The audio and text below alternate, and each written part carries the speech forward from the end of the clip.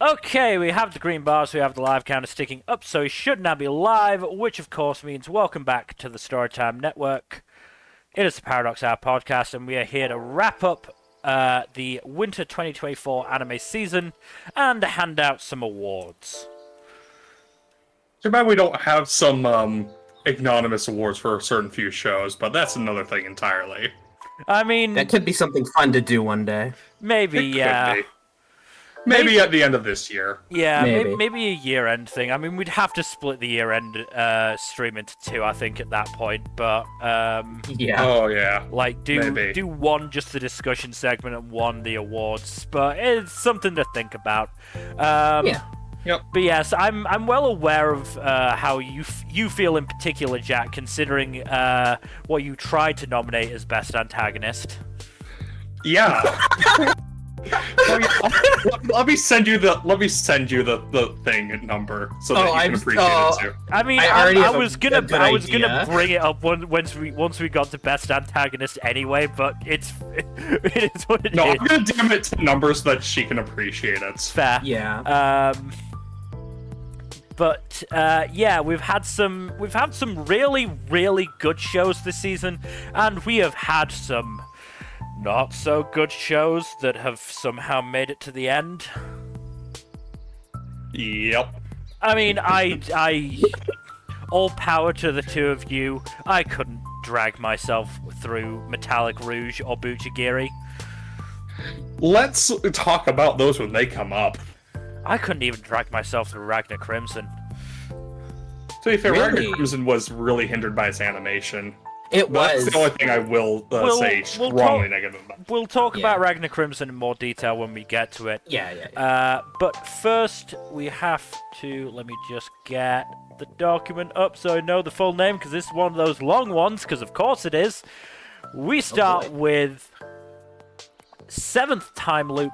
The Villainess enjoys a carefree life, married to her worst enemy. Carefree my fucking ass. She is a fucking workaholic, I swear. She really is. She needs to take some chill pills at some point. Yeah. Also, this only adapted 2 friggin' volumes of the light novel. This is some dense stuff. I definitely got that impression. Like, there definitely felt like there was even only, covering 2, it felt like there was stuff being missed out. Yeah, no, this seems like a really dense story. And I do appreciate when they stick to like 1 or 2 volumes to adapt, because that gives it a lot more room to breathe rather than just trying to cram 5 volumes of something into a single. I'm absolutely very happy with it being only covering 2. I mean, fucking Apothecary Diaries over the course of 2 cores only covered 2, so Yeah, no. Apothecary Diaries is even more dense. yeah. We'll be getting to that shortly, though. But yeah, in terms of the second half of the show, I mean, very clearly, this felt like the sort of split point between the 2 volumes. Because this second half was very much more focused on the Koyolas Yeah. stuff. Koyols? Yeah, Koyolas. I think it's Koyols. Stuff, which was interesting. I'm a little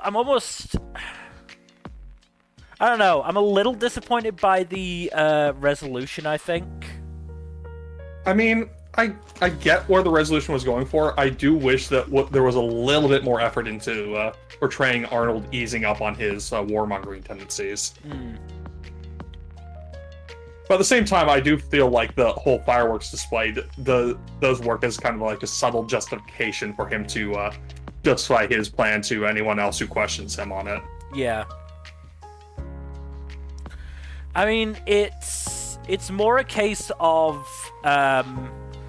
certainly in episode 11, I had this idea of how the whole deal would come Black about. powder.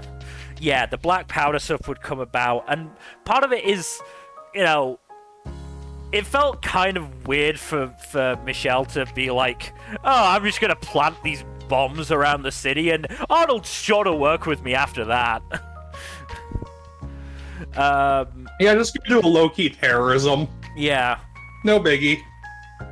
But, like, I don't feel like it necessarily resolved, you know, it didn't resolve, you know, Arnold's concerns in the first place, I feel like, the actual resolution. Because I thought what was going to happen was that Risha was going to spin the black powder as this ultimate protective weapon, which would convince Arnold that, hey, it might be more trouble than it's worth to just invade them. Mm-hmm. Well, I mean, an argument I don't think gets really brought up by Risha, but that would make a lot more sense is, you know, they have all these technical skills and all these like inventionary abilities, and it's a lot harder to utilize those abilities when, you know, you kill a bunch of these people in an invasion and traumatize the rest. Yeah, absolutely. Yeah,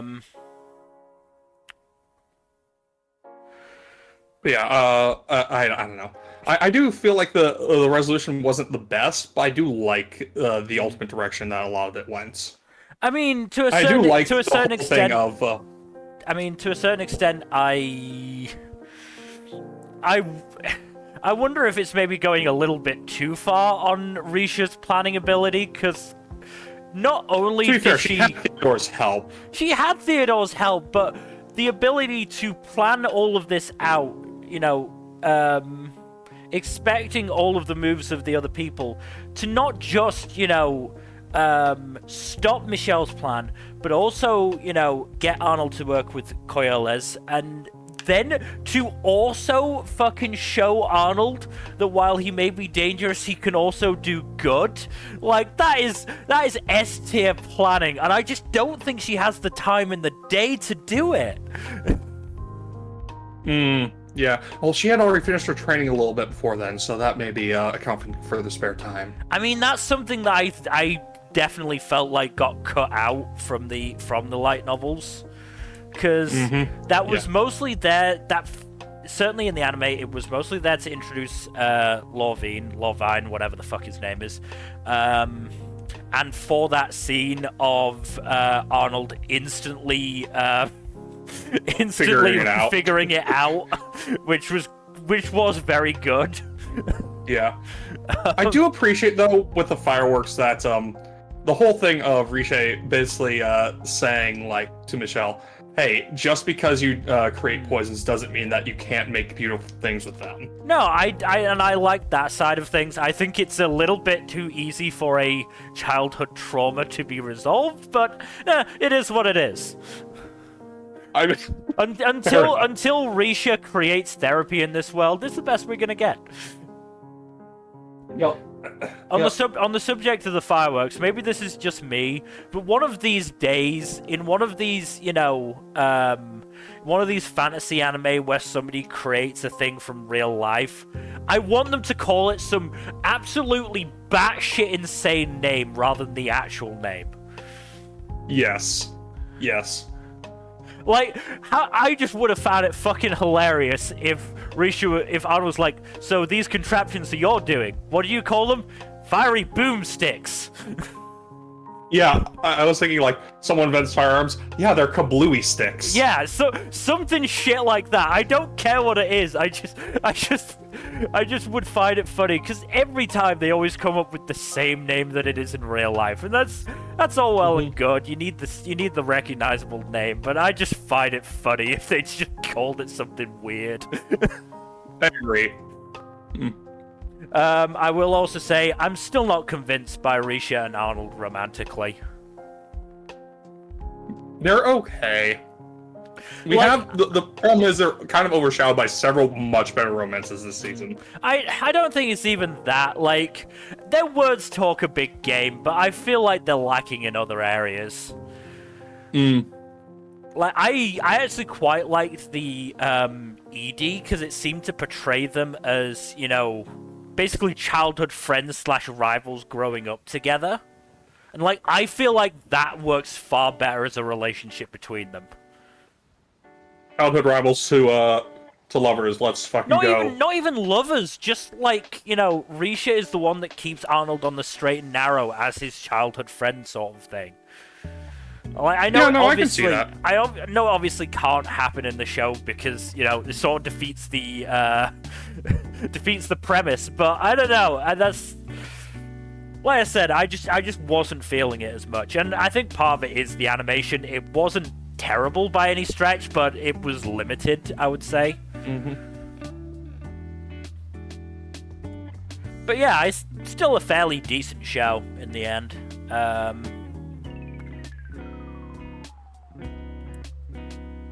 Yeah, just looking through my notes. I mean, I liked Theodore just being, a little shit, knowingly messing with his brother while helping Risha. Theodore is great. I really appreciate him after his face turn. And Maria Issei is just a fantastic voice actress. Oh, absolutely. The cast overall does a really good job. Yeah. There are very few shows this season where I think that anyone phoned it in, if I'm being honest, but this cast did a really good job in particular. No, they did. They definitely did. I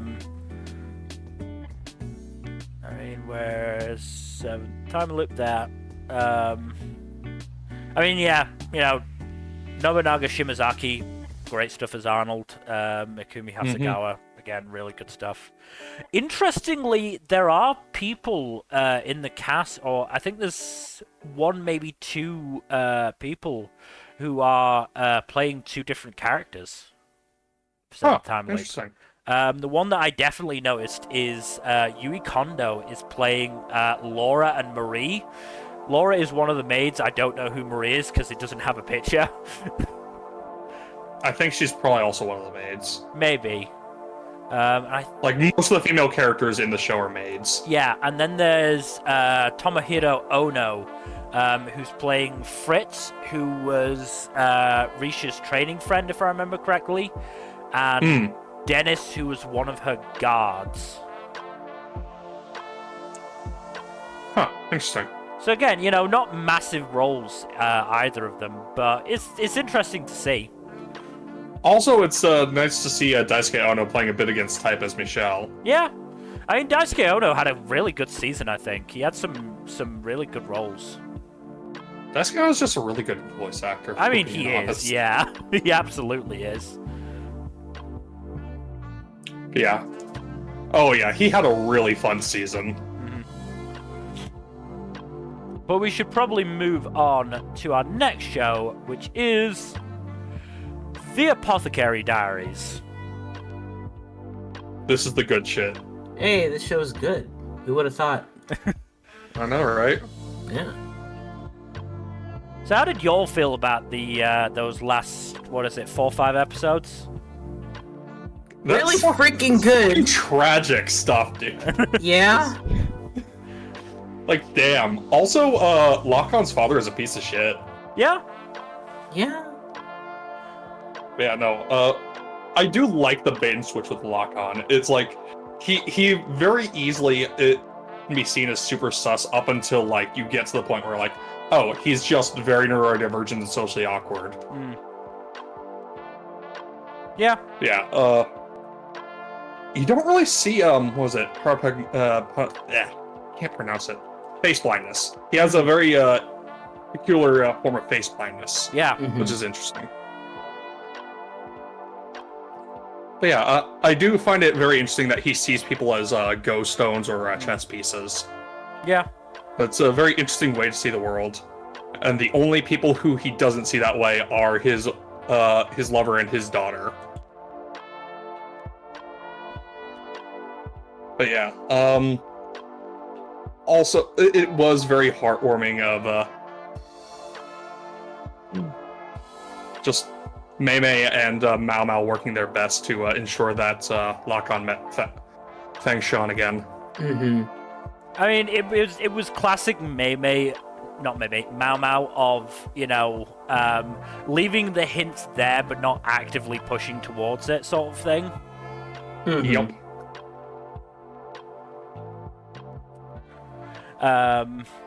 But yeah, I liked it in the light novel, and I liked it here. The the best out of 5 match that Mao Mao just absolutely just played Lakan. Mm-hmm. Absolutely great. So funny that Lakan is such a lightweight compared to Mao Mao. Yeah. I also noted that episode 23 and part of episode 24 would have likely been quite easy for the animators because they didn't have to do any faces. Oh yeah. They just had to do ghost stones. Yeah, so slight tangent. I haven't watched the season of the new season of Invincible, but apparently they did a whole bit about how the animators often do shortcuts around not animating mouth to avoid animating mouths to make things easier for them. Yeah. No, I did see that, and like, and now you know, when I do see it, I am thinking about that quite a bit. Yeah, like especially when you see characters with beards that just cover their mouths as well. Yeah. Cough, cough, Senshi. That's like 3 or 4 different characters this season for me.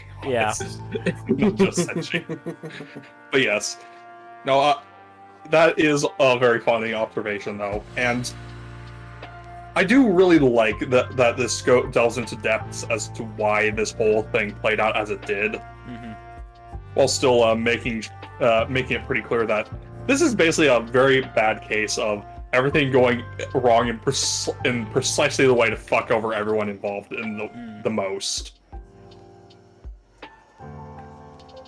I mean, yeah, I did even say in the notes, it's honestly very hard to say if anyone other than, you know, Lakan's family, or certainly his father, was at fault here. Because, while yes, Lakan probably could have and should have realized and come back sooner, his condition and way of dealing with it wasn't something he difficult. had much control over.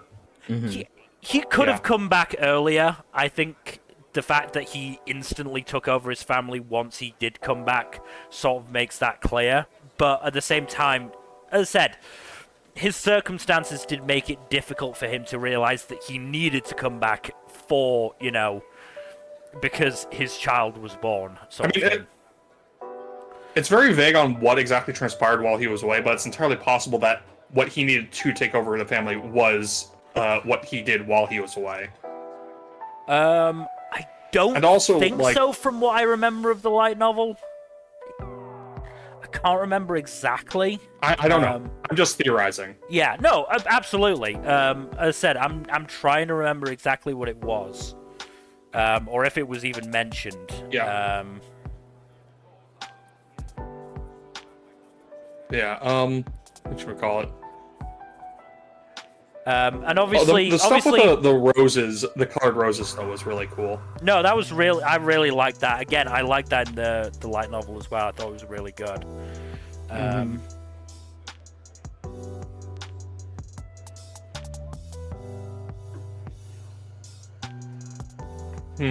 What was I trying to think of? I also thought that there was a line by Meimei that wasn't actually in the light novel that I thought was really interesting. Even when withered, the rose can retain its shape. Yeah, that hits. That's a great line. Because that is a really interesting line, knowing what, you know, the plan was, basically. I do also appreciate that all this heavy shit is presaged by the shenanigans around Lee Haku and Frieren, because it definitely helps ease the mood before we go into, you know, the dark shit. Yeah. Also, that episode's just very funny. Yeah, no, it was a really great episode, and Lee Haku had a sizable bulge. Yep. It's very clear why Frieren is taken with him. Oh yeah, in multiple ways. He is big everywhere, and he has stamina. Not to mention, he's a stand-up dude too. Yeah. I think it's pretty clear that, given what we know of the house, the Verdigris house, I'm pretty sure the moment he proposes to her, she'll say yes. I don't even think it's going to be an issue of the price all that much. Yeah. Or at least as much as he thinks it will be. Mm-hmm. Yeah. Also, Mao Mao just running circles around everyone during this half of the core was really good. I mean, after she was just on point with everything. After she did genuinely get tricked by Suirei, though. Yeah, no, it's a really great contrast because, like, it shows that she is fallible, but at the same time, she is smart as a fucking whip. Mm. And also, she very badly wants that resurrection potion. She definitely does, but she is very smart until she decides, it's probably better for me if I stop thinking about this, which is exactly how she took the line of thought of, I wonder why Jinshi was holding the ceremony. This is not going to end well for me if I figure it out. I'm just going to stop thinking about it. Just deletes it from her memory banks. But no, Mao Mao's great. No, Mao Mao is absolutely fantastic. Absolutely fantastic protagonist. What I will say is, I did think that Takuya Kinomoto gave a really good performance as Lakan, but God, part of me wonders what could have been if it was Suda or Koyasu.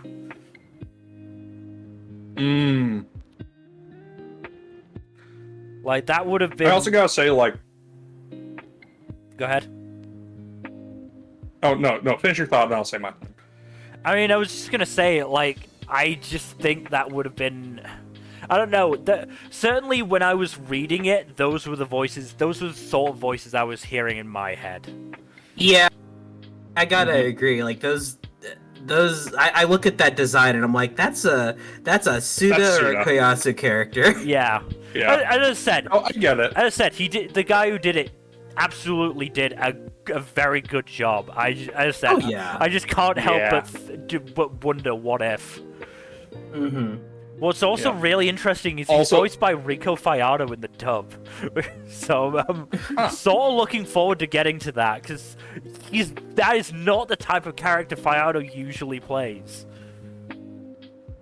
Oh, interesting. But yeah, this is another example of Aoyuki just having the fucking range. Yeah. Just in general. Because she knocked out of the fucking park as Mao Mao. She is... Everything she's in, she does a good job, I think. Yeah. No, Aoyuki is another one who had a good season. Yep. She tends to do that. She's gets freaking everywhere. Yeah. No, she gets a lot of roles. But Mao Mao's one of her best.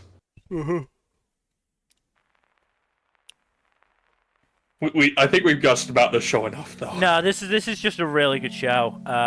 I've got I got another volume of the light novel to read when I get a bit more time, and I am looking forward to it. So, these light novel readers. Yeah. But let us move on then to a sign of affection. Speaking of good shows. This show was just so fucking, like, refreshing. Because we'll get onto it with... I think Mill and I pointed this out in another stream, but the show does a good job about discussing communication, because it's, like, the central theme of the show. And you see it with the relationships in the show, because everyone who does a good job about communicating has a fairly smooth romantic life. And everyone who doesn't... it goes very, very badly for them until they get their shit together. Yeah. And it's something that we'll come back to with shows later down the list. But just the level of communication between Yuki and Itsuomi was just so wonderful. And even to a certain extent with Kyoya and Rin, like, you know. In other shows... There was an opportunity for misunderstanding, and that got cleared up fucking immediately. Well, yeah, no, like, when they went on the boot camp and Rin twisted her ankle, like, in other while they were trying to discuss their relationship, like in other shows, there absolutely would be, you know, an excuse for them to delay it for another episode or two. Here, it was like Kyoya was like, "No, we got interrupted, but we are gonna still talk about this now." Yeah, exactly. And also the thing with her coworker as well, like she immediately shut that shit down. Yeah. And I appreciate the no bullshit approach on that. Yeah, it's really good. And the dude seems to have taken the hint finally. Yeah. Like sometimes you just gotta be crystal clear with somebody. Yeah. Mm. Also, we got some good Oshi stuff too. Yep. I love Itsuome just suddenly buddying him. It's so fucking funny. Oh no, it's so good. I love how he's just trying to be cool with him and he's not having it, but even he can't resist for very long because Itsuome's just that good. Itsuome's just such a swell guy. He really is. He is just such a chill dude. He's also like the least self-conscious person in the fucking world. Yeah. No, he just does things at his own pace, and that pace is like, wait, what are you doing? I can't keep up. Let me keep up, damn it.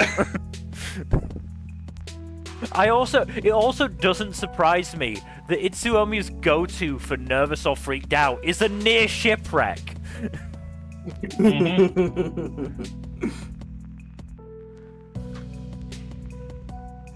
But yeah, this show was just very, very good. And even if, you know, look, I didn't like Oshi to begin with, and as much as he got better, he still wasn't great. Oh no, Oshi still sucks. It's just, he sucks less now. It's more tolerable. Yeah. No, I appreciate what happened with him in this show a lot, and he still has a way to go, but like he's trying, you know. He's done a lot to mitigate his suckage. He is trying, and, you know, poor emotionally stunted Oshi having to feel his feelings is fun. And now he has Also, a new bestie. I do appreciate the developments between Emma and Shin as well. Yeah. I also like that they basically kept Emma away from Itsuomi after those first couple of encounters where she tried to ask him out. It was like, okay, no, he's not gonna let her near him because he knows what's gonna happen, and he doesn't want that. Why would he let that happen? By the behavior, yeah. Yeah.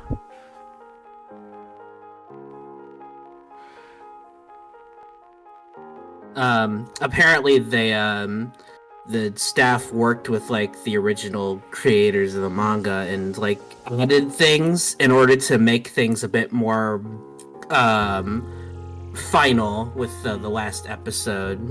That just makes to sense. make it, seem more complete. Yeah.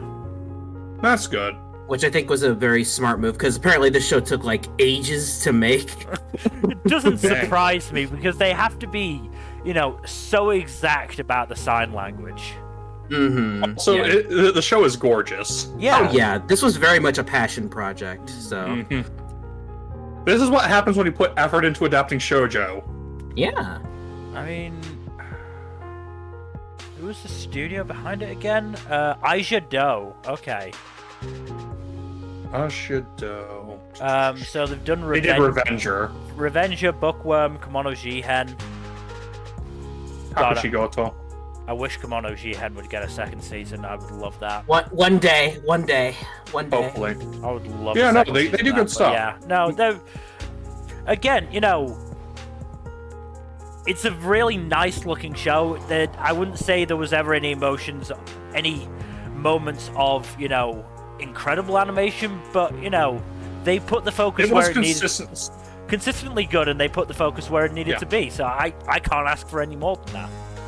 The art and direction were great. Plus, you know, obviously the hand signs and all that all look immaculate.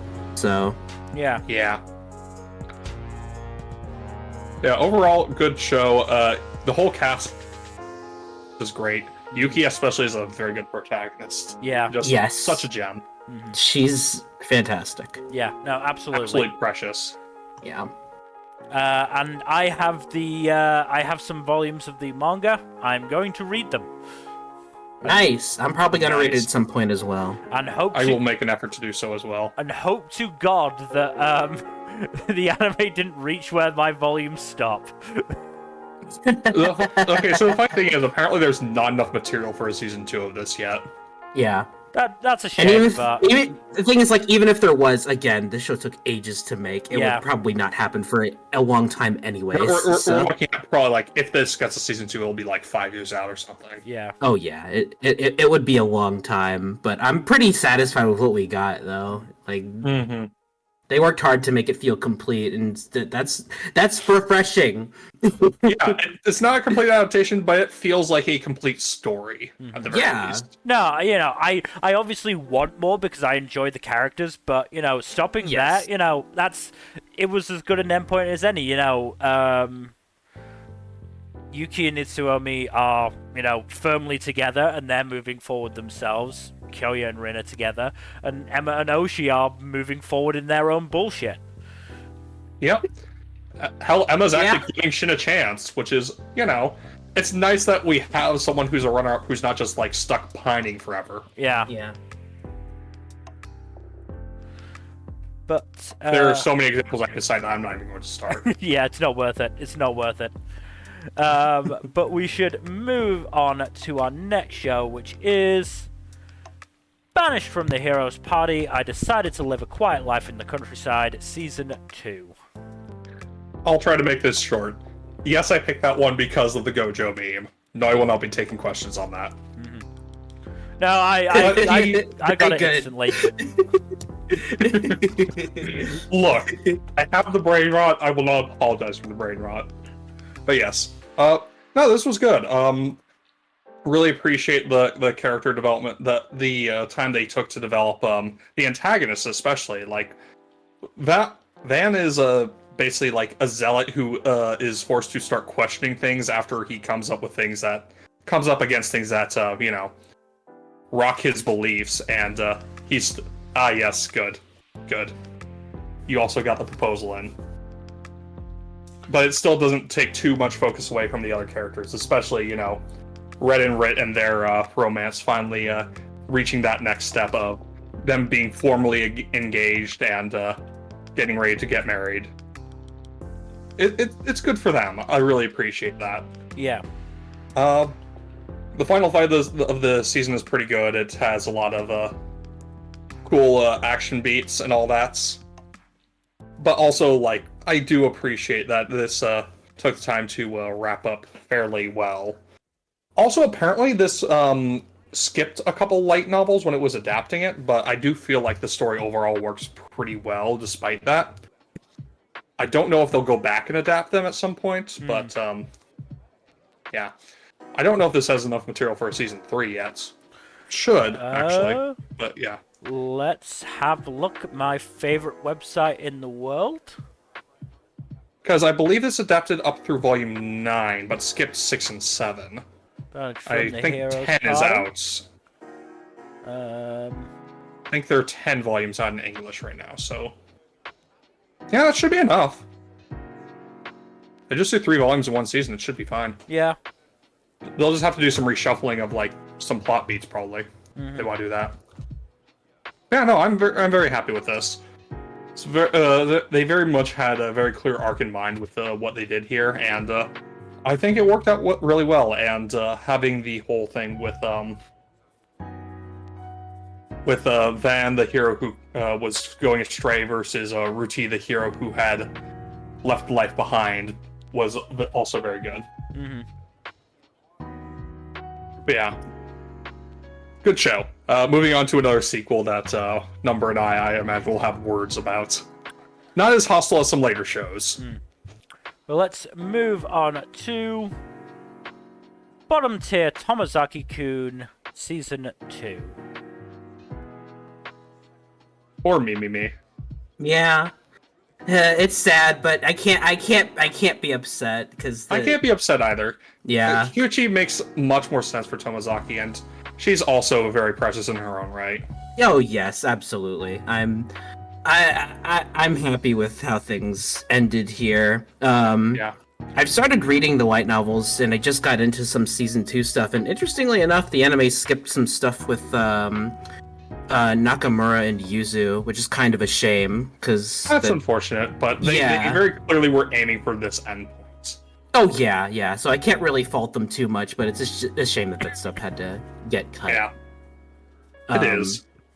But yeah, I'm pretty happy with how things ended here. And the confession was really good. The build-up to it was also good. Oh yeah, but watching Mimi push Tomozaki to go back for her was just... It was painful. Girl knows she's lost, but she wants to make Tomozaki happy anyways. That's why she's the best. Absolutely. Mimi is excellent, yes. Yes. Yeah, I was very interesting seeing Kikuchi basically explore her own feelings through her writing. Yeah, that was pretty clever. I like that. And the moment at the end of the play where Tomozaki realizes, oh shit, wait, what? She's trying to do the thing that Mimi ultimately wound up doing.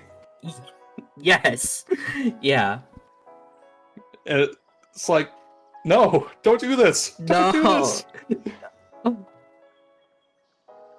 But they do get together at the end, which is very sweet. Yes, very satisfying. And it's cute seeing them together.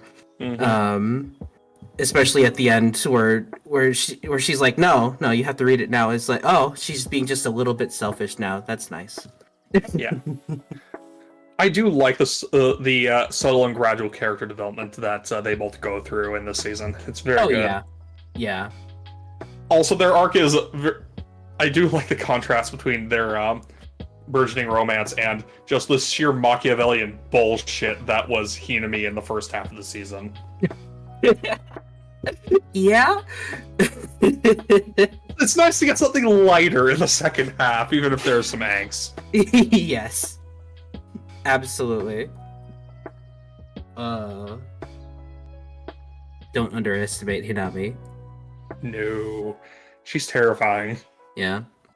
But yeah, Tomozaki's still very good. I enjoyed this season. Hopefully we'll get more eventually, but... Hopefully. I think the light novels have, slowed down in release recently, so it might be a hot minute.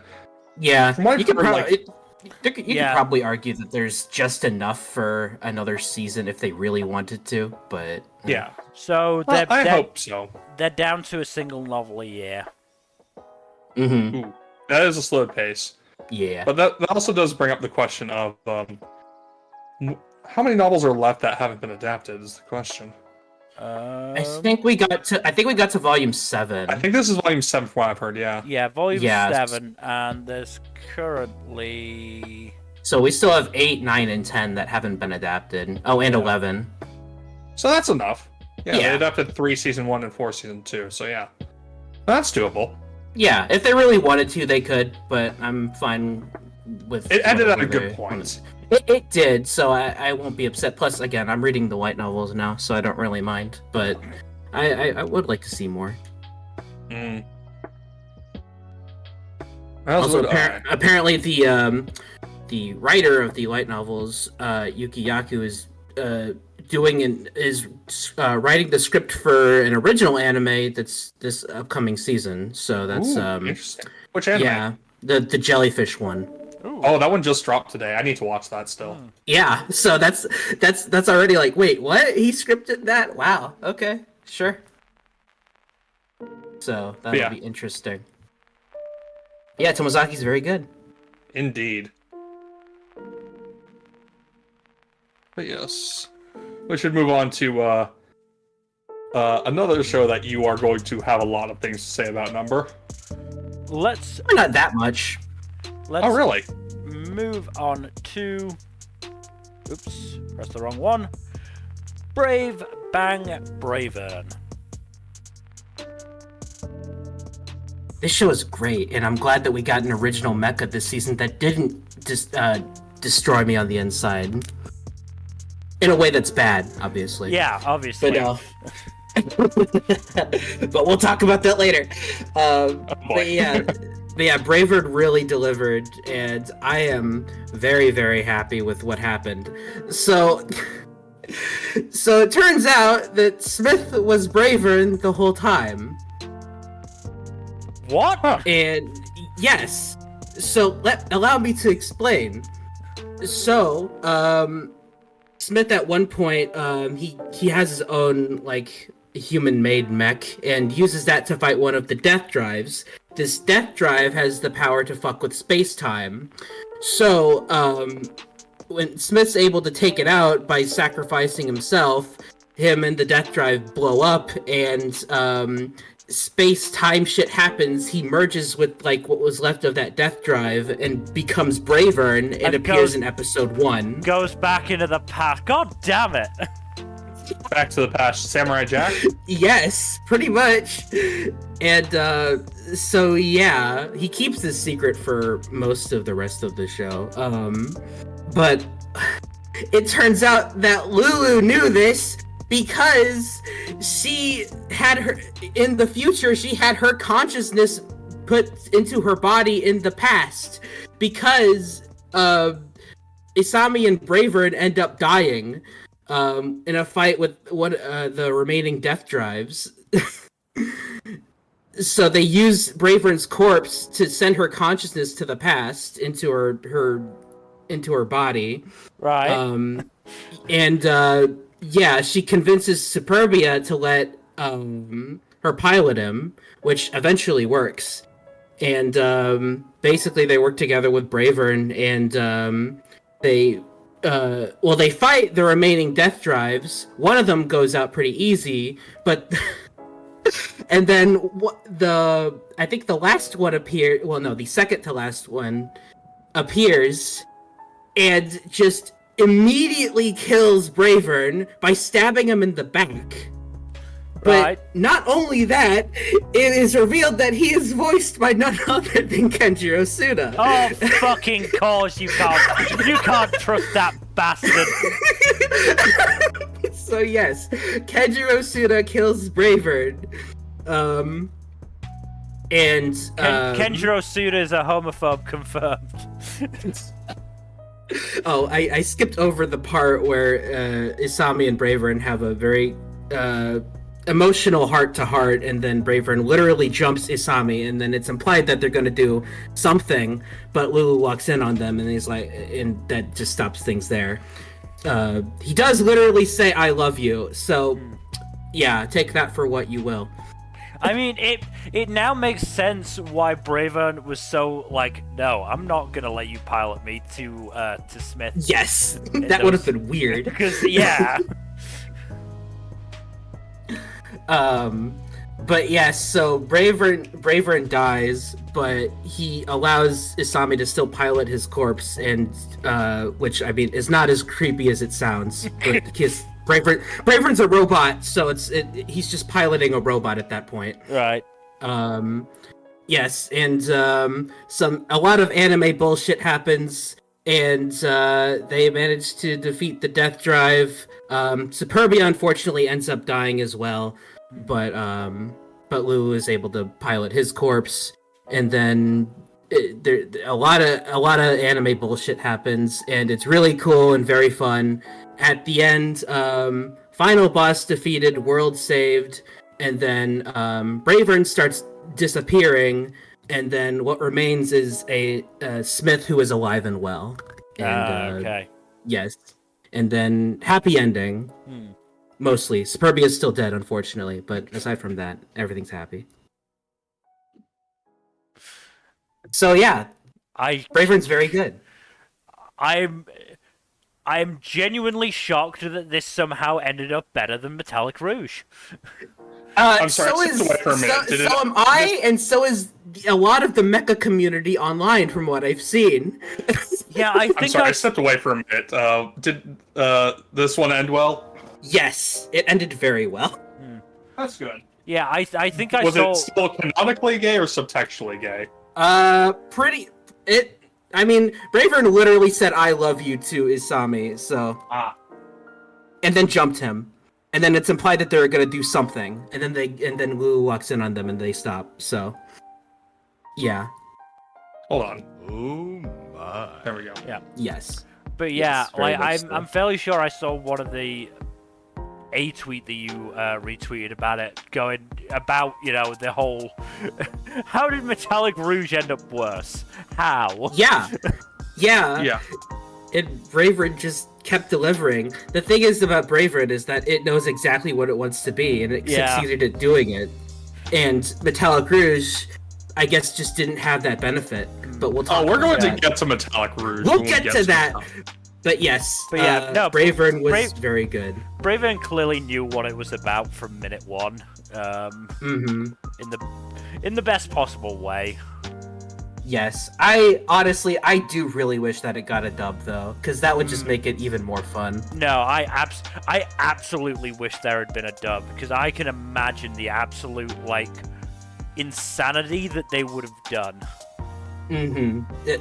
God, maybe one day. It's not too late, but I'm not gonna get my hopes up. Oh, okay. Here's maybe a reason why Bravern was so consistent in what it was about. It was written by the same guy for 10 of the 12 episodes.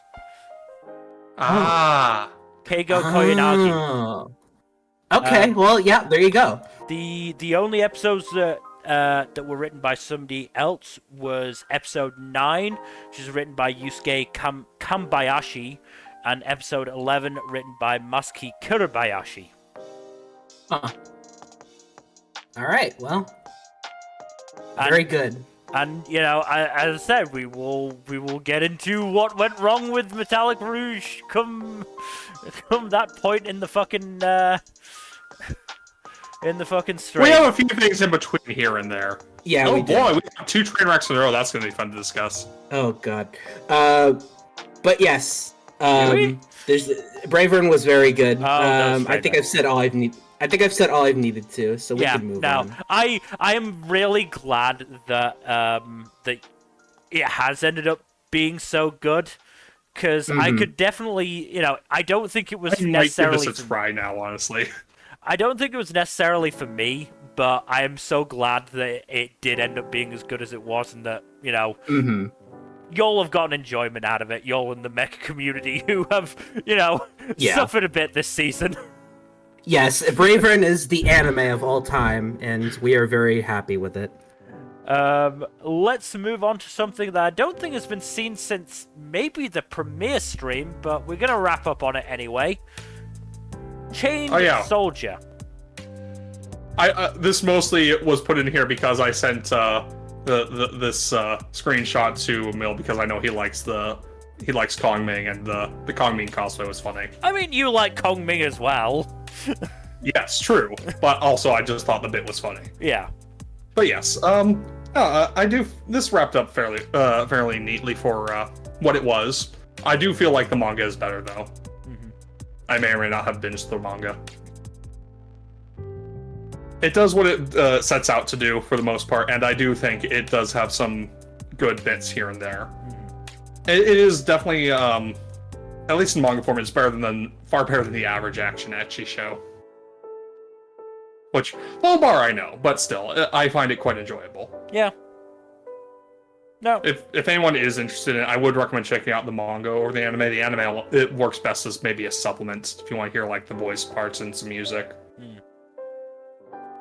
I mean, how much do we... This adapted 5.5 volumes. Ooh, wow. Okay, yeah, that's not great. Yeah. 3 chapters of 7 total in volume 6 it adapts. Yeah. It goes at quite the clip, so it's not the best adaptation. Again, I think it works best as a supplement to the manga rather than as its own thing. Yeah. Which is unfortunate, but is what it is. If it gets more eyes on the manga, then it's probably done its job. Yeah. Yeah. I mean, the manga, from what I've heard, is fairly popular, so... maybe this will help it get even more popular, who knows. But, let us move on to the gay, because we are now talking about Cherry Magic, 30 Years of Virginity Can Make You a Wizard. Yeah, you know what? Wow, we got 2 shows split by some BDSM. Yeah, but yeah, you know what I was talking about poor communication. Yeah, the show. I mean, it wasn't as bad as I feared it would be, but still, It annoyed you, I know. it was frustrating. And part of it is sort of the point, because Adachi has to come to that realization of, you know, he doesn't need the mind reading to be successful in both professional or personal life. Yep. But even then, I don't know. As I said, I ended up having a few days gap between episodes 9 and 10 because of that, you know, whole, oh god, please don't, just talk for fuck's sake, please. And then I was like, for the first half of episode 10, I was like, oh, thank God, we're back with Suge and Minato. They've been communicating fairly well. And then fucking Suge dropped that ulterior motives line. And I'm like, oh, for God's sake. Yep. You're Yep. supposed to be intelligent, Suge. There are a lot of intelligent people who are also very, very dumb, Mill. You know this. I know, but... There's no one person who's intelligent in every single regard. Yeah. Still, Yeah. I'm glad Adachi, you know, managed to, you know, get the courage up. He wrote a letter, which was a good idea, because, you know... Lets you compose your thoughts better sometimes. Yeah. And, you know, it clearly did the job, because fucking Kurosawa, like, damn near immediately showed up in Nagasaki and plowed him into the mattress. Yep. They bound. I mean, it's a little confusing, because, I don't know, like, at one point, I think Adachi says, does that count as losing my virginity? So I'm not sure if they did go all the way, but they certainly had some form of sexual intercourse. Well, I mean, his cherry magic is no longer available to him the day afterwards, so I'm gonna assume it. I'm gonna assume that it was the full blown thing. Mm-hmm. Because otherwise, it doesn't make much sense. I don't know. Like I said, there was just that one line that sort of confused me. But otherwise, yeah, I mean, I ended my notes for episode 11 of, keep going far enough and Adachi ain't gonna have his magic power no more. Well, as it turns out, you are correct. Yeah. And then, you know, episode 12 started with them naked in bed together, and I was like, oh, they fucked. Yup. Good for them. Good for them. Yeah, no, the show ends with a beautiful wedding too, which is nice. Yeah, that was nice. I mean, obviously, I'm assuming they skipped to that part so that they could have that, you know, nice ending for the anime, because otherwise it feels quite fast. Yes. I do love that all the friends and coworkers and family are all at the wedding too. It's very nice. Yeah, no, I'm glad, and you know, especially Miss Fujo. I was gonna say, bless Fujisaki's Fujoshi heart. Bless it. She looks like she's about to faint from sheer joy. Yeah. Out of context line from my notes. Thank you, gay Jesus. Nice. But yeah, good line. The worst part about the communication thing, though, is that the episode before, I was fucking, like, praising them for having good communication, because Adachi told Kurosawa, and they told Kurosawa about the fucking mind reading thing, and they talked it out, and that was really good communication, and they just couldn't fucking keep it going. You were so mad. It was very funny. I use caps lock a lot. I mean, again, I will give a little excerpt from my notes of talk to him in all caps. This is why I say talk to him, so shit like this doesn't happen. Fuck's sake, fuck's sake, all caps, please just talk, say something, anything. And the final line, this is what Sign of Affection didn't have, and I don't think I missed it. Yep. Sigh. But yeah, it's still a good show in the end. But yeah, just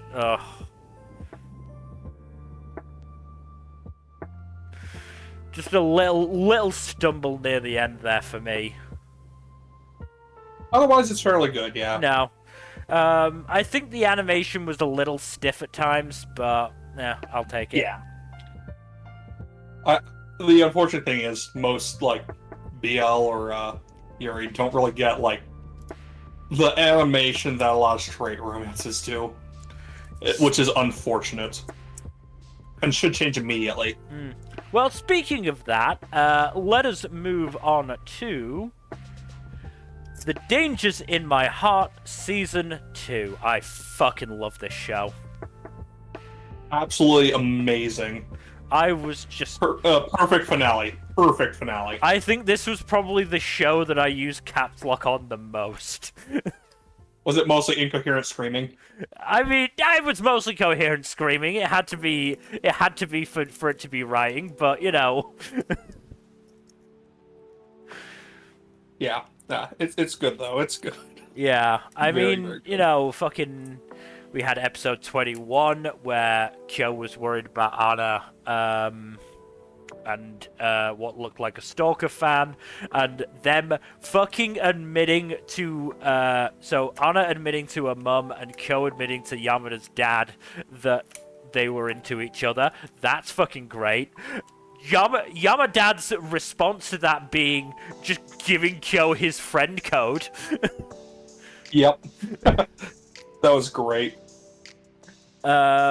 A nice resolution with it, with the stalker fan being Nico, which was great. That was so funny. And Kyo just realizing, wait a second, oh god damn it, I was actually worried about this. Yeah, okay, I loved that bit. That was It was funny. really good. And then we had the next episode was the start of the new year. And somehow, even though I'd accidentally found out that basically everyone but Hara and Adachi, I think, get put in the same class, I was still nervous about it. Yeah, did a good job building tension there. Yeah. And then the amazingness of Anna accidentally pulling down Kyo's trousers. Oh my god. Right as I think it was Moeko came in the room. Oh god. Yep, that was Moeko. Those poor souls. And Moeko is just unleashing her troll side the entire time. And Hanzawa doing her best to work as a wing woman was great. That was very funny, yes. I would say the sports festival episode was maybe one of the weaker episodes, just because I don't like Adachi. Nah, he kind of sucks. He's too gross, but I appreciate it, if nothing else. Yeah. Adachi Adachi getting at least that we got the whole closure with Adachi, Yeah. Adachi's thing, and we don't have to think about him anymore. No, we still have to think about him. He's still turning up, unfortunately.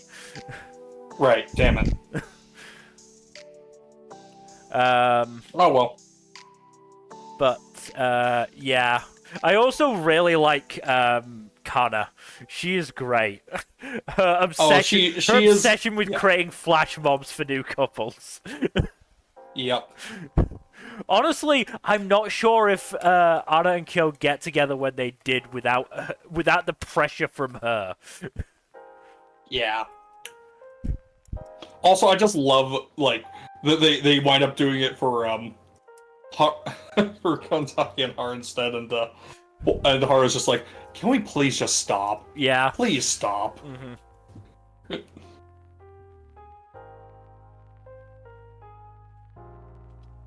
Yeah, I do love that we finally get Kyotaro and Anna getting together. No, and their confessions are absolutely beautiful things. Yeah.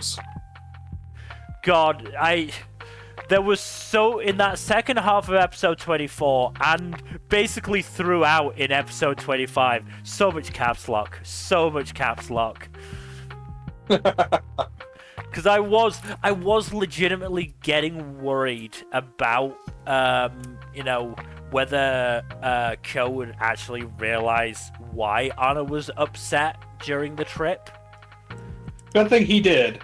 Yeah, I mean, look, I was worried that when he overheard her reciting the lines, that he would get the wrong idea and think she was practicing for him.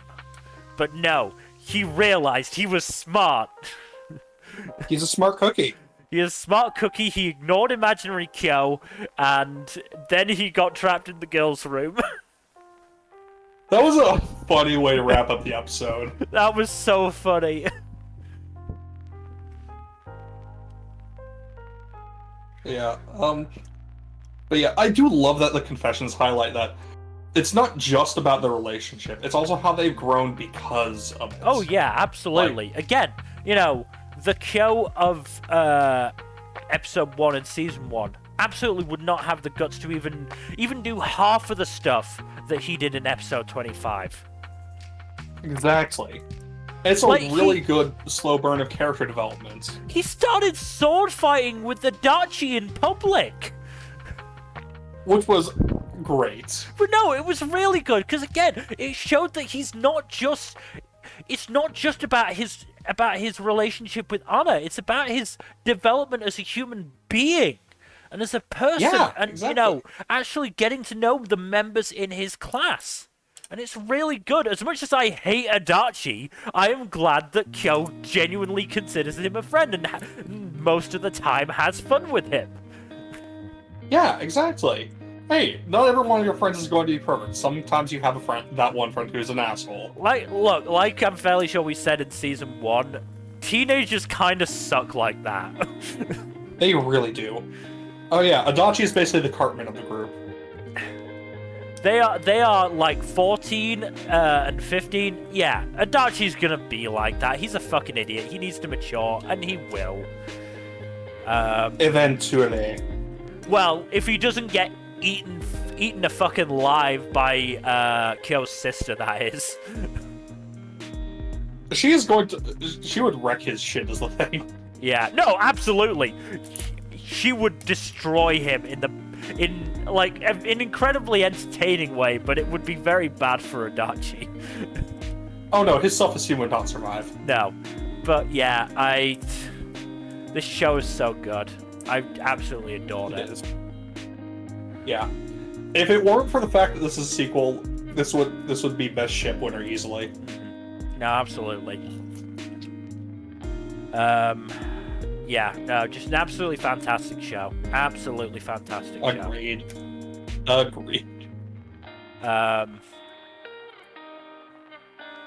But, yeah. Moving from one fantastic show to another. Let's move on to Delicious in Dungeon. I do find it very funny that, it's not that Marcel learned forbidden magic specifically to resurrect Fallon. It just so happens that she coincidentally knew forbidden magic and was like, "Oh, hey, this is a perfect opportunity for you to use forbidden magic." I mean, I am quite interested to read the manga a little bit, just if nothing else to see if Laios actually thought about it more in the manga, because obviously in the manga you can have, or it's easier to have internal thoughts. So I am quite interested to see if there was actually thought from Laios about it, or if he just immediately jumped into, no, do it, please. Yeah, no, that's fair. At the same time, though, these two were absolutely hell-bent on rescuing Fallon. No, which I appreciate. Regardless of what Laios may have been thinking, I'm sure he absolutely still does it. He's absolutely still on board with it. The other thing is, I'm a little disappointed because, like, I feel like that end of episode 11 would have had more impact if the internet had not have spoiled that Fallon came back, like, instantly. I get that, but that's not the show's fault. That's the internet's fault. I know, I'm not blaming the show at all. The show did its best to make that a harrowing reveal. As I said, I am blaming the internet for this. Mm-hmm. Yeah, also, I do love Fallon's Marcel's clear priorities when they're wearing the frog suits. Yeah. Look, there was very, very strong subtext. Yeah. At worst. Look, there was a tweet going around recently that where the person tweeting it believed that it was clear that in one shot Fallon appeared to be wearing regular underwear, and in another she was wearing what looked like Marcel's underwear. And, like, I get it, people want, excuses, but there is just so much more gay stuff that can't be explained away as, an animation error or something along those lines. Like that the entire bath scene. Yeah, that entire conversation in the bath. Come on! That's like the gayest shit. That is not straight. Also, Laios made it bad by making an enemy of that elf from the painting. Oh, yeah. Laios did it bad. Yeah. I fucking love these screenshots. They're all very funny. Yeah. That is, I think, such a funny show. That is 5 of 8 I took, I think. God damn. Yeah, no, this show is very funny. Yeah, no, it's really good. And I did really like episode 13 as well, of, Chilchuk showing his Dere side. Mm-hmm. I do like that Chilchuk is basically like, yeah, I don't want you to die, you're my friends. Yeah. But he doesn't actually say it to them because he's too afraid to say it to them. Yeah. Actually, no, he does say it to them later in the episode, right? Yeah, he does say it at the end of the episode, I think, yeah. Also, I do like how they've handled the orcs in episode 13. Yeah. I mean, Zon threw them under the bus massively, but yes. Oh, absolutely. Also, that was funny, though. Also, when Chilchuk said that he doesn't want to die with those two idiots, yeah, sucks to be you, Chilchuk. You're dying with them. Honestly, if there does wind up being a team wipe of the team at some point, I will say that I called it. Yeah. And you will be able to do the same. Also, funny little note, Senchi's expression there, it only happens when most of Senchi's face is covered, because Laios has that same expression when he puts on Senchi's helmets. Which is just a funny little bit. I mean, from episode 9, I did have a screenshot from that, but of this particular scene, but it was hard to show it in a still image. It's amazing how the most imperceptible change in Senchi's expression can bring such comedy when, I think it was when Laios asked to have Senchi's helmet, because there is just this really slight widening of the eyes that is just so funny. Also, fuck the Tanzus. Or at least the guy.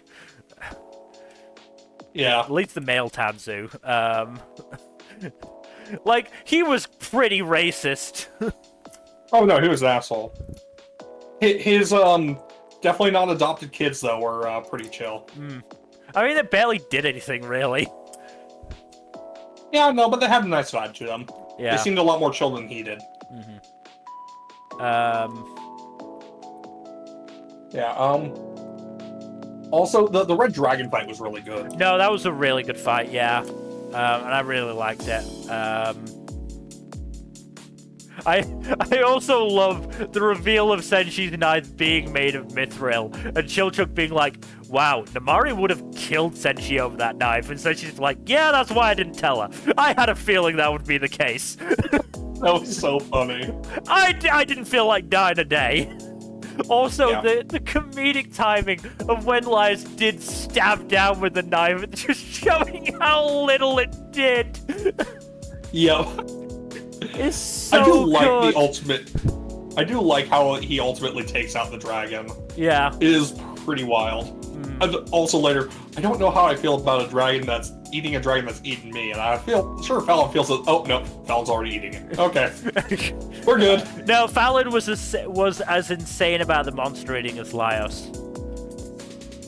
To the shock of basically no one. They really are siblings. Oh god. Again, a little excerpt from my notes when I think it was when Laios or when the group first got in. Either it was when they were first put into that into the crushing room, or when they'd first escaped it. But I said, Laios is in a position many Tumblr users wish they were in. Senshi's ass in his face. Yup. And then, damn, now Laios is in a 69 position with Senshi. Tumblr is going to be so jealous. Yep. Also, funny thing, Trigger actually added a bit where Senshi's underwear gets exposed after the dragon blows up. Apparently there are far more Senshi panty shots in the anime than there are in the manga. Which is just so funny. Yeah. That said, I do want to discuss it. I wasn't a fan of episode 14. I don't really care about Kaburu's group. They kind of suck. They do kind of suck. I do think that's partially the point. And also, I think we kind of need to get at least a little bit of development on them because they're the point of contact with Shiro's party. I guess. But yeah, I think they mostly just serve as contrast for Laios' party. Because, like, again, most of them are just like... They've been team-wiped twice, like, in situations that Laios and Co. have handled much more handily. Yeah, I'm amazed they've lasted this long. Also, yeah, exactly. I forget, did our group actually take their food? Yes. Oh, fair enough. They took their grain, but that was because they needed it. Yeah. They were kind of hungry. Meh, they deserve it. Yeah, bunch of scrubs. I mean, Mick Bell is a racist. I can't exactly feel sorry for him. Yeah. And Kabru is like, hey, Laios and Fallon were very nice and gave money to party members they thought were injured. They must be terrible people. Well, to be fair, I think it was because the people who were who they thought were injured were not actually injured, and that's not Laios and Fallon's fault. No, it's not. I think he thinks they're just idiots. Well, Kabru has, no room to talk on that. He's throwing stones from his glass house. No, I think he broke his glass house a while ago with all ththose stones. Yeah. But yeah, I if there is one thing that has brought Delicious Dungeon down slightly for me, it is that episode. Yeah. That was just a side episode, so we're going to get back to the main group. I'm glad. Soon. I'm also glad that they open and close the episode with Senshi, Chilchuk, and Laios just hugging really emotionally, and then Marcel in the foreground just looking absolutely like just a complete mess. Yeah. Absolutely perfect encapsulation of the show. Yeah.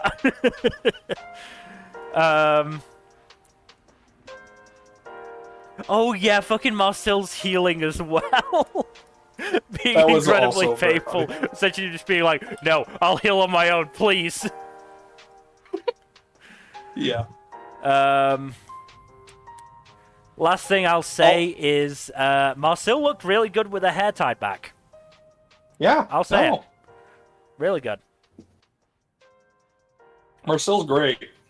Like, all the stuff with her in these episodes was really good. Like, the whole party did really good in the dragon fight especially, but they have such great banter between each other. No, the dynamics between all four of them is just superb. Exactly. And it's a shame Fallon could only be a part of that very briefly, because she got mind whammied by the elf femboy. Yeah, the bad mage, as it were. Hmm. Yes, he is very effeminate. Yeah. Oh no, absolutely. I wrote elf femboy as all one word. Yeah, very elf-feminate, as it were. Yeah. But we should probably move on now to Dr. Elise, the royal lady with the lamp. This was okay at the end. Wasn't like super like anywhere near the top of my list, but I still had fun with it. Mm-hmm. I do find it very funny that the last surgery of the show is basically open heart surgery on the king. Okay. Good escalation, Yeah, I guess. Yeah. Yeah, well, it's because like he collapsed from apparently drinking too much wine. So and they people did immediately jumped to it being poisoned. Being poisoned. They did surgery on his heart? Because his heart rate was his blood pressure was declining, so I thought there was so it was surmised there was a blood clot. Did they figure out they should probably look at his liver? They figured out it wasn't his liver by doing tests. Okay. Look, if you collapse after drinking alcohol, my first thought is going to be liver issues. No, that's fair. Completely fair. But yeah, no, in this case it was a blood clot exacerbated by an issue with I think it was like the lung tissue. I don't remember what it was, but he had a condition that basically predisposed him to that. Yeah. Yeah, from what I've heard, they're probably not going to make more of this anime because they cut out a character who pops up near the end of the show, which, you know, unfortunate, but it is what it is. Let's just have... I do appreciate... Sorry, I'm just saying, let's have a look at my favorite website, because it's so useful, it really is. It is very handy, yes. But yeah, I do appreciate the development Elise gets with meeting characters and developing relationships with characters other than, you know, her love interest. Mm-hmm. Especially Julia, a child, and Lyndon's younger brother, Mikhail, rather. Lyndon? Like they're good characters. Yes, Lyndon. Ah, okay. Not Lyndon. Not Lyndon. Lyndon. Ah, okay. Sorry, yeah. Mel, to get your hopes up. Yeah, the website does not seem to think season 2 is likely. Yeah, no, the source material is finished, and yeah. But still, I did enjoy this one well enough. I do kind of wish that it didn't. I do think that Elise had a lot better chemistry with Julia than she did with her supposed actual straight love interest, though. Of course she did. But yeah. Yep.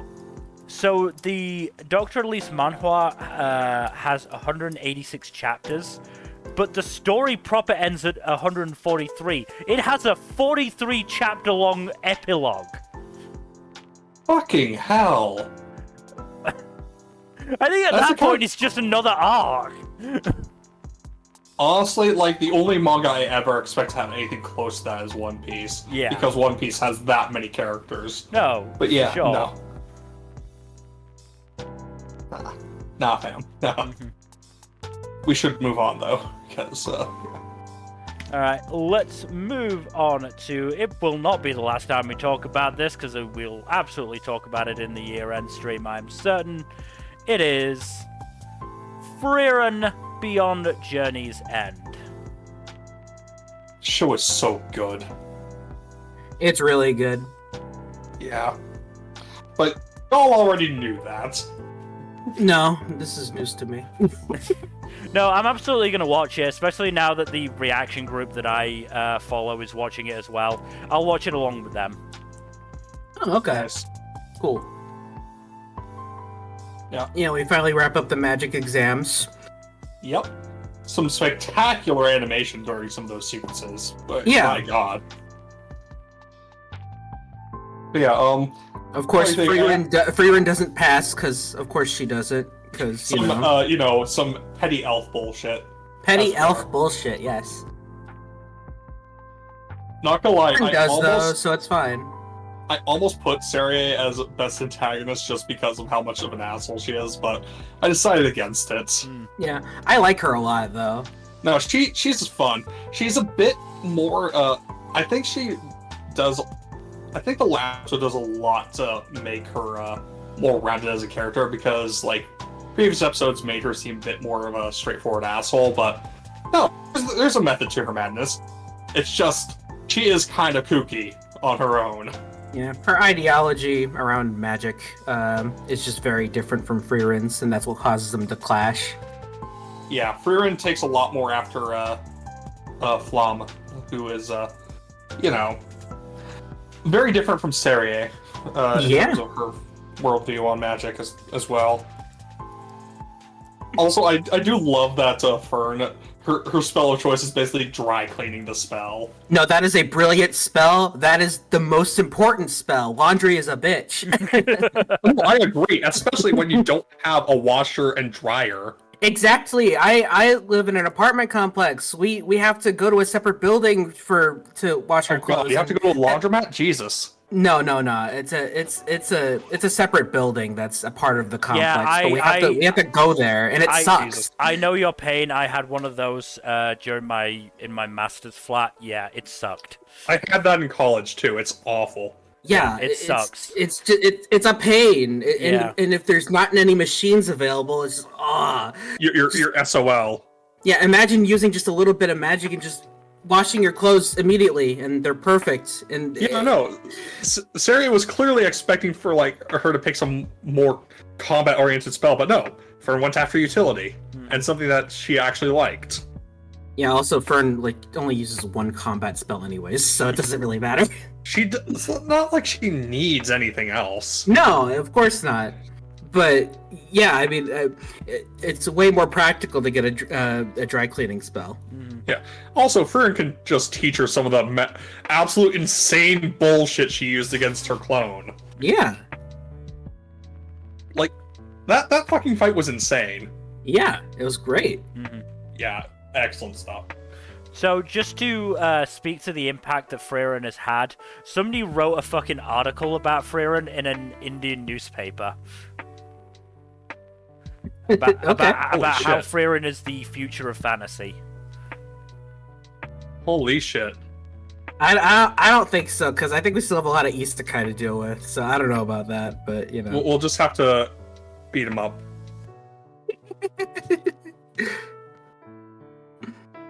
But no, Frieren's pretty big. It's still #1 on Mal, and it's probably going to stay that way, at least for a while.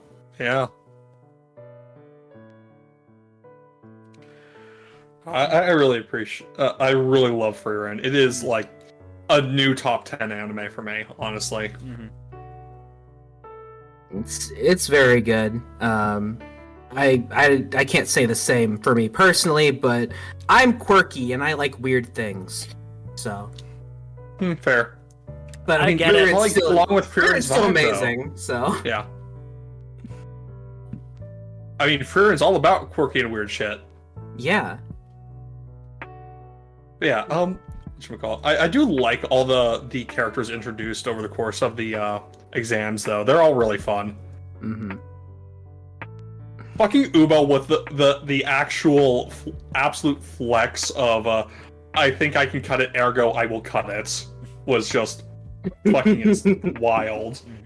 Also, Land just with the he literally Zoom called the entire exam. The absolute mad latitude of this guy. That is pretty unhinged. Like the entire time. Yep. I love all the people who pass are absolutely unhinged. Like Denkin, who goes with I cast fist. You got Methode, who is just like her first thought on seeing Serie, the most powerful mage in existence, probably is like, oh, she looks cute and small. And then of course there's wrong. Yeah, no, not wrong. And then there's Weirbel and Ubel, who are just like very visibly unhinged from the get-go. Yeah. It's good stuff. Yeah. Frieren, very good.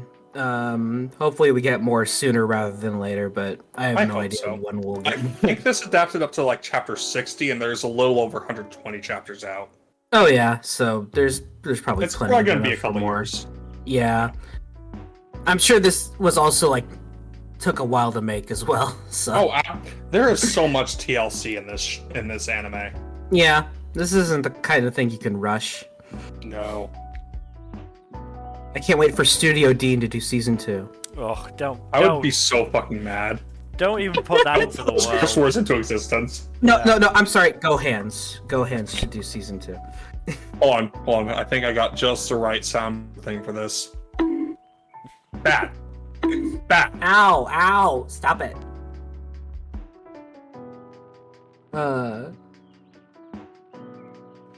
Yeah, no. Frieren is excellent. Yes. But yes, Unfortunately, the next show is not so excellent. let us move on to High Card Season 2. God damn this show. This fucking sucked. show, I swear. This show. Unfortunately, Finn, you are the protagonist. You have to deal with this shit. I just... First things first, they killed off young Greg. How dare they? Yeah, when I saw that, I'm like, no, not young Greg. Greg, no! No.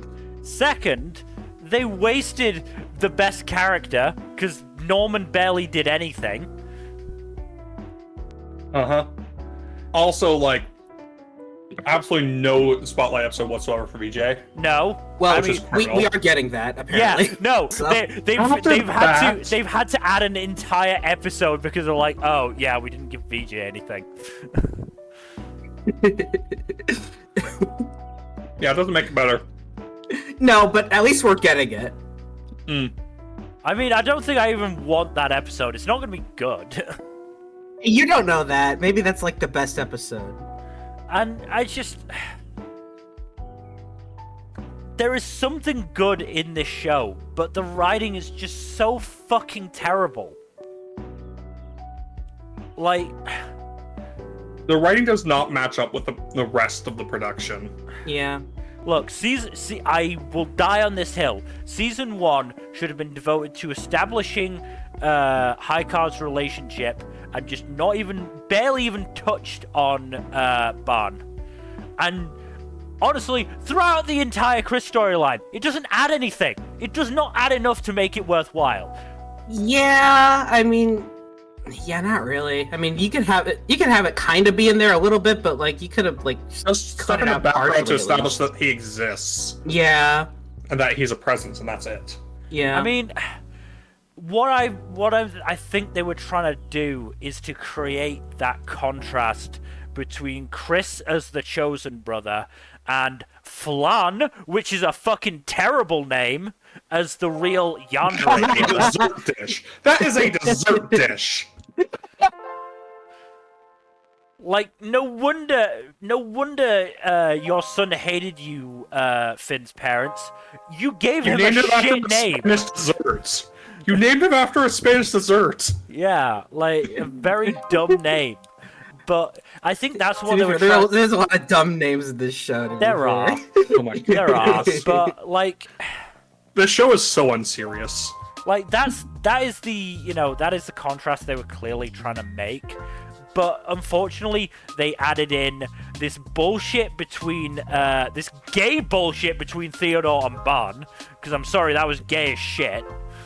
Oh yeah, It absolutely super was. homoerotic. It Super absolutely homoerotic. was. They added in I this... honestly don't hate that stuff either. No, I don't hate it either. I think it's actually pretty compelling stuff. It's just sandwiched between all the bullshits. Yeah. I mean, one gay confession doesn't save Theodore from being a dick for most of the show, but hey, I'll take Exactly. it. Hey, let's give props to that one, to when he was fighting Ban and he did the X hand I think- using the cards in his jacket. That was Yeah. so good. No, I think that was the best the show has ever looked.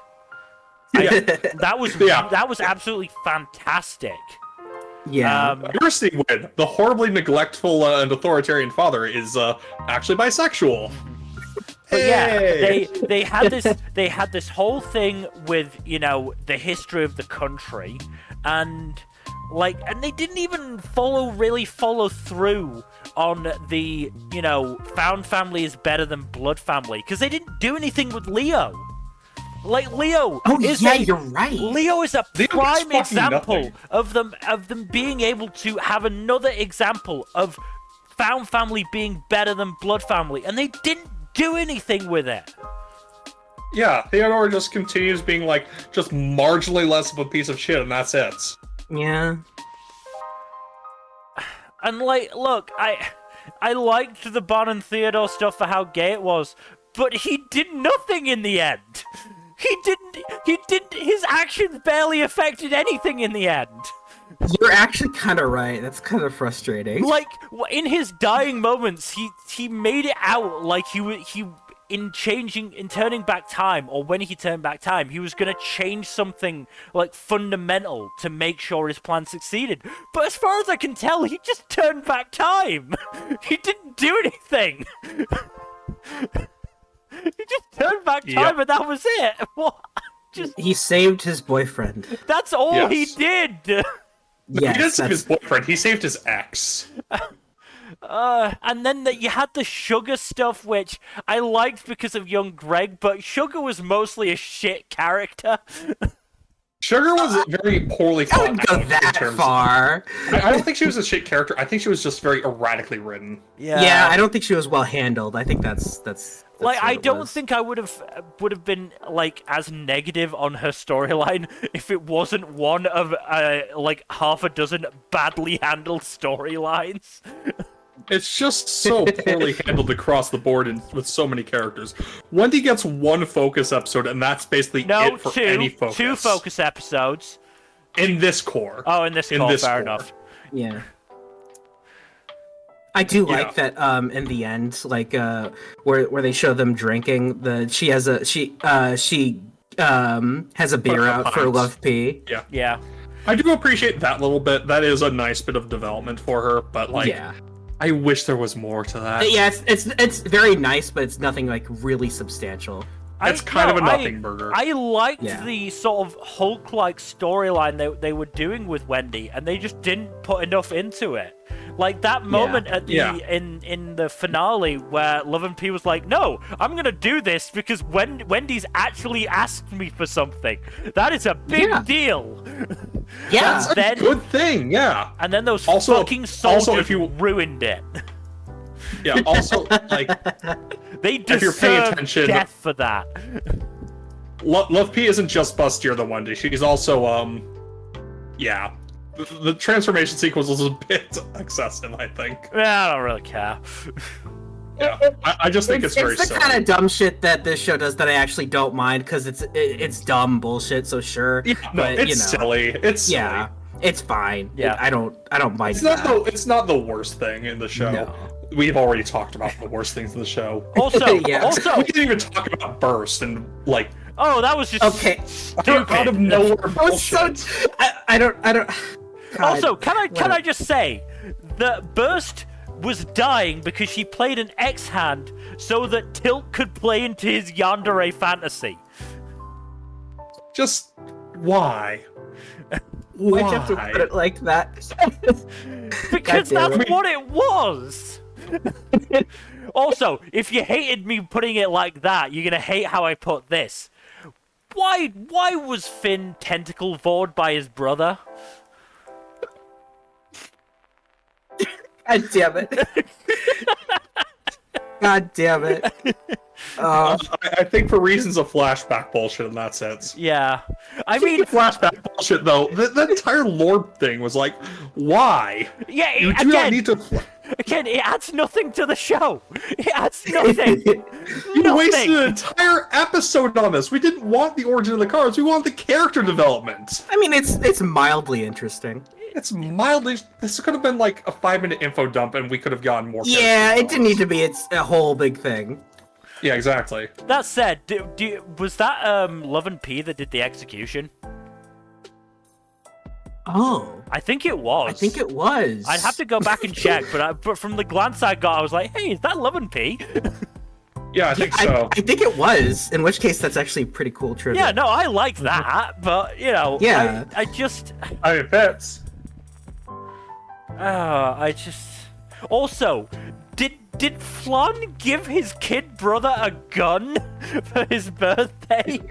Yeah, he did. He gave him a gun. No. In the slightest bit of fairness, gun. I don't think he understood what that card did. No, he clearly did. He clearly had no idea what the cards were. Otherwise, he would not have picked up the card with the cursed being inside of it. Oh yeah, no. Yeah, you have a point there. Yeah, it's just that's pretty insane. He did just give his kid brother a gun for his birthday. Yeah. Also, Man, there's just so much to roast about this show. We could honestly dedicate like a good half an hour to roasting it.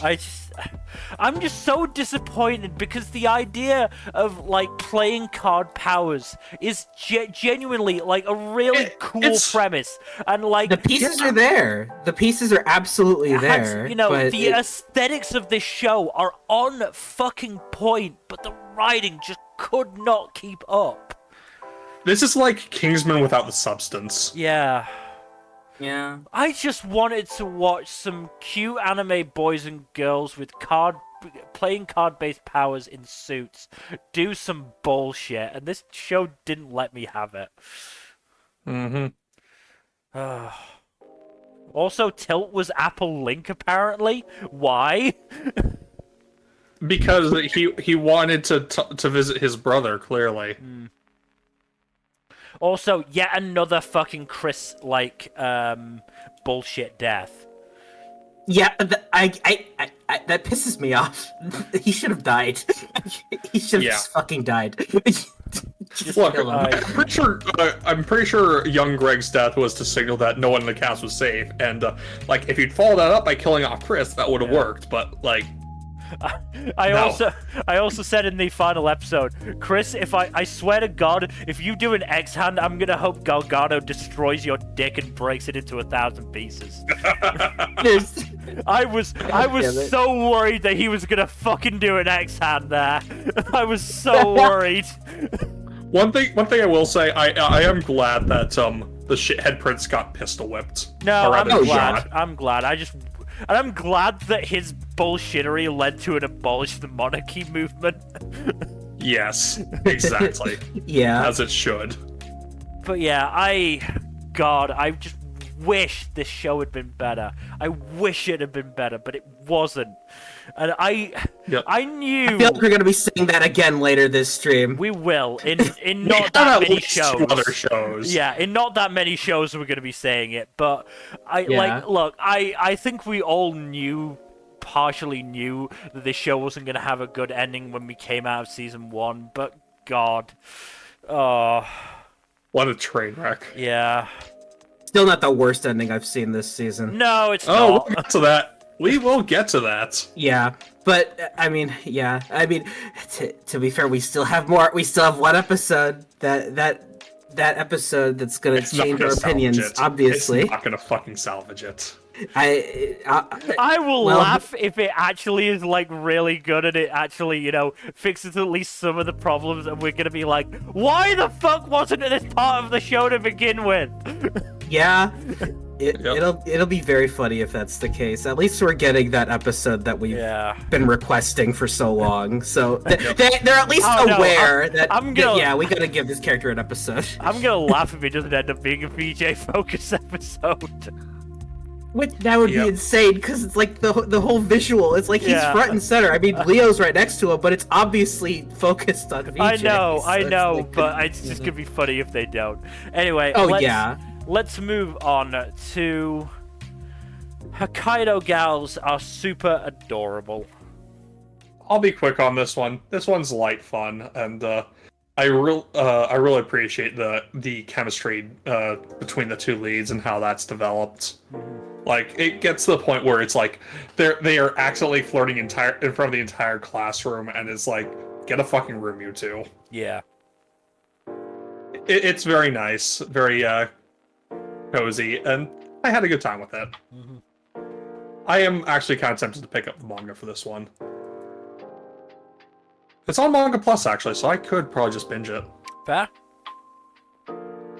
I will have to give that a look. But Jack, how are you gonna have the time with all your many anime to watch? I can make time. Remember, you still have to finish Persona 5 Royal. I'm actually going to get around to doing some of that tonight. Good. I have time tonight. But yeah, no, this is good. Good. I'm glad. Very fun little rom-com. A little bit of harem elements, but it's very clear who the lead girl is in this one.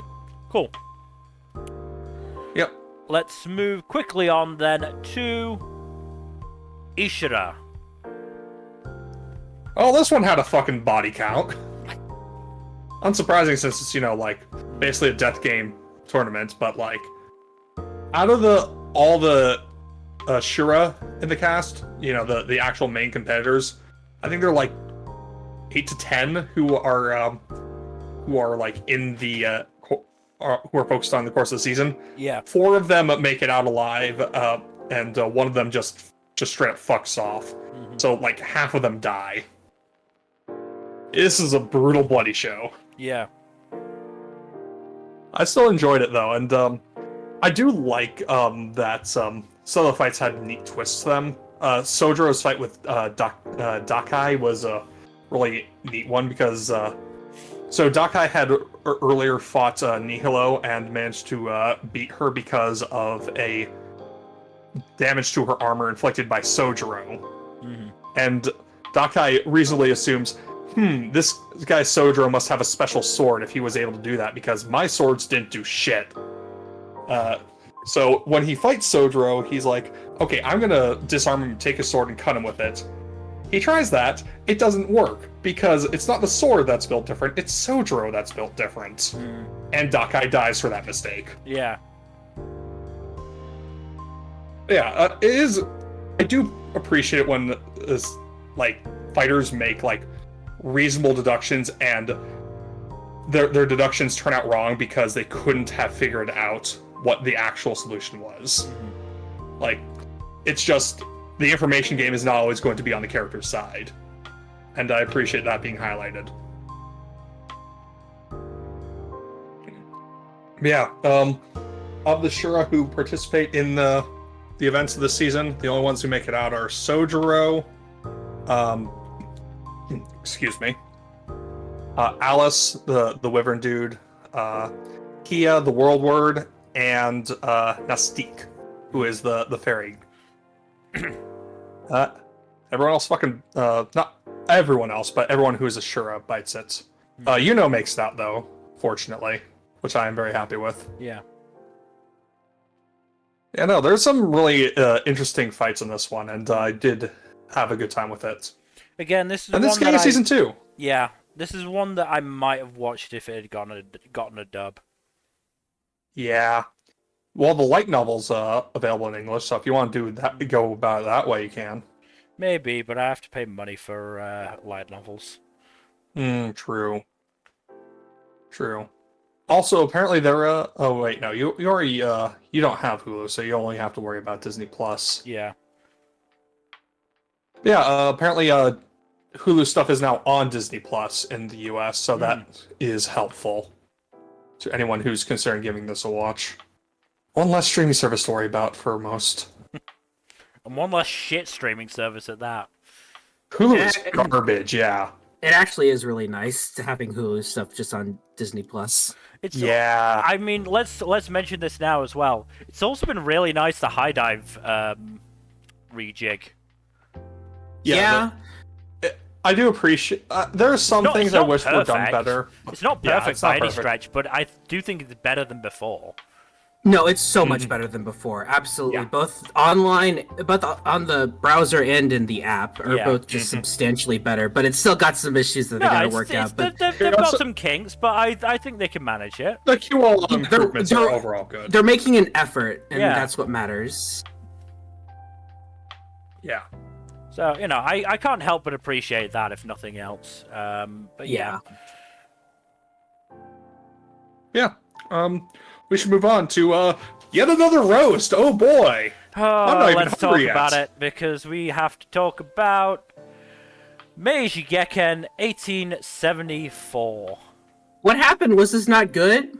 No, It it crashed wasn't and great. fucking burned. Yeah. So one of the things that peeved me off the most was it did the same trope twice in the finale, and it's one of the tropes I hate, where the villain survives a seemingly fatal injury, comes back, fatally wounds one of the protagonists, and then just fucks off and dies. Twice in the finale it did that. Did it? I remember one of Yeah, them. I it can't did it remember with the second what's one. his face when he killed when he tried to kill the protagonist, and then Oh he yeah, wound up Sumie. killing... Yeah, he took out Sumie, didn't Yeah. he? Yeah. Sorry, It's unnecessary. She was dying already. I forgot about. Why would you do this? I forgot about that one because I didn't even remember that guy's name. Yeah, no, I get that, but like, why would you do that? She was dying already. You could have done Yeah. the bittersweet thing anyways, Yeah. but like made it more satisfying. But no, you just had to. And then Hiramatsu ruined what was genuinely a pretty good fight. I mean, it was a stupid it was fight because there was no It was reason stupid. for Shizuma and Kyoshiro to fight. There hadn't been for like 3 or 4 episodes. But hey, it was a good fight. The fight was fine until like Hiramatsu just pops up out of nowhere, shoots Kyoshiro, and then just walks back into the burning flames of the ship. Like, Yeah. why? It's so fucking stupid. I did It's like the episode was designed to make things as unsatisfying as possible. I mean, I'll go into how I summed it up, which was somewhat incoherent due to the fact stuff that really needed focus didn't get it at all. Shizuma was honestly a problem character the entire way, but Kyoshiro's plan was never explained in any meaningful way. They say Shizuma was the problematic character? Or problem character? Mhm. Yeah, okay. Just wanted to make sure. I felt like I hadn't, but whatever.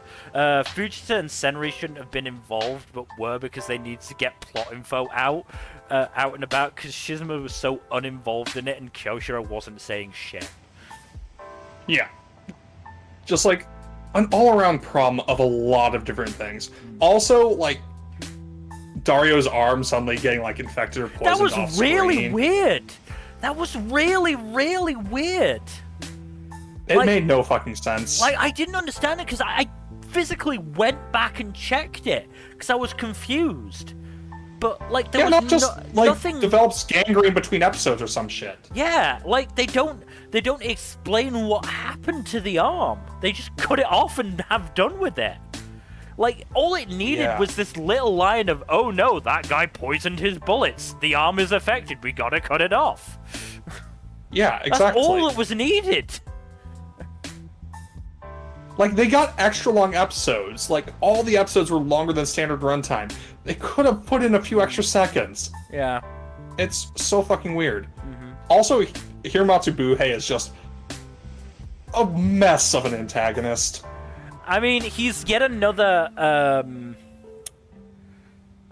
historical figure where there is not much information about them beyond the fact that he got given a Japanese name and ended up settling in California. So they So wait, he doesn't even technically die? He just, like, walks off into the flames and disappears and fucks off to California? I don't know. I don't know what happened in this show, but in real life, I think Katamori, the guy who led the, or used to lead the fucking province that Buhei was attached to, basically tried to set up a colony, a Japanese colony in California, which is where a lot of the early American Japanese came from. Mm-hmm. And yeah, Buhei was the one that led that. He was also like, he had a brother as well that sort of disappears in history, I think, if I remember correctly. I'd have to go and check. I don't know. But I mean, I found that bit interesting from a historical perspective, I guess. But yeah, Most of the characters are just horribly underutilized. yeah. I mean, it was really weird that Shizuma's whole thing in that final episode was, oh, I have to convince Kanamori not to go through with Buhei's plan. And I'm like, Kanamori was never on board with the plan. He was always like, no, I don't want to do this. Yeah, like, all the convincing of a strong breeze was all that was necessary. Like, he was constantly... Like, in every conversation he had with Buhei, he was like, no, this is a stupid plan. I'm not going through with it. And then he's like, you're gonna have to convince me not to go through with the plan. Yeah, no, it's so dumb. It was stupid, but yeah. A lot of this stuff is stupid. Like, again, killing the female lead when she was already dying of fucking tuberculosis. Yeah. Like, Sumie was, like, already getting the karma shit, and then she got additional excessive, unnecessary karma shit. Also, it was a fucking stupid plan, because they went to the trouble of using balloons, and then they just used them to get in. They didn't, like, drop bombs. But we don't know what they don't have.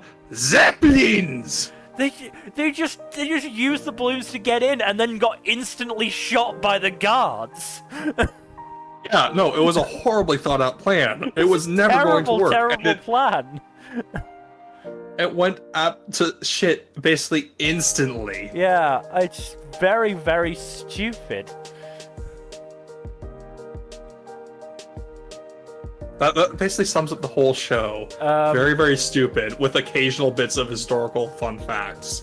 What I will say is I appreciated Goto just being insane and incredibly durable. Yeah. I like that he just kept showing up. Yeah. Oh, of fucking course this was produced by Crunchyroll. Yeah. God damn it. That tracks. I mean, I like that Dario was still able to be useful. Oh yeah, no, that was cool. I also liked the batshit insane move of killing off Saigo Takamori before he should have. Because obviously, you know, there are legit bits of it. Like when Sumie was on her way to kill Okubo, I was like, well, bad luck for her. He doesn't bite the dust until 1878. Or when Dario shot Fujita, I was like, he's not dead. He can't die until 1915.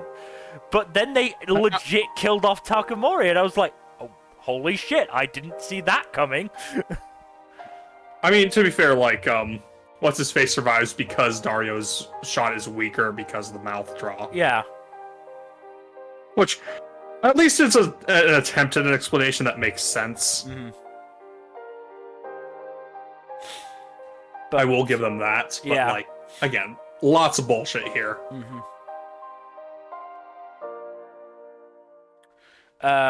But yeah, the writing for the show was not good. It really wasn't. Yeah. Again, I think the worst of it was in the finale where they indulged in the same stupid bullshit trope twice. I don't know. I think it was episode. going downhill before that. I did appreciate it was downhill before that. I just think that was the worst instance of it. Yeah.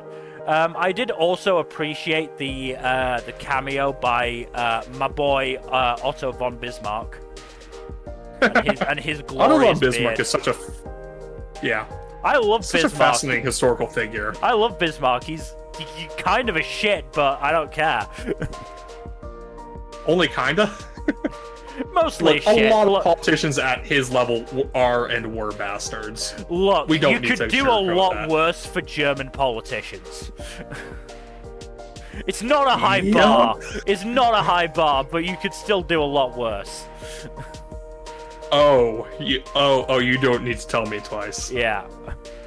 But yeah, you do need to tell some people twice, but that's a whole other thing. But yeah, a disappointing show in the end. Yeah. Like I Honestly, said, just unnecessary characters that are only there for basically the plot, and the characters that, you know, should have gotten focus on didn't. I mean, here's the thing. I did not give a shit about Sumie dying because they had not put any real attention on Sumie and Shizuma's relationship. I mean, I was more annoyed by the fact that she was already dying and they decided to kill her off anyways, because it's stupid and it's just like, there's no reason to do that. No, absolutely. You already have a way to have her die, like, a way that makes sense, and you've set that up. But even then, and then you come out of nowhere and kill her off anyways. Even then, as I said, there's no focus on the relationship. Absolutely none. There's Shizuma going around trying to search for her, yeah, but Sumie barely mentions Shizuma. Like, even a singular mention would have been better than what we got, because we don't get any indication until they finally come across each other that Sumie actually gives a shit about Shizuma. And then we find out retroactively that she was doing all this for revenge because she thought he died. Yeah, like, it's so dumb. But, yeah. Whatever. Also, the last proper note that I wrote was, you're too early to be the immortal Sugimoto, Shizuma. Yeah, about 40 years too early. Yeah, maybe a little bit less than that, but yeah.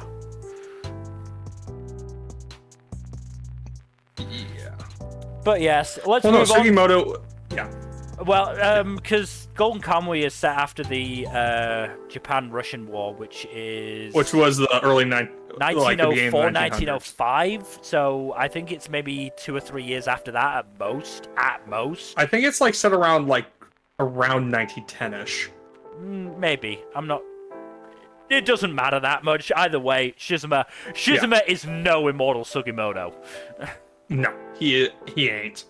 But we have another show to roast, so let's get to it. Let's move on to yet another disappointing show with... Oh, fucking boy. Metallic Rouge. I get to give my throat a rest. I've been talking a lot. Yes, yeah. Nmbr will also take 5. Because I gave up on this show. A part of me wishes that I did. Sunk cost for the win, baby! Yeah. Yeah, okay. So... before the finale, I was thinking that, you know what, this isn't very good, but there's still good stuff in there. I'd probably give it like a 6, and then the finale happens, and I fucking hate it. It's awful, and it takes away some of the stuff I actually liked about the show. Oh my god. Okay, some of the good. First off, Jack, how do you feel about Cyan? I feel like she was not written optimally, and they should have done more with her. But do you like her, at least conceptually, as a character? Conceptually, yes. Yes. Okay, I just read the Wikipedia summary for the final episode. What the fuck? Exactly. Yes, okay. I really like Cyan, and I like her conceptually as well, but she got done really fucking dirty. No, she did. She got done absolutely dirty. But first... let's touch on the fact that the Puppet Master is, of course, the character we always thought it was going to be, because of fucking course it is. Who else would it be? Yeah. It's just that is the dumbest villain reveal since what? It Invaded, and even then, that was forgivable because the rest of the show was good. Show than this. Yeah, that is a substantially better show than this, so I can forgive that. And even then it was just kind of disappointing. Here it kind of just steps on everything, because it's also revealed that he was literally everything involving the Immortal 9. He was behind it. That was all him. Every last aspect of it. I did it. Yes, pretty much everything. It was all because of this one asshole. Everything. It did not escape me that he deliberately helped design an android that his wife cheated on him with. Yeah, that's kind of fucked up. What the hell? It's so fucking weird. Yeah, I hate it. Also, Naomi's a Neon, because okay, sure, fine. It's okay. It's whatever. I don't like that reveal, but whatever, fine. It's whatever. I don't really give a shit either way. Also, apparently she's the super most important Neon ever because she was the first. So there's also that. Yeah.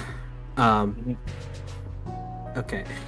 And then, of course, Rouge ends up fighting Dr. Fuckface, who stole his sister's body, and ends up killing her, because, of course, she gets a cool new form, though, so it's okay, because she had to use Naomi's id, because her id got stolen. But yeah. And then she, like, does code Ava and frees all the neons. But psych, it turns out that the aliens have hijacked it. But psych, it turns out that Gina had hijacked that. What the fuck is the point of that? Because like it was trapped, but it turns out like no, we found that trap. It's disarmed. It's fine. It's whatever. It's like what the fuck was the point? That's my whole question about the show. What the fuck was the point? Yeah, what the fuck was the point of that? That was so dumb. And then it ends with Rouge fighting the alien forces or whatever. It's dumb. This show is bad. The show's very bad. Yeah. We didn't even mention the whole Naomi and Rouge doing a bit kind of sort of fusion dance. Yeah, because they because Naomi like basically just put her quote unquote robot heart into Rouge because Rouge got hers torn out. And then somehow she like through that she merged with Rouge somehow. I don't know how that works. She's like her internal Jiminy Cricket or some shit. I don't know. Yeah, I don't know. I mean, it's kind of cute that because after the fact she kind of just talks to her through a bird. I think I kind of like that, but that's alright. Yeah, it's dumb and bad. And it's frustrating because I had high expectations for this show. I was really looking forward to this. I really wanted it to be good. I wanted this to be great, and it was the opposite of that. That's like the problem with the anime originals. You have no way of knowing if they're going to go well or they're going to crash and burn.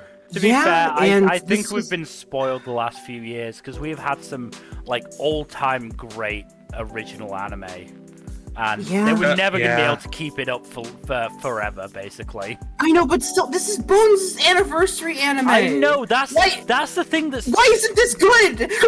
That's the thing that's stupidest about this, because fucking Troika, look at their anniversary anime. It was like... That anniversary anime, they let that shit cook, and it was great. Yeah. That was like one of my favorites of last year, and that's the writers did not cook on this one. The writers should never cook again. They were not cooking. They were not cooking. Yeah, I said the food. I said when we were talking about Bravern, we were going to talk about why Metallic Rouge may have gone off the ropes the way it did. Yeah. I can only assume that Toshizo Nomoto is the main writer for Metallic Rouge. They only wrote 6 episodes of 13. And one of those 6 episodes was a joint writing. What? Which episodes? 1, 3, 4... jointly wrote 9, and then wrote 12 and 13. So most of the weaker episodes, basically. You also had Kimiko Ueno, who wrote 1, 2, 3 episodes. 10, I think I remember her name, and she 6, and 2. She wrote all the episodes that focused heavily on Rouge and Naomi's dynamic. Yeah, 2, 6, and 10. So the only like good episodes. You had Noburo Takagi, who wrote episodes 5 and 8. And then... Is this why this was so disjointed overall? Yeah, I believe so. Tsukasa Kondo was also in there. I'm not sure. I think they only wrote the 1 episode by the... No, 2 episodes. They wrote episodes 7 and 11. And then episode 9, as I said, was jointly written Toshizo Nomoto and Mitsuyasu Sakai. You know, there are cases in which a series can have multiple writers. and it can go well, but they need to have at least a unified vision of what they're trying to write. Mm-hmm. You know, That this was is not the just case this is just like the new Star Wars trilogy all over again. No, it really Mhm. is. It really kind of is. Yeah. Like there was just like so many directions that the writing was being pulled on this one. Like whoever was the producer for this or the director, they did not know what they were doing. They did not manage to pull this together into a coherent whole. Also, something else about this show that's kind of funny. The music's pretty good overall. Music is good. But they often like reuse a different version of the same fucking song, and it's really funny because the song plays during like the hype action scenes, and then sometimes it plays like during the sad scenes too, and it's really funny. Jarring. It's very jarring. It's very jarring and also very funny because it's so dumb. Because it's like, Mhm. why are you playing that song right now? It's It's and/or giggles, I assume. yeah. Yeah, I wish the music was attached to a better show because the soundtrack did kind of slap. Yeah, it did. It did. There's a lot I wish was attached to a better show. Mm-hmm. Again, like Rouge and Naomi, like their dynamic is great when it's actually focused on. Yeah. Unfortunately, it's not focused on nearly enough to get invested in their ultimate fusion dance bullshit, Yeah. which is sad. This had so much potential. It And really it did. squandered basically all of it. Yeah, I was so looking forward to this, and it was bad. Brain wreck. Yeah. I mean, looking at the director, it looks like he's mostly hasn't been a full director. He's mostly been, animation stuff. Gee, I'm shocked. Central director and a bunch of different writers. So basically. the only directing jobs that I can see he has are Super Crooks, Carol and Tuesday, and I think Move to the Future Episode 0. Carol and Tuesday at least was mostly good. It had issues, but it was on the whole fairly good. Yeah, like on the whole, like that's a show that was like people enjoyed it, and that was like a good Bones Anniversary anime. What a difference things can make. I mean, I'm just thinking about it now because I read a quite interesting article on the Sakuga blog about Overtake, and how it was very much sort of very in line with the identity that Troika had basically, created and perpetuated over its existence. And maybe part of the issue is that Bones doesn't really have one solid identity. It is such a big studio to the point where it has 5 sub-studios that it doesn't have one singular identity that it can, stick into an anime for an anniversary and go, this is what we are. It has a bunch of these different identities. And some of those are very good identities. Others are kind of like whatever. Well, even when you have a bunch of good identities, if you smush them all together in the same 13-episode anime, it's not going to work. Yeah. I would love to see a mashup of FMA and My Hero and like Eureka 7 and all that bullshit. That'd be very funny. I mean, they And very probably... wild. I'm not sure if they would have been able to get the rights to do this, but they probably would have been better doing basically like a little short anime that has, the various characters from their famous anime coming together and, interacting. Because that would have been cool. Or just honestly, yeah, now that I think about it, like, And that would have definitely, you could have just done a one-off thing. yeah. You just have a little shits and giggles there. But no, that's not what we got.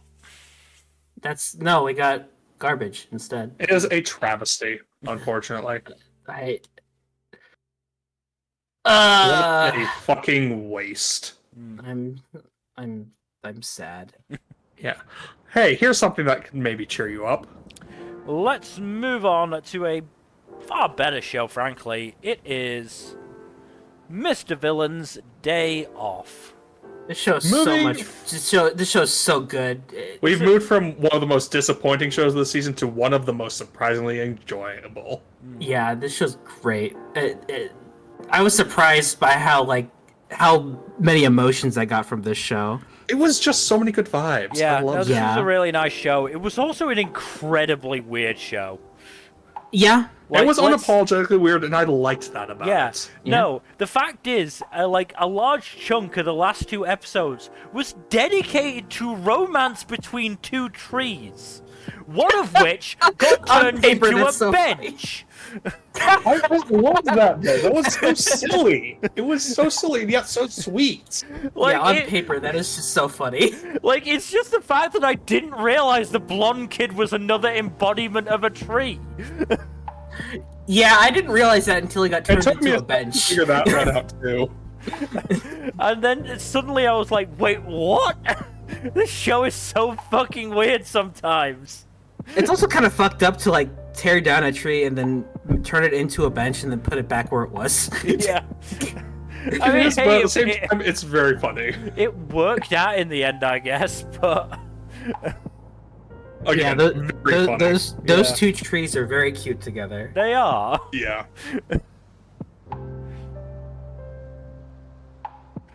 But, you know, it proves that I Warren like the Mono... Ranger episodes. The Ranger No. episodes were really nice. No, I did like the little, the stuff we got with the Rangers, and I did like the episode we got devoted to them. Yeah, that was great. And it turns out the twins do, in fact, do a fusion dance to Yeah. Yes. transform. I think it would have been funnier if they like just got on top of each other. But Yeah. I guess we can't all have great things in life. Yeah. Yeah. That would have Yeah. been too good. Yeah, I like the dynamics between the team, and I like how each of them has a different relationship with Mr. Villain. Yeah. Yeah. I do love that all of them have a relationship with Watamono, but I don't think any of them know about it. Yeah, no, like Black just has the fun little vibes. I think the only one that doesn't really have any interactions is Blue. Hmm. But yeah, Red Season is 2. yeah. Red has a fun dynamic. I think Pink has a bit of a crush on him. Maybe. It's kind of ambiguous. Yeah. Yeah. She definitely sees the rest of the Rangers as siblings, though. I think if nothing else, she appreciates Watamono as somebody who she can almost sort of be herself around and not have to worry about, you know, being too attached to the, you know, Ranger aesthetic sort of thing. Yeah, Yeah. exactly. It's really nice. Yeah. Yeah. And honestly, at some point, they're going to have to learn that they do have an easy way to victory. All they have to do is dress as pandas, and Watamono isn't going to do shit. Yeah. No, he'd be helpless. Absolutely fucking He would helpless. not do anything. Yep. Also, he got a robot cat. He got a really... That was a I mean, it's such an accurate depiction of a cat that can talk. yeah. Also, I like, as much as Watamono said, I'm not going to help the cat. We all knew he was going to help the cat. He's such a softie. Yeah, absolutely. He loves cute things and also cats. And I As we still- saw when we took a look inside of his mind and saw Yeah. the different versions of him that all like different bears. Yeah. And also that one that likes cats, and then went on to talk about how much he likes cats. Watamono has the Relatable. weirdest fucking dreams. But also, like, in that same episode, it's weird that I had to say, is that Santa again? It's weird that Santa appeared twice. It's like It's wild. I like how he's just pals with Santa. Yeah. How does that work? He's just low-key vibing. And I love that Watamono calls cats Neko-san. He shows them respect. He puts respect on their name. Yeah, As he should. it's great. Cats need to be respected. Oh man, this is just Uh, a genuinely really nice and chill show. Yeah, It this is. show just feels so great. Yeah. Mm-hmm.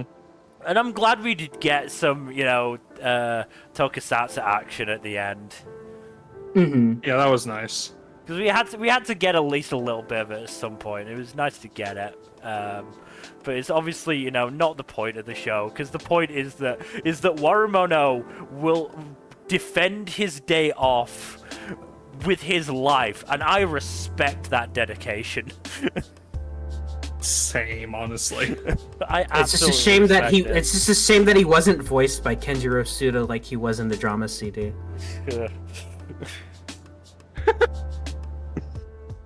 I want to hear Kenjiro Suda talk about pandas. That would be great, wouldn't it? Yeah. But yes. Yeah, no, and it's a good vibe show. I Yeah. enjoyed it very much. Also, Black being a big cat person was also great. I mean, he's just the dad of the family, and it's really cute. Yes. I mean, the fact that he made the picture of let me just go back to it. Sora, Mugi, blue and red sleeping together. His background was just so cute. Yeah.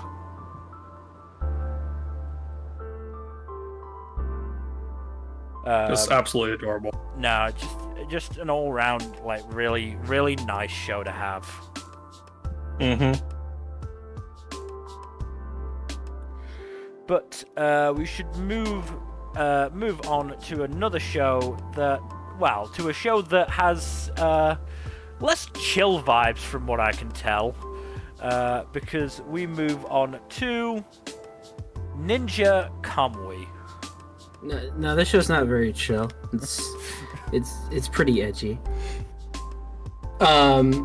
Not a lot to really talk about with this one so far. It's not even finished yet because it started so late into the season. It's on episode 7 right now, I think. Right. We've gotten to the point where because the villains use these special ninja robot suits, is that the protagonist has to get one too, which I don't hate it, but it's also kind of a downgrade because they largely use CG for it. Mm-hmm. And so the action, the action's still good, it's CG mechs running around, so it's Yeah. slightly disappointing in that regard, but the show is still great so far. It turns out that our protagonist has a couple of cops on his side. Turns out one of the cops was a ninja undercover the whole time, and her partner didn't even know about it. So, and we find out that she has a lot of history with the protagonist's wife and all that, which that was pretty cool. But right now they're just getting ready to take down the rest of the ninjas that are working with the big evil corporation. But yeah, still a great show, and not really a whole lot to talk about because this is more flash than it is substance. There is some substance there though. Yeah. Yeah, but Adult Swim anime that kind of emanates that same energy from the old school stuff that you'd see on there. So I mean, yeah, it's still a lot of fun. I mean, from what I can tell of the little bits that I've watched, it seems like it's just Sung-Hoo Park just having a blast. Oh yeah, no, he goes crazy. They went hog wild on some of these fights. Yeah, it's just a fun time. Just a good old fun time with ninjas. A rip roaring fun time. Alright, let us move on to the big one. It is One Piece. Hell yeah. We are on Egghead now. And, we've been on Egghead for a hot sec, but the Egghead arc is really fun. I hear we're getting a certain fight next. Yup. Tonight we are getting a fun fight indeed. Oh, Very is good. it a? AP0's on the island now. Oh, okay, that fight. I thought it was gonna be the fraud fight. No, I guess if The what? CP0's on the fraud fight, I guess if CP0's on the island, we are gonna get a fraud fight. Wow. I want to argue, but Look, Mill has a very hateful boner towards Lucci, but like, it's very it's not inaccurate to say. I don't care. I will shit on Lucci every opportunity I get.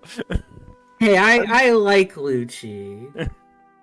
Look, I don't mind Lucci. Honestly, I think he's a fairly entertaining villain. I just think like he's like a bit less has a bit less substance than some of the other big bads we've gotten. Oh no, absolutely, Yeah, absolutely. Like, it'll be nice to see him deal with Luffy going full Toon Force on his ass. Mm-hmm. Yeah, I want to see what the animators do with that fight, because I mean, the fight was in the opening too, or at least glimpse of it. yeah, tiny bit of it. Yeah. Yeah, I know we've already talked a little bit about the opening during the premiere, not the premiere stream, 3-episode check-in. So yeah,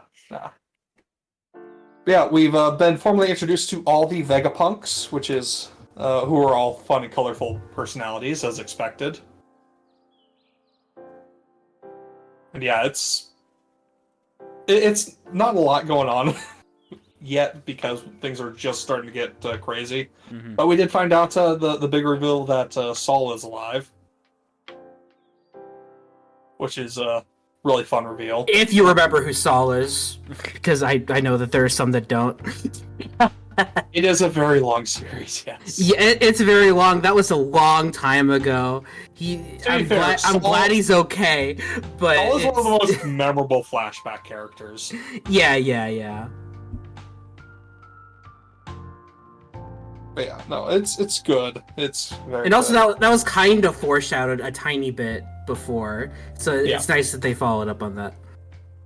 Yeah. Yeah, no, I'm very excited for Eggheads to be fully animated because there's some crazy shit that's gonna go on later on. There's in crazy Egghead. shit that's still going on. We're still on Egghead, and holy We thought Egghead was gonna be a fucking Zoe style arc. It is not a Zoe style arc. No.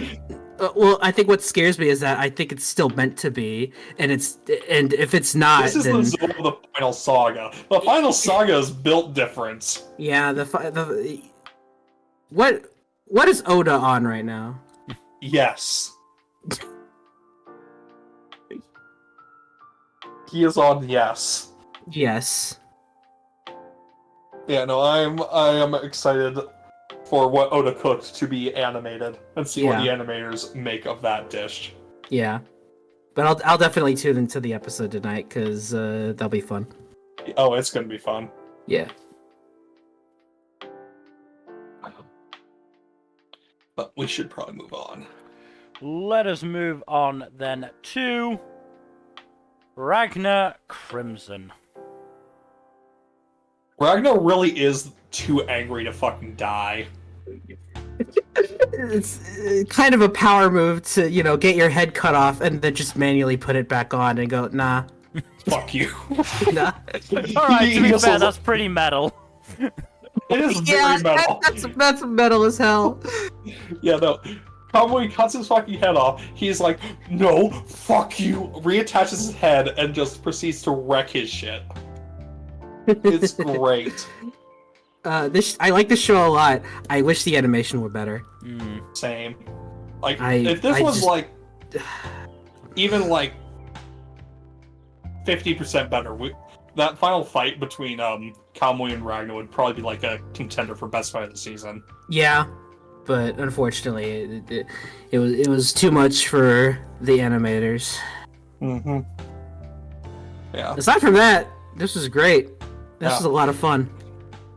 those final fights had body counts, especially the one against Ultazora. Yeah, I was a little concerned by that body count, but luckily it turns out that not as many characters died as we initially expected, so that does make me happy. Starlia survived. Thank God. I was really upset that it seemed like she was really gonna die.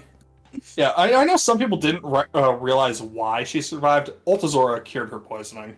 As like a last, kind of a last gift to the Corps as respect for beating him. Yeah.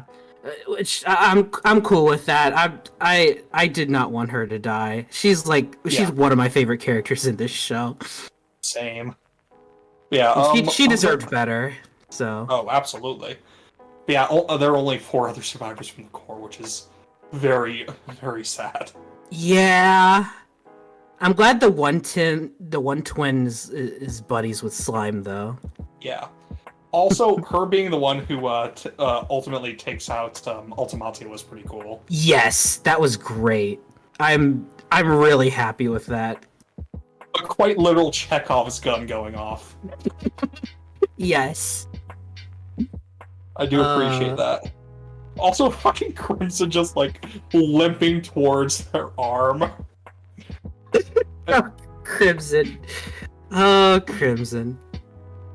Yeah, but Crimson's right. This was a very bloody victory. Yeah. Like, the only survivors from the Argentum Corps besides Starlia herself were, I think it was Nazarena, Isaac, Shin, and Hessel, I think it was. I'm glad Isaac Was it survived. Hessel or Drea? Yeah. I always get the twins confused. Yeah. But yeah, I'm glad Shin survived. I like him. Shin survived down 2 limbs, though. Ah, of course. It literally cost him an arm and a leg. Also, so like, Chimera's tail was also a dragon the whole time. Yep.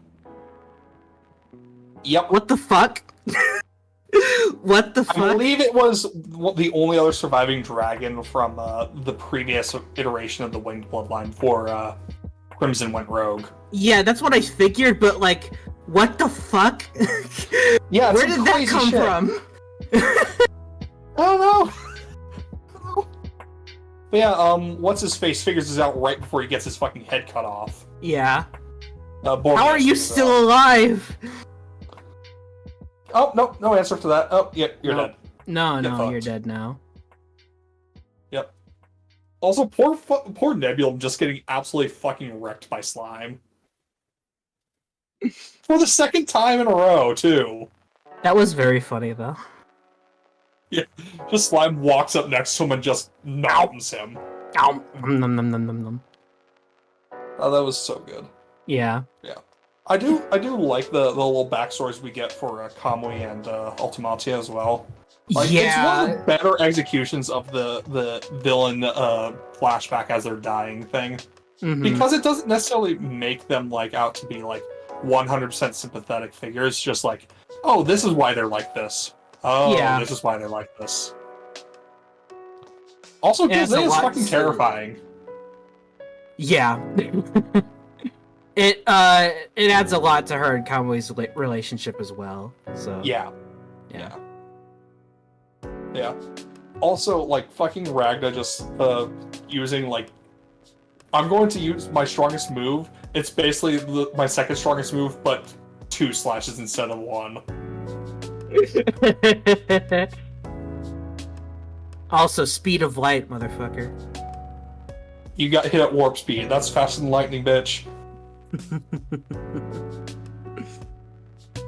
Or not warp speed, but light speed, yeah. Light speed is basically that's just lightning. Yeah. And right when Kamui was on a power high too, like, I am invincible. I can even take on God right now. Bitch, bet.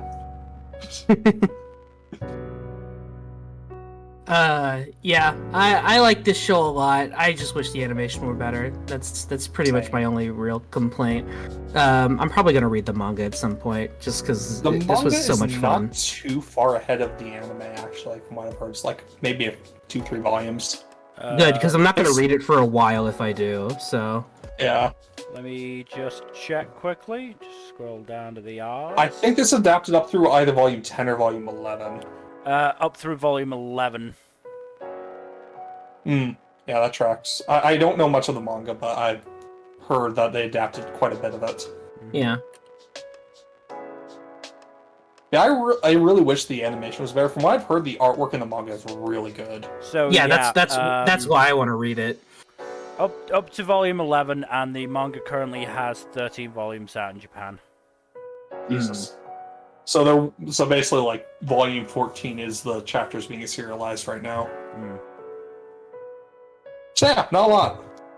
Yeah, it's not a quick releasing manga. It usually It's a monthly, isn't it? Usually only gets about 2 volumes a year. And yes, it is a monthly one. It is serialized in monthly Gangan Joker. Huh. Well, I hope this leads to a manga being successful. It's wild that this much effort went into taking down a single fucking bloodline. Jesus Christ. Yeah. Holy shit. There's quite a lot of sustainability for the story going forward, not gonna lie. But yeah, good show. Good show. I like it a lot. Good fun. Yep. Let's move on to another good show, though, with Sengoku Youko. This show is so fucking good. With a season finale like that, I'd say this is a great show. Yeah, no, this was like top 5 show easy for me. Yeah, that finale was out of this world. That was devastating as a finale. That was definitely a oh boy finale. Yeah. Also, I think it says a lot that before the finale, Sengoku Youko was like at a 6.4, I think, on Mal. It shot up to a 7.01. Is it 7.01 now? Good for it. It deserves to be a I'm lot very higher. happy It's broken that threshold. It deserves it. Yeah, it should be higher, but you know what? That's still a lot higher than it was, so I'll take it. Yeah. And thankfully I'm they glad didn't. people appreciate it. Yeah, and thankfully they didn't show too much of the gormless rock face, so that I could stop laughing. Yep. Every time he showed up in the opening, I couldn't help but laugh. Here's the thing. I had my usual break between it, and I watched the fucking OP the first time I watched the show again, and I forgot that the giant face was in the OP, and I burst out laughing. I hate that you turned that fucker into a joke. That's just the looks worst. so funny though. No, you're right, but I didn't even think about it when I saw him. I just thought, yeah, that's a rock with a face. Yeah. I was really glad to get more with the dragons because they seemed really cool. Or at least with Jinon and Senya, because I did think they were quite interesting. Well, we'll be getting more of Senya in the next part. Yeah. I'm looking forward to that because Senya did seem like a really interesting character. And I loved that Jinon did the thing that I love. I love it when antagonists do this. The whole, how far this protagonist can grow. I have to kill him now. Yes. Exactly. That's a great trope. I love like it a lot. I love it. Doran's the opposite, though. Doran's like, yes, grow. I want to punch you harder now. I mean, at the end of episode 11, Doran was basically like, that motherfucker grew his arm back and punched me. I fucking love it. Yeah. He was very much down for that. I really like the antagonists in this show. They're so good. I did not really care about Yazen, but as it went on, I'm like, Yazen's pretty fun. I like Yazen him. He's also a sneaky bitch. Yeah, Yazen is such a sneaky bitch. Yazen is so scummily entertaining. It's kind of great. Yes. He's just like... He's such a scumbag, but in a really entertaining way. Also, Tom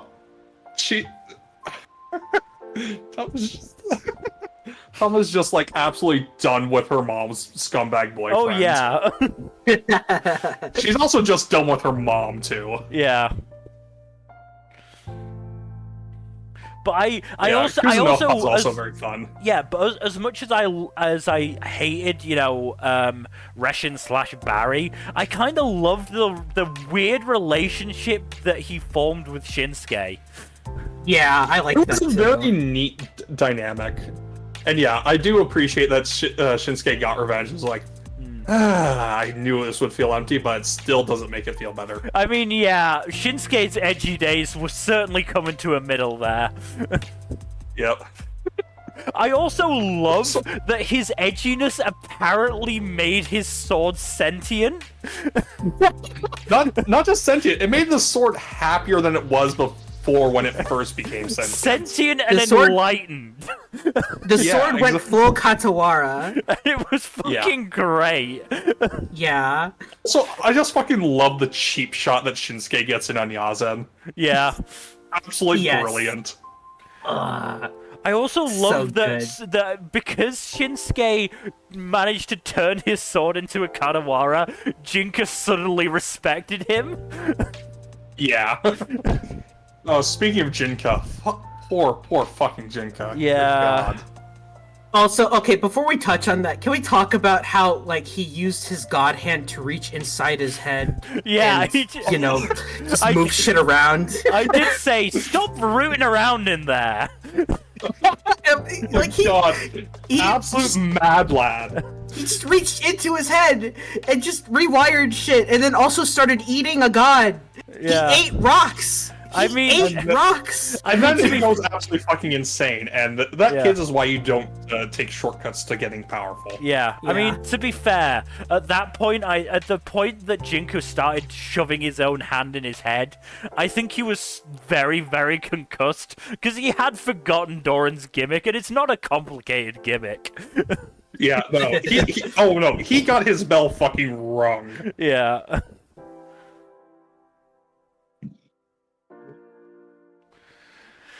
But also, Yeah, that yeah, was like, God, I wish I should have gotten a screenshot of this, but the shot of Yazen and Kuzunoha just before the spirit transformation, I think, was fucking bitching. I'm Yeah. actually gonna quickly see if I can get it, because that was like, I should have gotten it, but I forgot about it. What episode was it again? Episode 12. I think it's 12. Yeah. But yeah, whatchamacallit.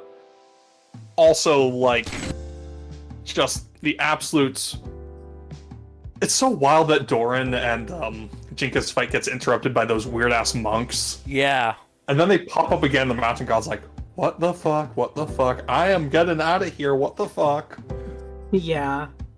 But to be fair, she was getting out of there because of Jinka losing his goddamn mind. Yeah. Jinka, no. Poor Jinka. Yeah. Soma Saito blew out his fucking lungs with those screams. Good God. Yeah. Also, I guess Jinka got what he wanted in the end, but at what cost? Yeah, what cost? At what cost, exactly? Yeah. I mean, I think... And poor Tama, too. Yeah. I like her new design, but, like, good God. She's just, like, going through it. I do like how she Shinsuke too, as she utilized her training there to get up to talk to Jinka Yep. when she's walking on leaves. Yeah. And she almost got through to him. Mm-hmm. Almost got through to him. Yeah. Well, the thing is, like, she did. Like, mentally, Jinka still sees what's going on. He's like, stop doing this. Stop it. And, like, he just can't do anything. Yep. I mean, I would And that's say... what makes it even more painful. Like, Yeah. he's aware of what's going on. I would say the one thing is I do think the quick pacing hurt that the tiniest bit, because it did feel just so sudden, but that's almost kind of the point as well, I think, is that because Jinka was rushing so much, because that's the thing, you go back Shortcuts to to power never work out well. except in Cradle, but Look, Lyndon's built different. But, in episode 7, when Jinka first fought Doran, he only had, the 4 tails at most? 5, I think he was at 5. when he first fought Doran, he was at 4. First fought Doran, yeah, And 4. And he ended up getting 7 by the end of his last fight with Doran, who, let's be honest, is super dead. I don't know if he's dead, yeah. but he is fucking out of it. No, Yeah. I'm more meaning the fact that he was left at ground 0. Oh god, yeah. He I is hope he survived dead! that. He is dead! There is hope no not. coming back from that. I hope not. I hope someone got him out of there. I hope he's still alive, but I didn't even realize at the time. I was like midway through another episode of another show before I realized I just went, "Oh, Doran is dead. Oh no." That is Well, there bad. were a bunch of monks around. Maybe one of them picked him up. No, I think those Maybe. monks are also dead. We'll fucking find out when part 2 comes in July. Yeah. Yeah. Okay, Oh, I fuck. have it. Let me just... Where is it? There. Let me get it down. I mean, also, the animation has been here or there. Again, it's never been bad, but there have only been certain moments that it's been really good, but fucking hell, the illustrations have been fantastic. There have been, yeah. there have been Lots some of really good The still art's been frames. delivering consistently. There have been some still Lots of shots good that are art. absolutely fucking stupendous. Also, like, the show always looks incredible compared to the previous Oh, yeah. Mizukami adaptations. Oh, so. yeah. Rip Biscuit Hammer. Rip Biscuit Hammer. Alright, there we go. Yeah. Sorry, Junker, you're being upstaged by 2... Like, it's ridiculous how hot they make it look. Yeah. Yep. They got that gleam in their eyes. Yeah, no, it's great. Also, I'm very impressed that a Kenjiro Suda character has made a good impression on you, Mill. I Yeah. like Kenjiro Tsuda when he's voicing villains! He is perfect for this guy! He is perfect! He is probably the best possible casting for the role of Yazin, yes. Yeah. Also, Look, I wish you would stop. If Tama and Jinka are gonna fuck, please stop calling them siblings. Please. Yeah, that's Yeah. the one thing. I'm like, I am totally okay with that romance being a thing. Like, it always kind of felt like they weren't really siblings, but they still call each other siblings, and that's weird. Please stop It doing is Yeah. that. weird. Please Look, stop. if that's your kink, that's fine, but like, keep it private, please. Yeah, like. Again, I am totally down for that romance. I think that works very well. And I mean, they always felt like they weren't yeah. really siblings. So I also think it that's helps fine. that after the time skip, Tama does have longer hair, and that definitely works to make Tama look older.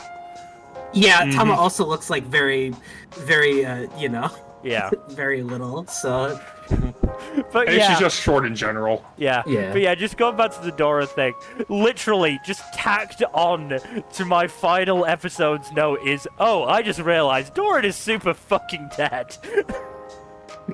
It is just weird how long it took me to realize. Yeah, he did not do well. Probably. which is a shame because like he'd love to see what Jinka is now and go, oh yeah, I'm still Yeah. gonna fight that. No, he would. No. He'd definitely go full Goku and say, like, I'm gonna fight it. Also, but while I'm thinking about it, the music of the show's pretty good too. No, the music yeah, is really no, good. I also made a note of, I don't like Barry or Reshen, but damn, his theme was really good. Yes, Yeah. yes, it was. Also, he died Really the way good. he lived. Like a bitch. Yeah. Yeah. No, he deserved to be exploded. Yep. Fuck you, Barry.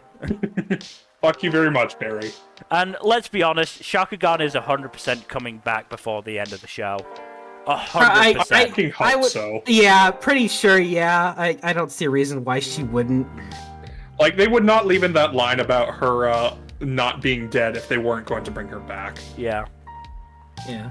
Also, I love the journey I took of, hey, Goddess seems pretty chill, to, oh, Goddess is really not chill. She's really not chill. Also, Super unhinged. Also, I love her. No, she's pretty great. good. I do like her. But, Yes.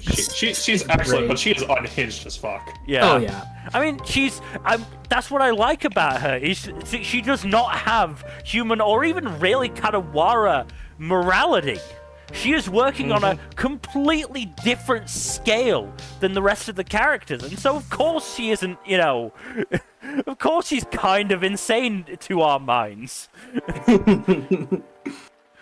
Well, that's what I was saying when Tama was coming up with a plan of, oh, let's just get the goddess to take care of them. No! Yes, she might come and help you, but she's gonna take a price for it. She operates more on fairy logic than anything else. Yeah. Oh, and I do also love Rinza. Rinza's great. Rinzu, sorry, Yeah. Rinzu. But Rinzu Yeah, is great. she's great. She Poor, is like, poor Rinzu though. She's always she suffering. is, yeah. She deserves better than Jinka, let's be honest. I like Jinka, but that boy ain't right.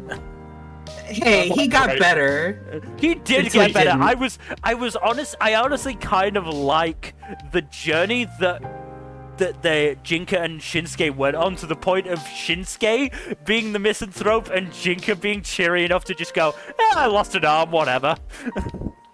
Dude, you're just shrugging off losing an arm is just wild. Yeah. Also, I love that the crow was just like, wow, you guys have been through some shit.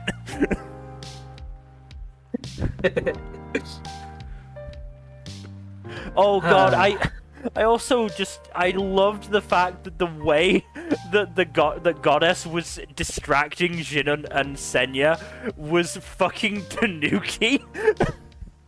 Yes, that was Naked feet, naked women Tanuki at that. Dude, Jinan just shielding Senya's eyes was great. No, that was great. He's too young to see that. I also love that one of the Tanuki very nearly got Senya to turn on his assassin ways with a fucking bobblehead. Yeah, that was funny. Yeah, no, this series is so fucking great. It's so fucking great. I'm so excited for season 2. No, Yeah, Part 2, rather. I'm really excited for it. I was slightly concerned at first, just because I don't think it has the strongest start, but No. like once you let him cook, it really, really, really delivers. And again, From what I've gets heard, better. apparently manga readers say that part 2 is even better than part 1. I mean, I believe it, because Yeah, this I has believe only it. gotten better. Yeah. Yeah. I mean, the thing is, again, the characters are so strong. Because I was thinking about this earlier. I could genuinely have watched an entire season of just Jinka, Tama, Shinsuke, and Shakugan just going around solving Kadawara stuff. That's what I thought we were getting. And then stuff happened. That's not what happened. But that's the strength of the characters. And, the actual plot, I think, is slightly weaker than the characters, but it's still very, very good. Mm-hmm. Yeah. Yeah. It's a very character-driven Yeah. show for the most part, But, so but because of that, that's the why I'm plot, okay with it. Yeah, no, the plot does work because of that. I'm really interested to see where it goes from here. I'm really interested to see where Shinsuke goes from here. I'm really interested to see where Tama goes from here. Because this is, going to be a big blow to her worldview. Oh, poor Big Tom. blow to her in general, honestly. Yeah. But We should move on, because No. we've gushed about this show quite a bit. The final thing I want to say is that this show had probably one of the most inherently funny set of words, which was, I think, Tama saying, "She's not dead, she's just transformed into a rock." So fucking funny. It's so funny. It's just so fucking goddamn it. That's meant to reassure Shinsuke. It's not gonna work. Yeah, she's fine. She's fine. She's just a a rock rock. now. She's the rock. She's Yeah. fine. Oh god. Yeah, no, this show's spectacular, and I can't wait for more. I'm glad we're Yeah. getting it so soon. Yeah. Yeah, same. Anyway, let us move on to our next show, which, let me just get it up. I don't think I need to, but whatever. Moving on Shangri-La Frontier. Shangri-La Frontier. Okay, I'm just gonna start with this straight out. Episode 24 was so fucking funny. Yeah, it really was. Just on that, I've played games where it's like I want to go to this area to get a specific. Wait, no, Elden Ring. So in Elden Ring, I wanted the Berserk sword, but I was like totally ill prepared for the area where it was in. So I remember struggling to get that sword while just not being spotted by anything, and that episode reminded me of that. It's that struggle. Yeah, like, also, Yuma Uchida's delivery on Sunraku throughout the show in general has been really good, but that episode in particular, his comedic timing was fucking perfect. Oh yeah. Fantastic. Yeah, like, the whole...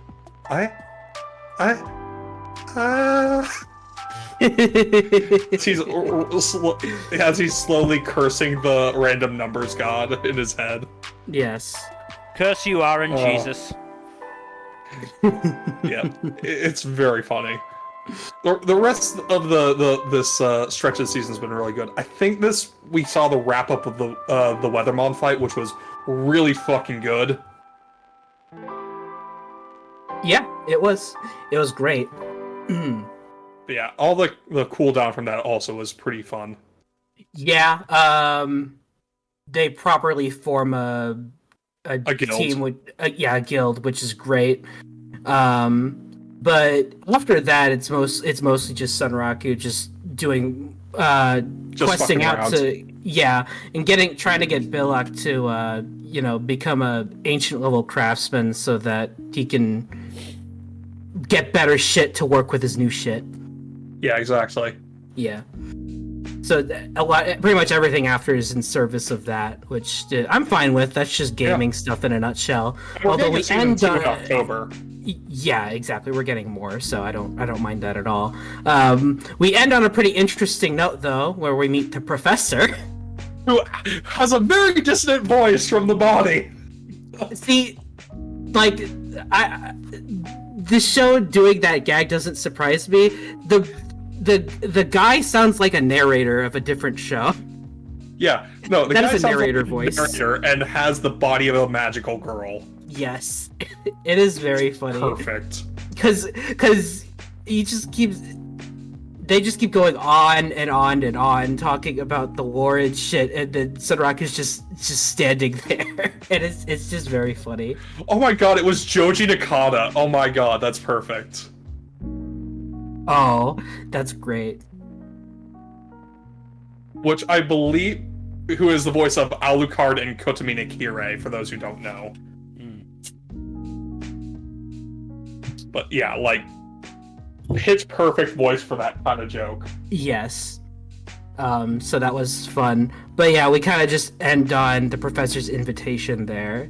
And that's pretty much it. I mean, this show's been pretty consistently great. Oh yeah, I really did like the little skirmish between Pencilgon and Ray, which was really cool. Oh yeah, that little fight was great, especially since Pencilgon just got fucking destroyed. Absolutely fucking annihilated. It was great. Yeah. What's your call it? Also, like, the rest of the members of Ashura Kai just getting absolutely fucking demolished was also very fun. Deserved. Yes, very deserved. Yeah. Oh, and we got a peek at the dev team for Shangri-La Frontier. Oh yeah, the dev team, which I wasn't sure if I was going to like seeing that, but no, I very much enjoyed that. That was fun. Just the sheer amount of insane petty bickering between the three was so good. Now this is all very good stuff. Yeah, this show's great. Very happy we're getting more, and again, very soon. Yep. Just 6 months to wait. I will definitely try and start watching it at some point. Yeah. Well, you have plenty of time. Yeah. You know. I believe it has a pretty solid English dub. from what Yeah, I've heard. no, I'm definitely gonna watch it dubbed, and it apparently does have a good one. So. Yeah. So good. But yes, we should move on to a show with a similar focus on gaming terminology and bullshit. Oh yeah, the other gaming show. Moving The gamer show. Moving on to Solo Leveling. Roll credits. I really wish this show had more substance to the characters because the animation is fucking sublime. Okay, yeah. I really enjoyed the last couple episodes, but I hate how they kept cutting to the characters that I don't care about. And and the thing that they're doing that I don't care about because I've been given no reason to care about it. Look, Jinwoo's a fun enough protagonist. There's not a lot of substance to him, but at least there's something. Most of the characters are kind of nothing burgers. Yeah, Jinwoo's an entertaining enough protagonist to the point where it's like I don't have like, watching him grow is fun and satisfying, and watching him do cool shit is like that's the whole selling point of the show. His solo leveling, and then Red Glasses Boy and his desire to journey to the Forbidden Island and hit that bullshit. It's like, why do you keep cutting away from Jinwoo's solo leveling? Why do we care about this island? Who cares about this island? Look, if this is foreshadowing for season 2, I can kind of understand, but like, come on. Yeah, I know. Still, don't like break up the good shit. Yeah, as of this moment, I just don't care because I've been given no reason to care. It's just not, everything else is great, but I don't know anything about these characters, and I have no reason to care about them. So why do you keep showing me them? Yeah, exactly. Yeah. Like the only characters I really give much of shit about besides Jinwoo are like his sister and his new friend, basically. Like they're the only characters who we have reason to be invested in, except maybe Juhi, but she just fucks off from the plot. Yeah. Like she's just like there for like a couple episodes in the middle of the season. Is like, yeah, I'm not cut out for this anymore. Bye. Like I think from what I've heard, that's the last we see of her, and it's like that's disappointing. Yeah. The show, I like this. I like this show for what it is, but it's it's all right for what it is, but like. I feel like a lot of it is empty spectacle compared to like a lot of the other shows. It's more flash than substance. Mm-hmm. Which there's a place for that, and I enjoy the spectacle. The animation is again superb. A1 Pictures rarely puts out like something that's badly produced, if we're being honest. Yeah. Also, watching Jinwoo become go full. Dark Monarch is pretty cool. And, oh yeah. Them telling Ignis to arise, that's great. That's so cool. Apparently some fans were like really hyped for that scene, and I can see why. Yeah, it's a great scene. The speaking of the Igris, that boss fight was fucking incredibly good looking. No, that is I can see why they were hyping it up in the opening, because that was the best looking fight in the show, and it was absolutely spectacular. I will say up front, this was not on my short list of best fights, just because it's mostly like it lacks a lot of the substance of some of the other fights this season. But damn if it wasn't good to look at. Yeah. Yeah, like that does seem to be my chief problem with this show. Like, there are some fun bits here and there, and the presentation is consistently very good looking. And of course, the Sawano score is always going to be chef's kiss. Yeah. But like, it's a lot of style and not a lot of substance. I hope that gets rectified in later seasons, but like for right now, yeah. Yep. Either way, I will watch more, because sometimes you need some spectacle. Oh yeah, no, I agree. Yeah. Moving on then to Tales of Wedding Rings. this was fun enough. Like, it did have a similar problem to some of the other adaptations we discussed in that it kind of rushed through a lot of material to get to a good stopping point. And, like, just make sure it has a good pace. This one's getting a season 2, which is surprising to me. I'm also surprised Chain Soldier is getting a season 2, but not as much as with this. But season 2 is probably a necessity, given what I know, given the manga. Oh ho? Yeah, the manga basically, so this adapted basically, a little over a third of the manga. The manga basically can be divided into like 3 parts, roughly. Part 1 is like the part where this ended. Part 2 is like the rest of the main plot, and then there's like an extended epilogue afterwards. Right. That's still ongoing, but we'll probably wrap up soon. But yeah, the second season will probably adapt the second part, so they needed to get through the meat of the first part, and skipped a lot of characterization stuff in it. Yeah. So it's a bit lighter on substance, unfortunately. This is yet another case where the manga is better, but that's the case, like, with most stuff. Like, it's very rare that you'll see something where the source material is not the better version of the story. You know?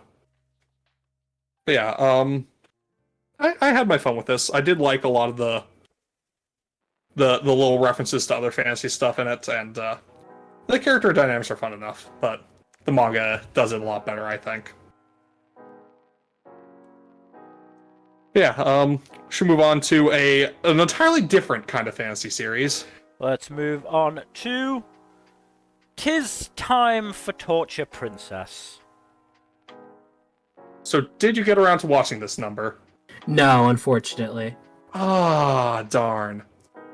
I was hoping to talk with you about it, because this one's just been an absolute delight. It's on my list. I'll get to it eventually, but I just didn't have time. So. At least before the end of the year would be nice, but yeah. It's a fun time. It's just absolutely fluffy, lighthearted nonsense. That's just really fun. It helps that it's got a lot of really good slice of life elements to it, and it's pretty clear, like, the princess has basically been, like, super, like, basically grew up in a gilded cage type environment and wasn't allowed to really have much in the way of friends or anything. And she's basically just befriended the people who are ostensibly her quote-unquote captors. It's also made pretty clear about midway through the season that she could basically leave anytime she wants. And she just doesn't, because she's enjoying herself a lot more in this situation. Which is really interesting, I think. Yeah. But this is yet another unexpected show to get a season 2. Well, the show's got season 2 announcements this season. Pretty wild. Yeah, I'm looking forward to getting more of this, because this has just been a fun time. Very nice, fluffy slice of life fantasy series. Good. I'm glad you ended up enjoying it. There was one bit in the finale that just tickled me funny, and that was when the princess and the Hell Lord get isekai'd to another world. Oh no. And the Hell Lord just fucking speed runs the isekai journey. And so basically, like, every time he goes up against one of the bad guys, it's like, they brag about their power level, and they get higher and higher to ludicrous degrees, to the point where it's lampshade like, wow, those early guys bragged about their power levels, but they are really fucking weak. And then, like, when he gets the big bad, it's like, he's invincible to blades and all that shit. So the Hell Lord just auras him until he's defeated. It's just very funny, a little isekai speedrun thing. Good jokes. It's hard to explain jokes, you know? Yeah. But yeah, no, I enjoyed this. This is very fun. Good. Yeah, it seems quality for sure, and I'll try to watch it before the end of the year. No promises, but you know. I would definitely recommend it. If you enjoy slice of life comedies, this is a good one. Also, you said it's getting a season 2? It is going to get a season 2, yes. Season okay, 2 then yeah, then I'll definitely try to watch it. Yes. But moving on to what is now your last solo show, Jack, it is... Woohoo. Tsukimichi Moonlit Fantasy Season 2. Never tell an extreme omnivore, never ask an extreme omnivore how the dish tastes. They might take it literally. But yes, I'm very much enjoying the current arc of this one. It's very fun stuff, and what to say? This one's carrying over into the next season, which is also cool. Mm-hmm. Excuse me. I think it's one of a handful of shows that's carrying over. But yeah, there's a lot of interesting stuff going on with Makoto's class and all the characters introduced through that, as well as there's a festival going on and everyone's having fun with that. But yeah, lots of little seeds planted here and there for future developments, which I am very much looking forward to, even if we're not going to get immediate payoff on them. I'd like a little bit of a long game, you know? Yeah.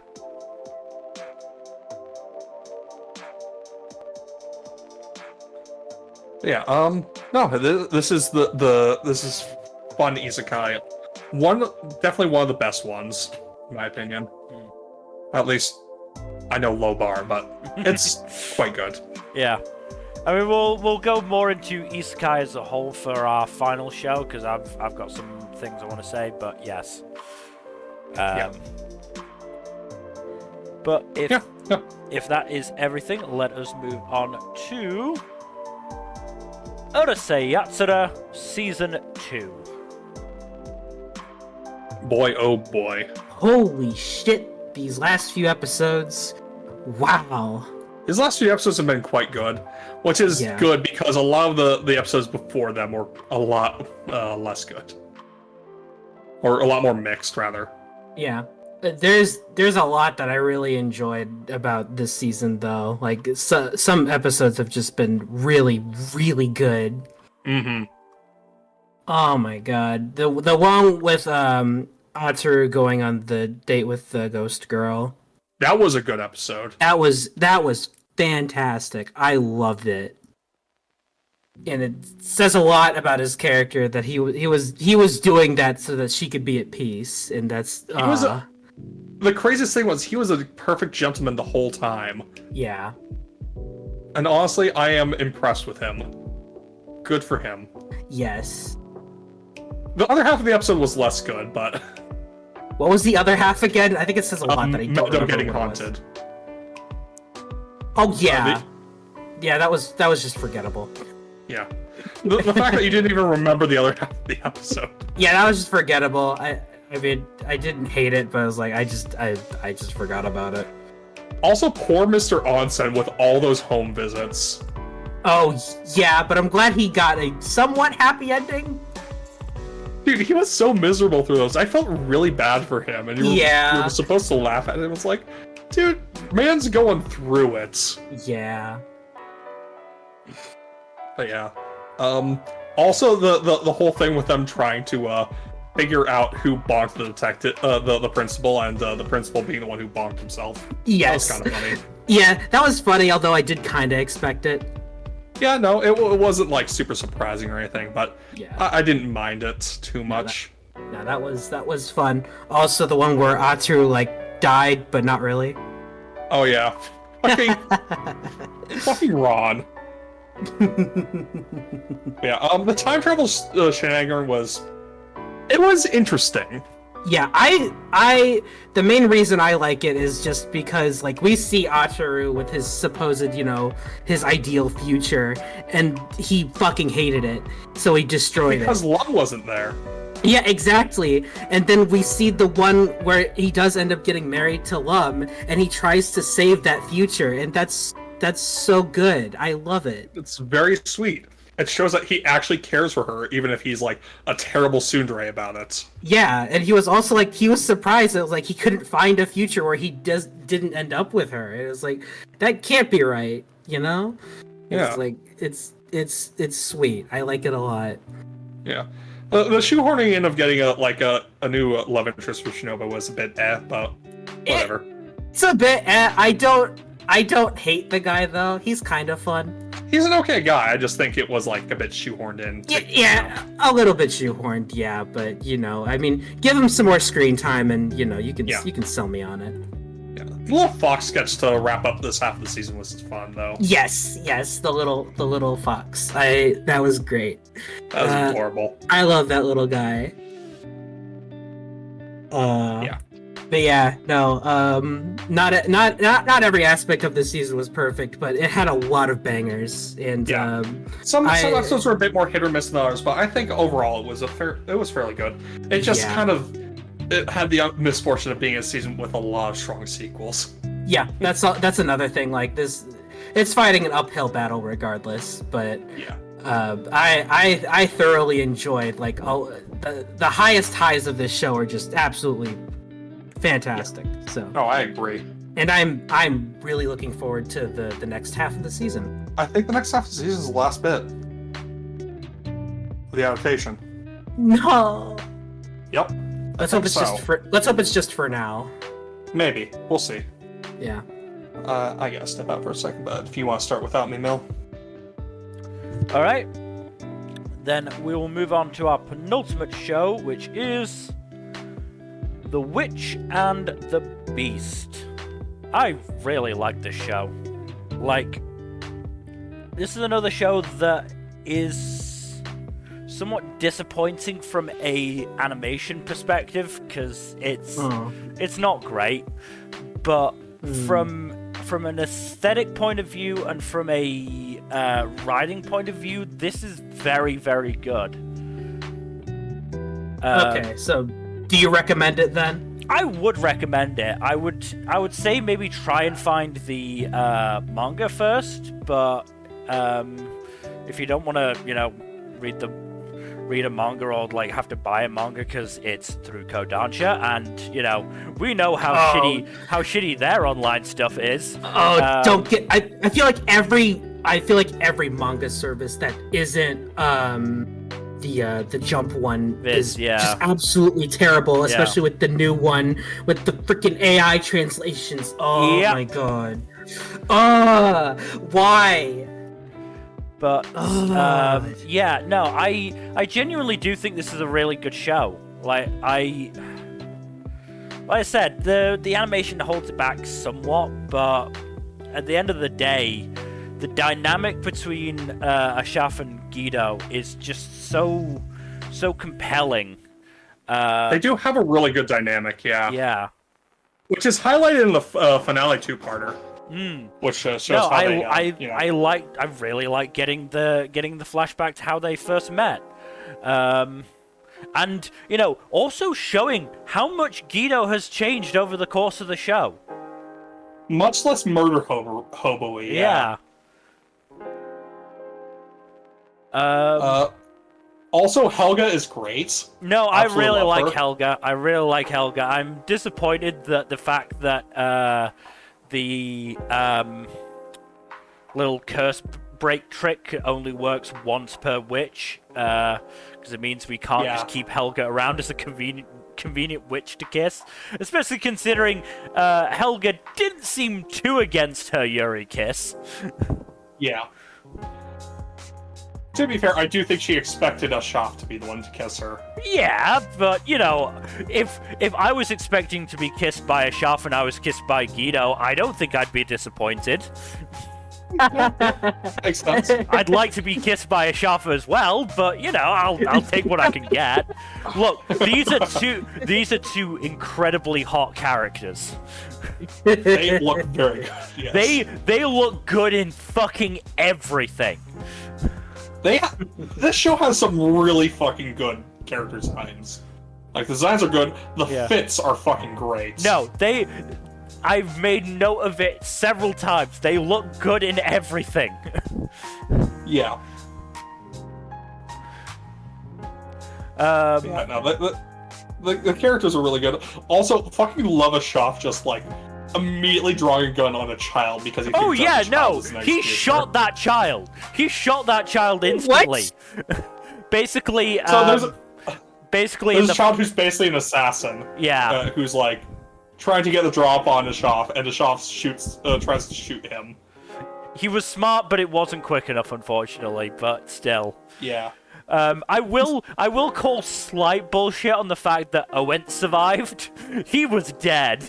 He was very dead. He'd been pitchforked. Now, Mill. He had only had his heart stopped. I mean, pitchforks are a staple of witch hunts for a reason. Yeah. No, it's kind of hard to survive that kind of shit. Yeah. Yeah. No, it's kind of wild. Yeah. Also, just like, what's her name? Falvel, just blowing away that executioner with just a single word was great. Well, yeah, and that did not look like it was like a painless perish. No. I liked the little thing of, yeah, Falvel's curse got temporarily lifted as well, because Guido is in the body of a witch. Yep. Like, that's really cool. Guido's deal, though? Guido's deal is, like, very interesting, very curious. I mean, look, I really like the writing, because, especially throughout, I think it was episode 9 and 10, certainly episode 10, I was questioning, like, why is, if Guido knows who cursed her, why are they just going after random witches? And they explained it, because Angela is a body swapper. Yeah, it makes a lot of sense why they and that legitimately makes sense. Could be anywhere. Yeah, that legit makes sense, and I like that. That's good writing. Yeah. No, it's a very good explanation. Yeah. And, I also love, again, going back to the dynamic between Guido and Ashaf, when Ashaf was talking to Helga, like, he was you get the sense that he legitimately cares about Guido. But then when he was talking to Guido herself, he was very much like, no, this is a business arrangement. We both want to use each other. And it's a very interesting little thing. I definitely call bullshit on that by the way. It's absolutely bullshit, but that's the point. He's just, he's trying to be able to he's trying to make sure to keep working with Guido. And that, and that she works with him because he knows that if she just charges around blindly, she's gonna get herself killed. Yep. So it's a really good character dynamic. Yeah, as I said, the animation lets the show down because it does not deserve to have the level of animation that it has. From what I've heard, the manga artwork, I know this is a fucking refrain at this point, but the manga artwork is apparently fucking gorgeous. I mean, to be fair, some of the still shots have been absolutely stupendous. Exactly. They love doing a really fucking cool still shot. Yeah, like, what was it? Fenora summoning her Dark Souls boss on Familiars. No, that was fucking great. And I love that he was confident enough to, fairly early on in the show, to go, we're gonna step away from Ashaf and Guido for a couple episodes. We're gonna focus on this duo, who were also really fucking good. Yeah, exactly. No, I genuinely really love this show. I'm gonna have to try and find the manga. I hope I can find it somewhat cheaply. The manga, it's kind of fucking sad and annoying that they tease fucking vampires at the end of the season. No, that was great. And again, they look good in everything. They look good in everything. Guido's fucking outfit at the end of the season is so good. Yeah. Like, it's so sad that we won't get to see them in more of that kind of shit. No, the moment they were like, oh, we're gonna have to get special outfits made for this world, was like, yes, show us the outfits. I need to see the outfits, because they look good in everything. And it's gonna be great. Last thing I want to say is that, God, it was... When Guido, at the end of episode 12, or near the end of episode 12, was like, okay, what did you curse the tea with? I want more of it. What did you do to it? And Ashaf is just like, I didn't do anything to it. I think it's, how would you put it? Fucking delicious is basically what he said. It's basically what he said in Japanese. Fucking delicious. Yep. And it's great. No, I couldn't have loved the show more. Well, I could have if it had really good animation, but still. Let's move on, though, to our final show, which is one that I can talk about as well. It is The Wrong Way to Use Healing Magic. I'm glad I picked a roll. I did pick a roll credit screenshot, but Mill decided on another one. It looks like I do also have the roll credit screenshot. Good. But I did just want to do this one because there have been some really fucking funny faces in this show, but that one just took the cake. Yeah. This is a good show. It's a really good show. It's a surprisingly good show. And you want to know why? From what I watched, it is good. Yeah, you want to know why I think it is? Because it's an isekai that doesn't focus on fucking video game mechanics. Yeah. Yeah. There are no video game mechanics. The only video game stuff that's brought in is because Suzune is a fucking nerd. I love Suzune being just her absolute weeb self. It's great. I love the fact that, yes, she was this, pretty aloof figure in the modern world, but when she came here, she was finally allowed to let loose, and she does it with absolute joy. Yeah, because she's a colossal nerd, and she is just having her best life now. Yeah, and she so wants to fucking peg Usato. Look, I'm not sure that Usato wouldn't be into that. I mean, let's be honest. Let's be honest. Usato has bratty sub energy. I do like the dynamic that forms between Usato and Suzune. They have really good chemistry. No, they have really good chemistry. They have really, really good chemistry, and I really love it. I do like that Kazuki isn't entirely left out of the trio dynamic either, because he's also good friends with both of them, and it shows. And I also like that there's no jealousy about the fact that Uso and Suzune are clearly, getting on in a more romantic capacity than necessarily the platonic one that they have with Kazuki. I mean, Kazuki clearly already has someone who's down bad for him as Oh, it is. yeah, no, Celia is all into that. And you know what? Good for her. Good for him. her. Good for both of them. Yeah.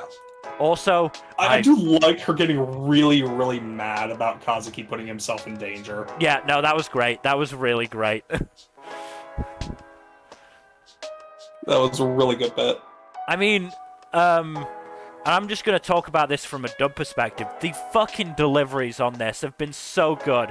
Alejandro Saab went all fucking out, and I loved him as Usato. Absolutely adored him. To the point where, episode 11, I think first he was sick, and then he went to a convention, so he wasn't able to record. So they got Matt Shipman in, who did not do a bad job, but there was definitely a loss of energy from it. That's unfortunate. It is unfortunate, but as I said, I don't think Matt Shipman did a bad job by any stretch. Just Alejandro Saab just brings such an energy and such a range of deliveries to the role that is just perfect. Alejandro Saab is also just a really good voice actor. And I do imagine that when they get around to a home release, they'll probably just redub. I think so, yeah. And, Alexis Tipton is doing the same with Suzune. Again, fantastic deliveries. And of course, we would be remiss to not discuss Rose. And Rose, again, I think I mentioned this in one of our past streams. Colleen Klinkenbeard has such good fucking range, because she's fucking Luffy, too, which is just wild. If you hear her in this role, you would never imagine she also does Luffy. Yeah, no. Wild stuff. But beyond that, all of the voice actors for the demons are doing their best British accents, and it's great. Especially, I mean, Kieran Strange obviously doesn't have to work to do a British accent because he is from Britain originally, but just so Cockney as the Black Knight. So very Cockney, and I love it. Black Knight's a fun character, and the fight with between the Black Knight and Usto is really good. No, it's very, very good. Again, another show where slightly better animation would have just taken it to another level, but still. It's pretty damn good even without No, like, it is still. Again, animation. the animation is never bad. It is never even like very particularly average. It is good animation. As I said, it's just missing that little bit extra to take I it think above. the strongest animation is in episodes 9 and 11. Yeah. Because that is when like the episode 9 is when the most of the action in the Rose flashback happens. And episode 11 is Usto fighting Black Knight. Yeah. Yeah, that's definitely when the animation is at its strongest, I think. Yeah, I do like the whole he's using healing magic the exact wrong way, but it's working here because it's the perfect counter. Yeah, no, and that's a really great reveal. Like, it's really fucking great. Really clever. Yeah. And again, I love whenever it's fucking healing punch. Like, you punch somebody and heal them. It's great. Yeah. I'm glad that that's the secret move. Yeah. No, it's real good. Also, just like the Black Knight as a character is really fun too. Yeah. And it helps to really has a nice back and forth with all of her opponents. Mm-hmm.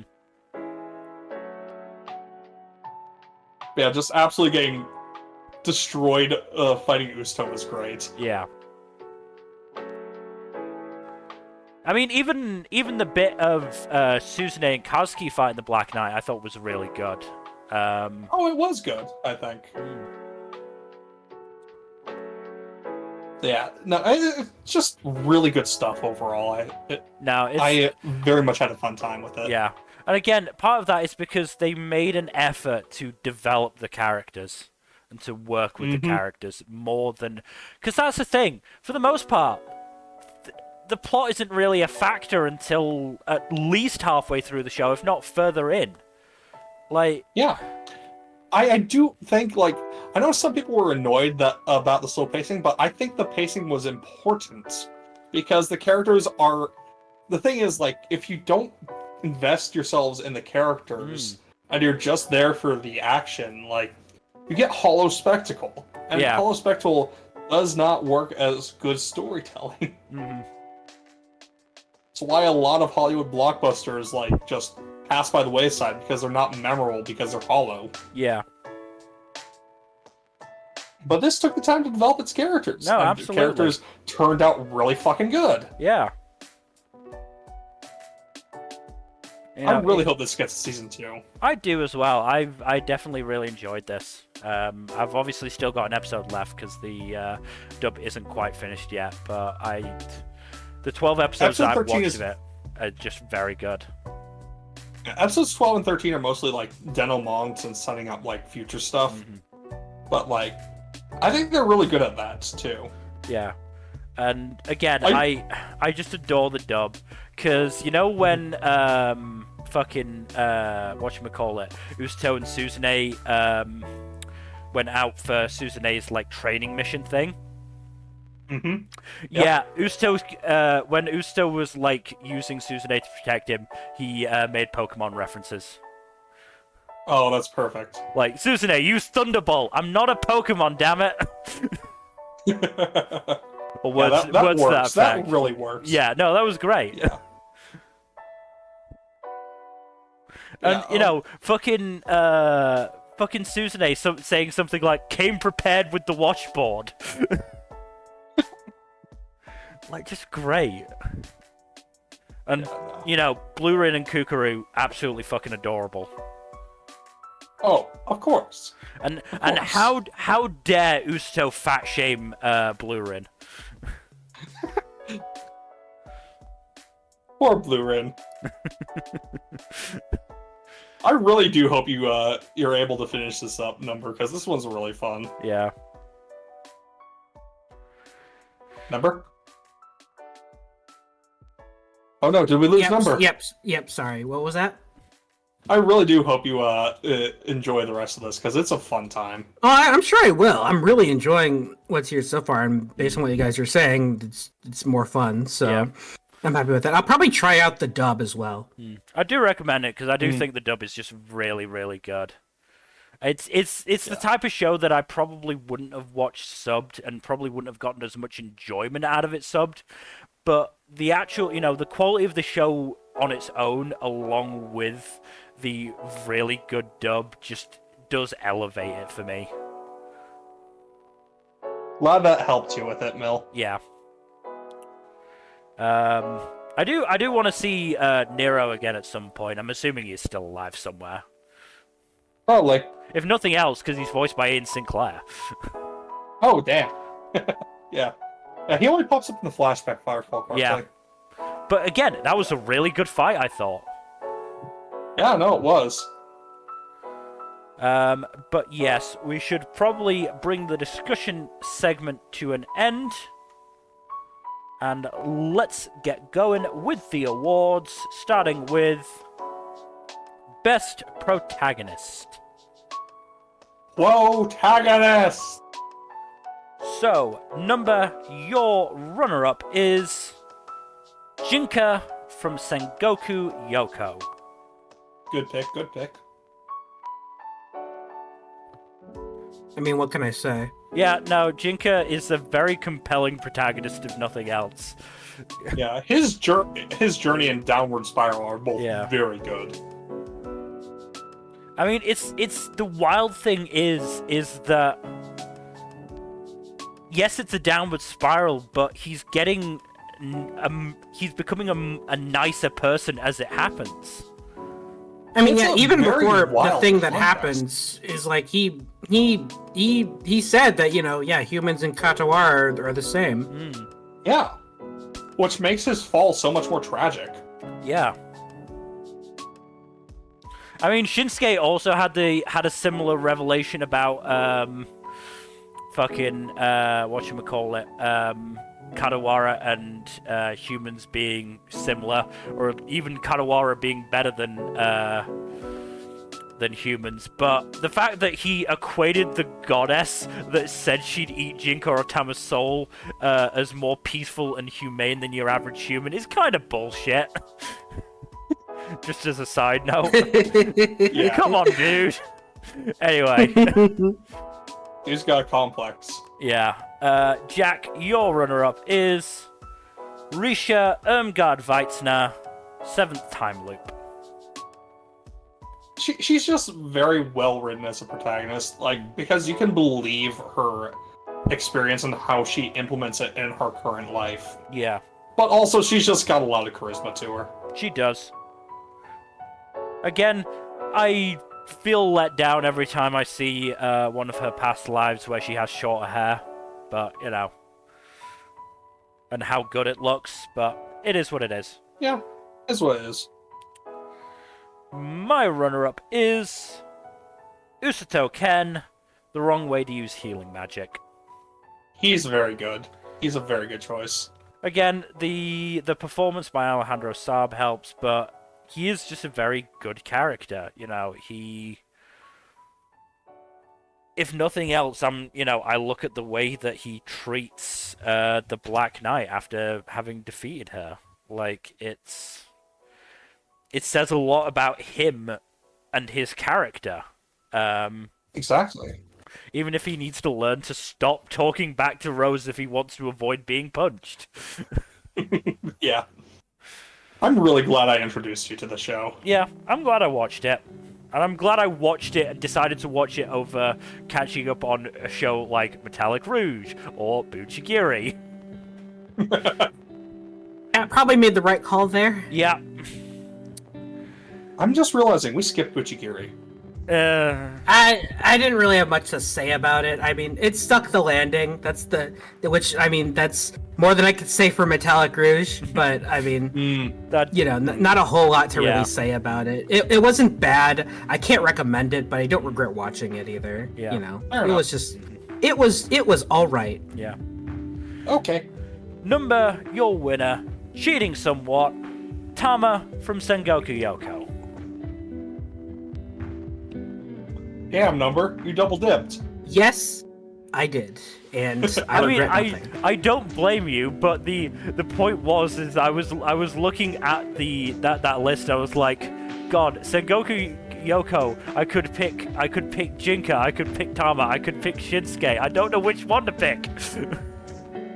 Why would I stop at one? I was tempted to put Sengoku Youko in a lot of categories, if I'm being honest. Besides, the other protagonists I would pick, I just put elsewhere. So, I mean, I think the fact that I did have so much trouble picking one of them to have as best protagonist made my decision in a later category, which we'll get to. But first, we have your winner, Jack, which is Laios Toden, Delicious in Dungeon. Yeah, that mad man is great. He's such a good protagonist. He's absolutely unhinged, and I love him. That mad lad is great. Yeah. It's just so fun seeing him just geek out over monsters. Yeah. But he still has a solid heart at his core, and that helps a lot. Again, shame he made an enemy of the one person he probably shouldn't have made an enemy of. Fine. He'll be fine.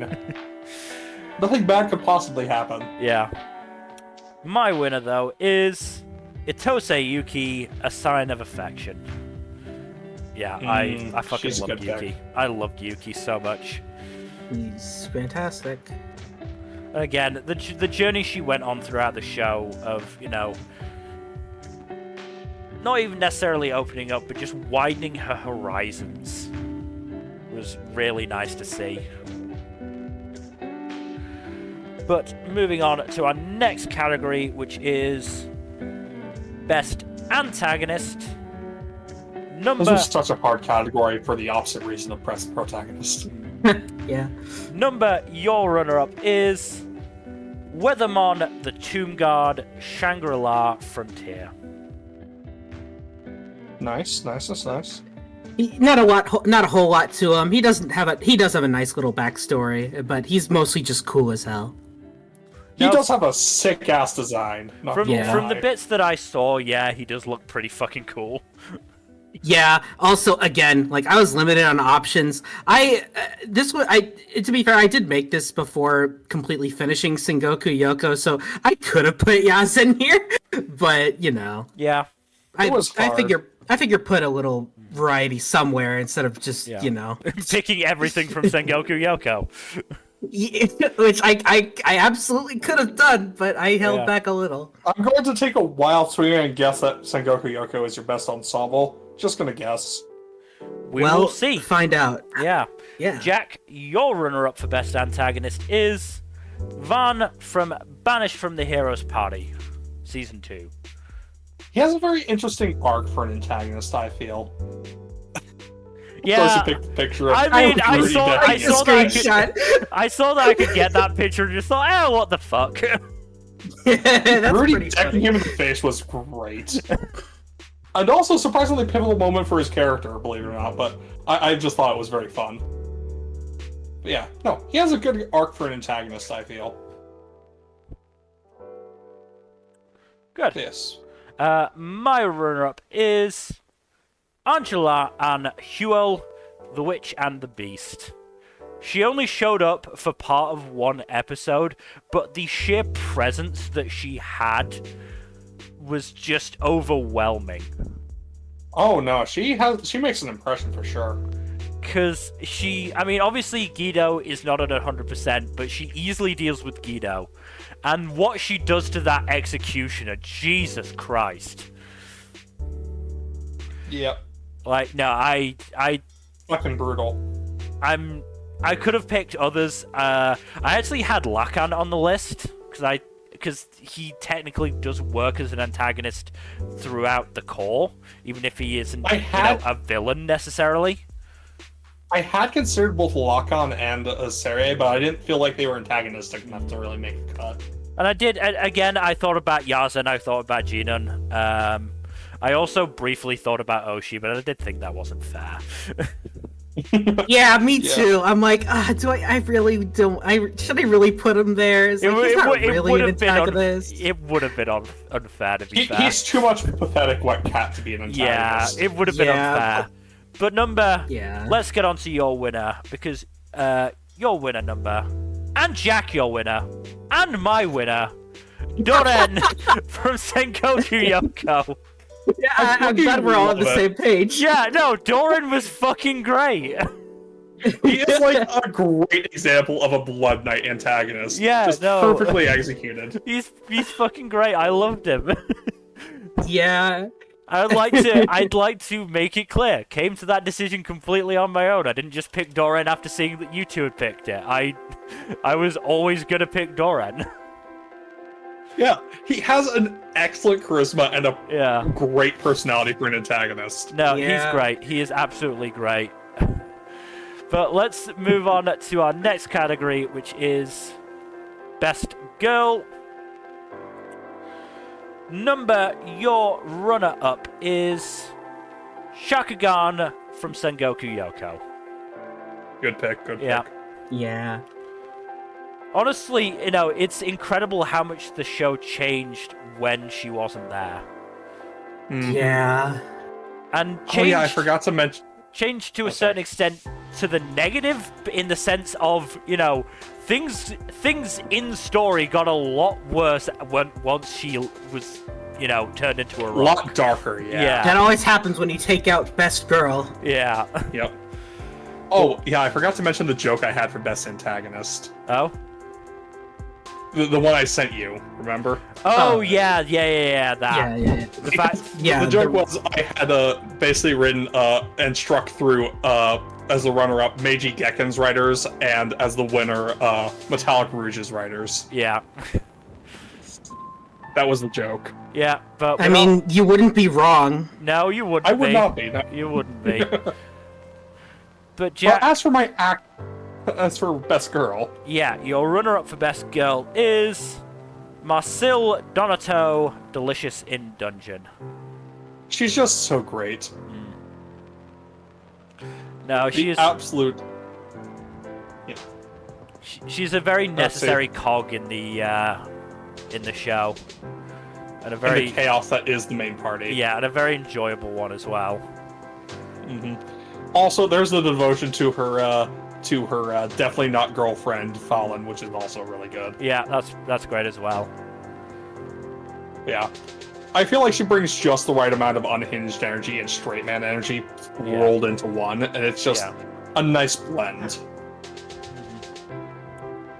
My runner-up though is Fujishiro Rin, A Sign of Affection. She's best wing woman. She is a great wing woman. Deserved. Yeah. Like, everything she did in that show was either for the benefit of her relationship or for the benefit of Yuki's relationship. Just absolute class act. Yeah. Nmbr, your winner, and Jack, your winner, Shocker. Itose Yuki, A Sign of Affection. Yeah, I mean... She is absolutely precious. She's 3 for 3 for us, so there's not much that can be said otherwise. She's great. hmm My winner, though, it is actually another Best Protagonist pick that I shifted into Best Girl, because it is Guido from The Witch and the Beast. Guido's a fun choice. Yeah. Guido's also a very odd relationship with gender is interesting. Yeah, it's simpler at this point just to call her a girl for now. I've mostly been using she/they pronouns for Guido. Yeah. It's hard. It's very hard to delineate otherwise. I mean, Guido doesn't really give a shit. It's the Guido thing. really doesn't give a shit. Guido's the type of person to say my pronouns are fuck and you. Yeah. But let's move on to Best Boy. Nmbr, your runner-up is Bravern from Brave Bang Bravern. I'm shocked. Shocked, I say. He truly is best boy. I mean, I could have put Smith here because they're technically the same character, Yeah. but I mean, Bravern's just Smith, just a lot more unhinged and a lot goofier. So Yeah. Well, speaking of unhinged, Jack, your runner-up is Usato Ken, The Wrong Way to Use Healing Magic. Usato is great. Yeah. He's not as unhinged as my winner, but he's still great. No, he's very good. As I said, he's been very entertaining. A really strong lead for the show. Mm-hmm. Oh, absolutely. And he has just a very strong, pure heart, which is also just wonderful. Yeah. My runner-up is Ashaf, The Witch and the Beast. Look, that fit really gets me. And like he's a very interesting character, and I do just, and again, he brings the calmness that to oppose Guido's chaos, which really helps the show as well. So yeah, I like Ashaf. But your winner is Nagi Itsuomi, A Sign of Affection. Good choice. Yeah, no, he's a very good boy. A best boy for a best girl. Yeah, no, absolutely right. Absolutely right. They're a great match. Jack, your winner is Senshi from Delicious in Dungeon. Man's been sweeping Tumblr polls for a reason. Yeah, I'm gonna be honest, the only reason I didn't pick him is because I knew one of you would have picked him. I mean, you are correct, but still. Senshi is great. I was absolutely sure that you would already have been picked, and so I was like, it means I can pick somebody else. Yeah, also, his voice, both in the sub and the dub, is fantastic. No, Sungwon Cho is fantastic job. Especially, especially during the Red Dragon fight, because he gives it his all in that one, and it's great. Oh, yeah. Great blend of determination, fear, panic. Yeah. All the emotions. No, it's really great. On a similar line as you, though, Jack, my winner is Chilchuk Tim's Delicious and Fucking knew it.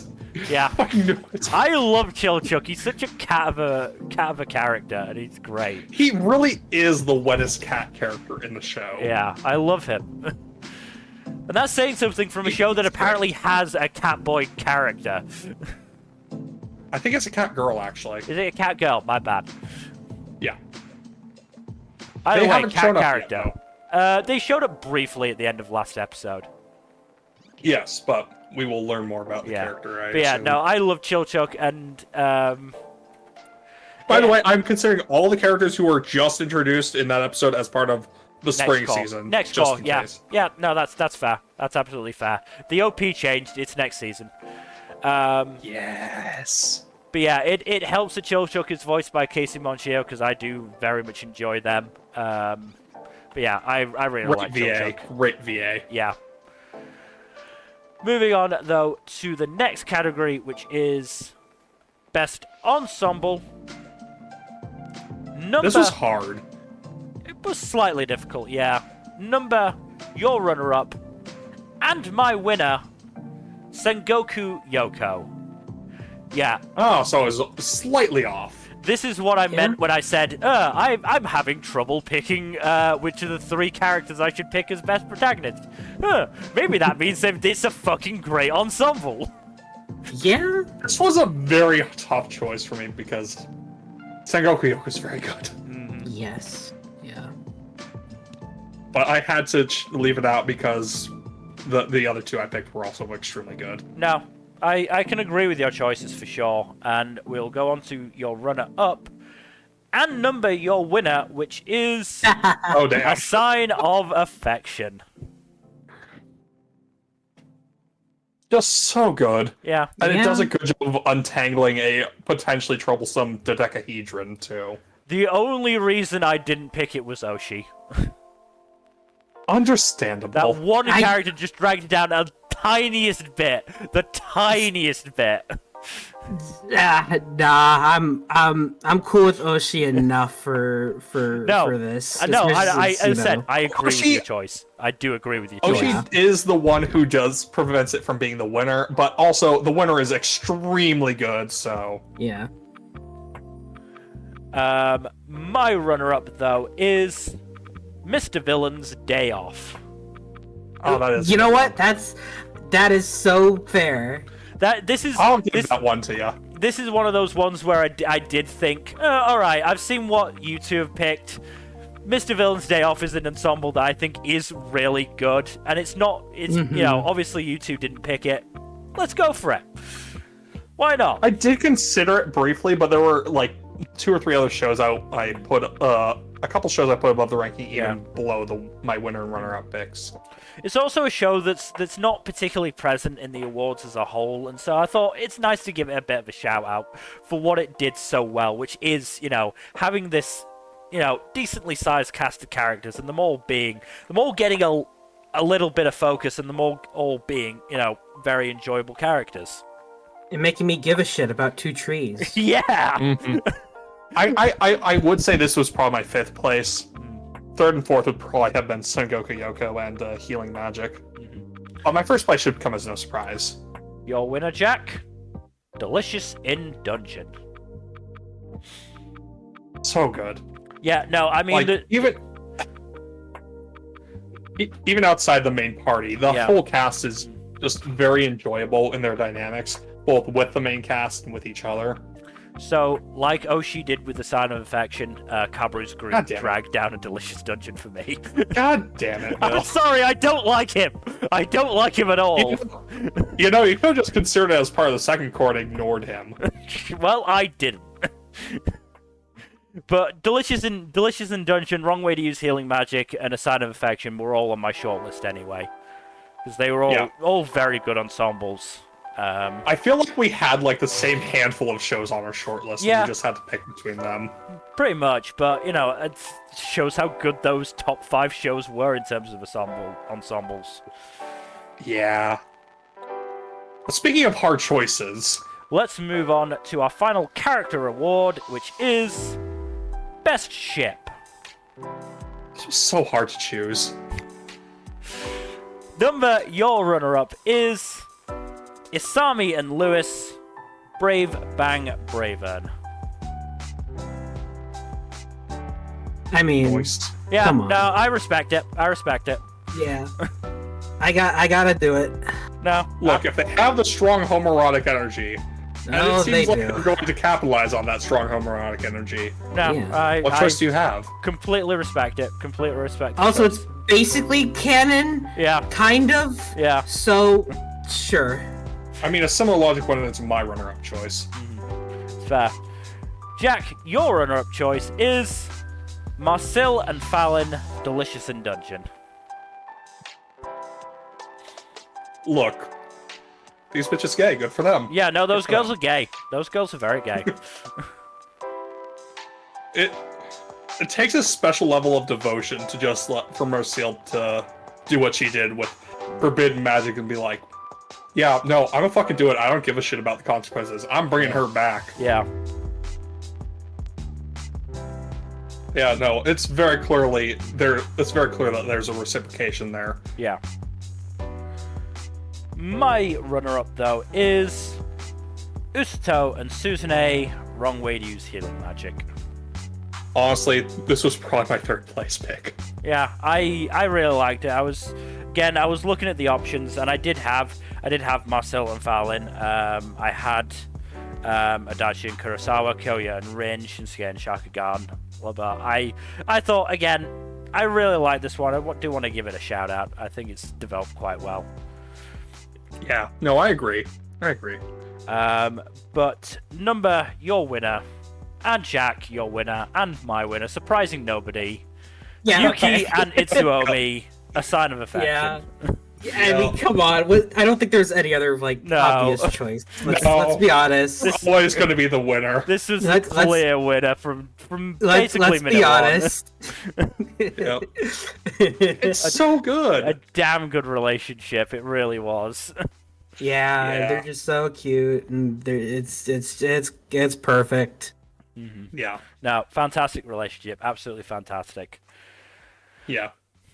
Let's move on to the first of the awards with animated images. It is Best Opening.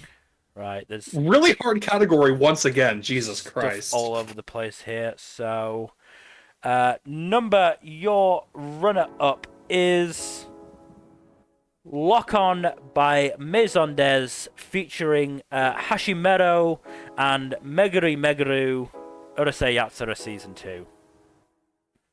It is insane that this opening is as good as it is. Yeah, it flows so well, and it just there's so many references. It's just so well made. There are a lot of potential choices here, but after rewatching all of them, I had to be this one for me personally. It says a lot that I like this opening as much as I did, and it still didn't even make my top 10. Wow, top 10 openings overall? Jesus.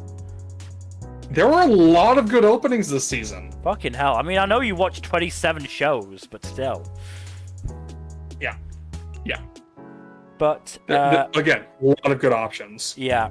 Jack, your runner-up, and my winner, Bokuwa by Atarayo, The Dangers in My Heart Season 2. Yeah, this has been the front runner for me the entire season. This would have been the front runner for me if not for one other show in particular. Yeah, I think we all know what that one is. Yeah. It's just such a good OP, though. No, this is really good. And here's the thing, like in other OPs, I will get a little or I'll dislike it when like sort of a more stoic character like Kyo is dancing in the OP, because I feel like it doesn't fit the character. But let's be honest, Kyo would do anything for Hana. Also, their dancing is fucking adorable. No, it's great. It's really great. I was actually hoping that we'd actually get to see some of it in the show. Yeah, I do feel like it would be a bit too out of character for it to actually pop up in the show, but it works in the OP. Whatever. I would have accepted it. That's fair. But my runner-up is Hibana by Mindarin, Sengoku Youko. That was probably my third. This was probably my number 3. Like this opening is so the good. music in particular is just absolutely gorgeous. And if you wait, giant face. I'm gonna be honest, I was torn between picking this or Apothecary Diaries Core 2, and then I rewatched Sengoku Yoko's and saw the giant face again. After having, I watched, as I always do, I watched all the OPs to sort of, rank them and figure out which ones I wanted to pick. And when I watched Sengoku Yoko's, I'd forgotten about the face again, and I burst out laughing again. And then when I saw it the second time through, I was like, okay, yeah, the faces drag Sengoku Youko just a little bit above Apothecary Diaries here. The fucking face. Yeah. He's on there for like a split second, and it's so funny. It's just a flash, and it's just a flash of that hair. He's like, hey, how's it going? It's so great. It's so great. But surprising nobody. Nmbr, your winner. Jack, your winner. Yep. Rouge by Hiroshi Kitadani, One Piece. I believe it's pronounced Asu. There isn't an A in it. Yeah, Asu. Oh, right, okay. Whatever. But yeah, no, this OP is fucking fantastic. Yeah. I do love the montage of the combat square-offs right here with yeah. No, look. And I also do. Yeah. There is a point that I recorded this. I got the recording of this OP back at the start of the season because I knew it would be popping up here. I hate when you're right. I mean, there's like 5 different sequences within the OP that are fucking phenomenal. Yeah. There's a bit with all the different characters like bloodied and stumbling forward. Yeah. And there's the bit with the clashes. There's a bit with all the outfits changing. It's just so good. No, it's great. It's absolutely fantastic. I do want to give shout-outs to other OPs like Apothecary Diaries, as you mentioned, Frieren, Shangri-La Frontier, Sign of Affection, Delicious Dungeon, and honestly, Witch and the Beast and kind of Metallic Rouge. Also, the solo leveling. Soul Leveling did have a pretty good OP too. It's just very pretty, and that song's a banger. Okay, the one I the one I specifically wanna shout out because it has no right being in a show that is so mediocre. High Cards. Yes. Yes. Yes. Yes. High Cards opening is far too good for its show. I mean, I could say the same about Metallic Rouge, honestly. Yeah. That opening is like really good and much better than the show itself. Oh yeah, Bravern's OP is also very fun. Yeah. No, I every time I watched High Cards opening, and I did watch it a fair few times, I was like, this is too good for this show. God damn it, I hate this. It's so good. It's so cool. iCard in general just had much better music than it deserved. Yeah. But moving Yeah, on. lots of good OPs this season. Yeah. And EDs, speaking of. Moving on to the next category, which is, of course, Best Ending. Let me just make sure. Okay, yep. Your runner-up is Request by Kraga, Solo Leveling. Not bad, not bad. Yeah, I just love the visuals and the music for this. It's really different and very unique. It just stands out. Yeah, the visuals Really are definitely understandable. really interesting. Yeah. I mean, Honestly, this ED probably has more substance than the entire show itself. Yeah. I mean, yeah, I showed the I started the clip off with the image of the creepily realistic phone for a reason. Yeah. Yeah, just let That's this run just out. good ED. Yeah, no, it did look like a good ED. Jack, your runner-up is Snowspring by Chokyu Mei, A Sign of Affection. I was torn between like 5 different EDs for my runner-up, if I'm being honest. And almost all of them had watercolor style animation. Yeah. Which is just like, look, I have a thing for watercolor spreads in the ED, and it really works here. Also, I find it very cute that they had previews for the next episode in the EDs. Yeah. Yeah. This one's really good too. No, it is good. And the song is really nice too. Yeah. Yeah, other ones I was considering were Wrong Way to Use Healing Magic and Seventh Time Loop in particular were also ones I was considering strongly for this. Well, it's good that you say that, because my runner-up is Kianai by the Binary, Seventh Time Loop. It's a good one. The art is gorgeous. Like I said, I mentioned it when we were talking about the show. I really like the ED, and I like what it, the what if that it gives. I was suspecting it would be up here when you mentioned it, yeah. Yeah. I just that shot of Risha and Arnold like doing homework at the same table is just really cute. Like, It is. I would absolutely. Also, they make it cute too. I would absolutely read an AU where they were childhood friends. Oh my god, they were childhood friends. I absolutely would. And maybe that would help with their romantic chemistry a bit. Maybe. I'm just letting... Yeah, it's run out now. So, Nmbr, your winner. And Jack, your winner. Oh god damn it. Yuyami no Uta by Keiko, and as you said, Nmbr, arranged by Kagiura. What was the full name again? Sorry. Yuki Kagiura, Sengoku Youko. Oh, this is Yuki Kajiura? No shit. Yeah, No so wonder this is One of the sort songs of... so fucking good. Yeah, so this is kind of a reunion because the singer and the composer were both parts of Calafina, which has since disbanded, but I miss them very much, so there is a little bit of bias in my pick here, but Look. also I just love it. No, the song is really good. The song is very, very good. That explains Calafina, that explains the vibe I got from the ED. I fucking love Calafina's songs. Yeah, me too. I miss them so much. Bring them back, damn it. Yeah, no, good shit. No, Good shit. Sengoku Youko was third for me. It was third. So what's the first then? My winner, oh boy, I've fucked myself over a little bit with this, but let's say it anyway. My winner is Koisteru Jibun Sura Aisaru Nda by Kohana Lam, The Dangers in My Heart Season 2. I honestly considered this one, but I also thought it would be cheating because it was basically the second half of the first ED. Don't care. That's the only reason I didn't pick it for winner or runner-up. Same with the Frieren, honestly. I just Well, besides Sengoku Youko. I just love the flashes through the journey that they made. I honestly appreciate how anthemic the song becomes as it progresses, too. Yeah.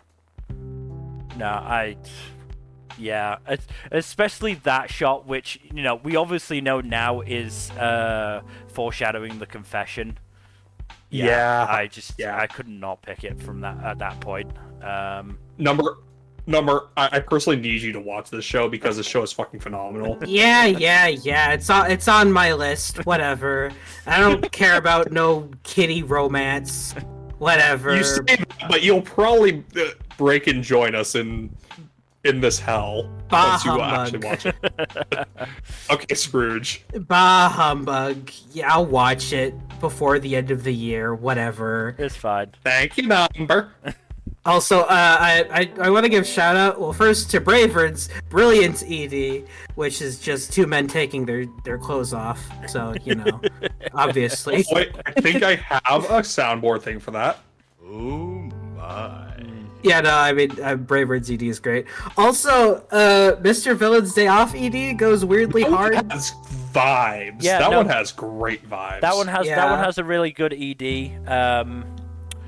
Honestly, the OP for that one has good vibes too. Yeah, it's weird. It feels like they're switched around. Yeah, it really does. Energy-wise, yeah. And in some episodes, they were switched around. Yeah. I did mention Frieren's ED, which is, I know it's the second half of the first ED, but still, it's good. I mean, it was so good that they used it again, so. Yeah, and Metallic Rouge also had the good ED, much better than the show deserved. Mm-hmm. Yeah. I'll also shout out Delicious in Dungeon and Apothecary Diaries, both had very good EDs.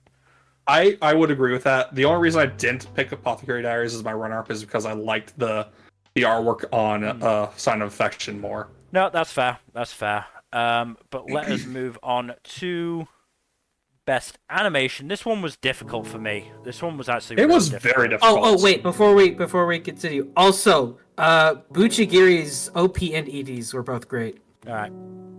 Yeah, moving on to Best Animation again. So, Nmbr, your runner-up, and Jack, your winner.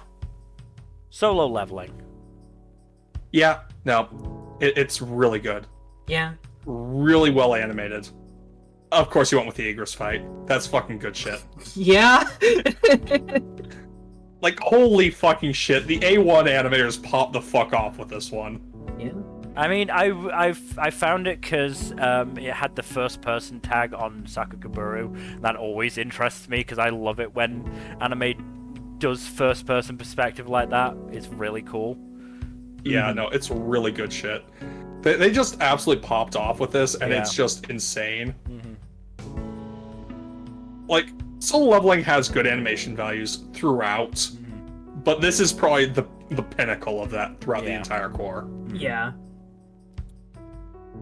Just letting this run out. Okay, there we go. If this was a more character-focused fight, it would have been a nominee for me, but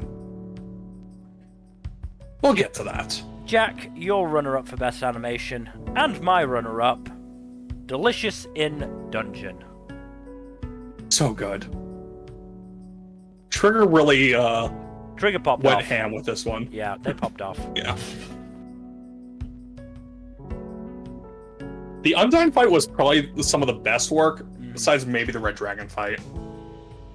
This was definitely the peak, but it just had a consistently high bar of animation throughout. Oh yeah, no, it was never bad, Yeah. but this is like some of the best. Oh no, absolutely. Like some of the most noticeable. I don't know who the director was that worked on it, but I'm fairly sure it's like a particularly like famous director with a particular style. Yeah, this is the most stylized I think the animation gets in Yeah. the show. Mm-hmm. Yeah, no, Marcel is fucking great in this clip too.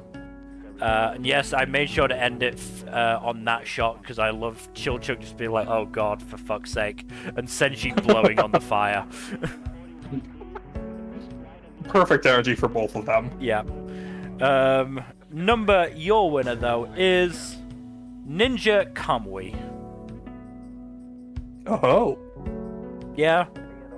Yeah. As we I said, mean- it's Park just fucking blasting off, just like yeah. Look, the dude worked on Jujutsu Kaisen. I'm not surprised. Yeah. Yeah, it's just it goes hard. What can I say? It goes Yeah, hard. No, it really does. It really, really does. Just gonna let. I'm this very interested play to see your best fight nominees number. out. Mhm. I mean, they're not as shocking as you might believe. But I'm so interested. Just let this run out. Okay. My winner. I am cheating, but I honestly didn't have that many options, and I really wanted to just get this out into the open air. Apothecary Diaries. That is kind of cheap. There is a reason I did not mention Frieren or Apothecary Diaries in these. I'm mostly It's doing fine. it. I'm mostly Options doing were it a for little the dance. limited. I'm mostly doing so- it for the dance. That is completely fair. But yeah, Yeah. I did have limited options. I could have picked Sengoku Youko, but I just felt like the bar that it set wasn't generally high enough. Sengoku Youko had a lot better still art than it did animation. Yeah. Mm-hmm. Again, I thought about Sign of Affection, but again, the bar was mostly sort of good rather than great. And there are other shows that we will not mention on this list because they were not very well animated. No. Also, Metallic Rouge had good animation that was better than it deserved. Yep. There was a lot about Metallic Rouge that was better than it deserved to be. Yeah, The voice acting too. yeah. Moving on. Oh yeah, I forgot to mention. This is kind of like I should have mentioned this earlier. The dub for Metallic Rouge's last episode still isn't up for whatever reason. Yeah. Huh. Yeah. Funny. That was part And of I the don't know why. that was part of the reason I also chose not to watch Metallic Rouge. It was like even the dub seems to be giving up on it a bit. Yeah, I don't know, man. But yeah, moving on. We're just taking pot shots at Metallic Rouge all the way through this. Yes, Great. because I'm upset. Yeah. It I upset don't me. blame you. I need to lash out a little bit. Moving on though to our last category with clips in them, which is best fight. This has nobody has picked the same fight as anybody else, so don't worry about that for this one. Interesting. Did make it a bit of a pain in the balls to get them though. Sorry. Not sorry. Sorry. But Nmbr, your runner-up is Jinwoo versus Igris the Blood Red, solo leveling, episode 11. I agree with you on the character thing, but this fight just went so hard that I'm like, nah, fuck it, I gotta put it there. I initially wasn't even going to, but I'm like, it just looks so good. I like it too much, you know? I get it. Again, But- I was considering this one for runner-up, but Yeah. and the only reason I didn't was because of like the lack of character stuff. Yeah, again, my options were a bit limited as well, so it's, I don't know. Completely fair. Yeah. Yeah, no, I mean, from what I saw of it, it looked very good.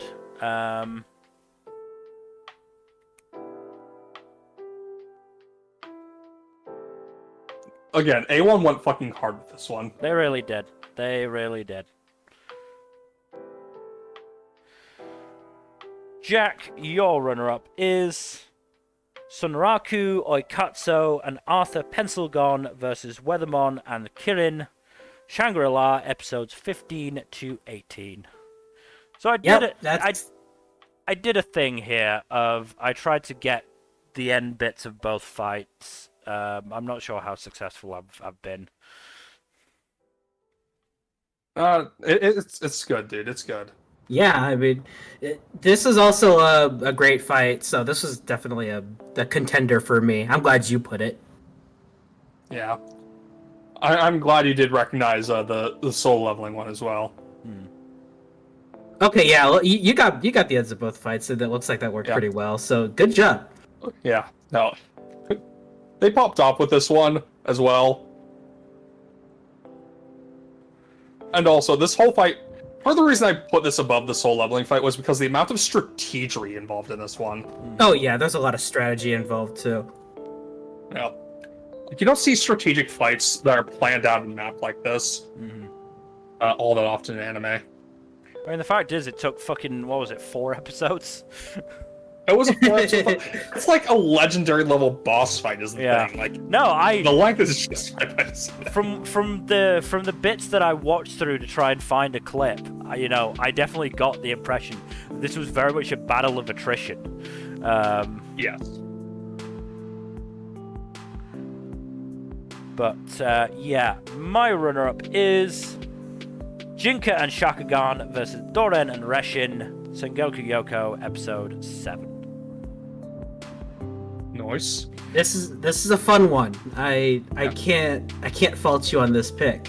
There are like 3 or 4 really good Sengoku Youko fights that could have made it here, honestly. Yeah. Yeah, absolutely. I mean, so I'm glad at least one did. The main reason this one came out ahead of other fights on my list was even though when I watched it I laughed through it because of the giant face, is the emotional aspect of it. Yeah. Like, it's very good. I'm gonna be honest, I was very tempted to pick Mama versus Lakan. I would be okay with that. Very clever choice. I was yeah. I was close to picking it, and then it went. I've already cheated for one of them, and I know I've got enough good fights that I can pick a good runner-up anyway. So yeah. Because yeah, I did have plenty of options, which is a rarity, I feel like, for some seasons. But moving on to winners, Nmbr, your winner is Higan versus the Delivery Driver Ninjas, Ninja Kamui, episode 2. I think you would pick something from Ninja Kamui. Yeah, of course. The fucking delivery drivers were secretly ninjas, and they just ambushed, and the fight takes place in this restaurant, and it's so cool. It looked cool. I mean, when I was watching this clip, I was like, why is the guy just drinking in the middle of the fight? Oh, he's blowing out fire. Yeah, I love how it uses the environment, too. Like, he drinks that so he can use fire. It's so good. No, it's really good. Ninja Kamui has a lot of great fights like this, but this is just the one that, in my opinion, is probably the most fun. So... Honestly, I want to watch it. It's just on a really shit streaming service for me. Yeah, I can't blame you. Because it's on Channel 4's streaming service for me, and they are the worst streaming service I have ever been on. Yeah, I get it. I can't blame you at all. I will still see if I can give it a try. Yeah. I recommend it if you can, but I understand if you don't, because I hate dealing with shitty streaming services. Yeah. Jack, your winner, though, is Frieren and Fern versus Frieren's clone, Frieren, episode 25 to 26. Yeah, this fight's good, too. Look at this shit! Yeah. I mean, from what I know, it's probably Frieren going all out for the first time in the entire show. Because she is facing herself, basically. Yeah, again, this is her popping off with shit that she probably has only ever used against the Demon King outside of this. And again, this is insane shit. There's also the strategy element of it that I'm sure is really fucking great. There is, and also this is basically like one of the capstones of Fern's development, because it's showing like she can almost hold her own against Frieren, Yeah. but she still needs help, even despite that. Yeah. Also, this is before she starts summoning black holes, which is insane.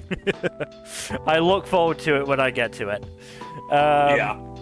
My winner, though, is The Party versus the Red Dragon, Delicious in Dungeon, episode 11. Good pick. Yeah. This was always gonna be my winner. Because again, the strategy element of it was really good, the animation was really good, and just some of the comedic moments were fucking amazing. The fact that they said, right, this is where we're living now, under the Red Dragon's crotch. You know, something like Shilchuk saying, no, I'm not gonna fight the Red Dragon, and then doing this, putting himself in harm's way for his friends. Yeah. But also his... And landing a good blow, too. Yeah, landing a really great blow, and his complete disgust about fucking Elias' sword. Yep. But yeah, I really like this fight. And yeah, It's very good. end with the bonk. Moving on to our penultimate category, though. Best sequel. I may have cheated with this one, but I'm unapologetic with it. Number, your runner-up. And Jack, your runner-up. Bottom tier character, Tomozaki-kun, Season 2. It's so good. Yeah, it's. I mean, I don't think there's any better praise than I decided to read the light novels after this. So, you know. Yeah. Generally a good sign for a show. Yeah. My runner-up is Apothecary Diaries. Yeah, I know I nominated it last season, but my only other choice was High Card, and fuck that shit. Understandable. I would rather leave it blank. That's fair. I didn't pick Apothecary Diaries or Frieren specifically because of redundancy, especially because both of those were like my winner and runner-up for both fall anime and anime of the year last year. Yeah, if it were split core, then I probably would have, but it wasn't, and like we just had them last season, so I'm like, eh. I mean, redundancy there. A tiny bit of cowardice on your part, Jack, because you didn't want to have it contend with your winner, but whatever. Maybe so, be that as it may. I can't blame you for the decision, because I wouldn't want to make that decision. But number, your winner is Urusei Yatsura Season 2. Not a bad pick. Yeah, just the best of this season just blew me away. So no, from what you've said, I can understand it, but pretty clear winners for Jack and myself, because it is yeah. The Dangers in My Heart Season 2. I do boring. Again, what else was I gonna pick? High Card? Yes. Yeah.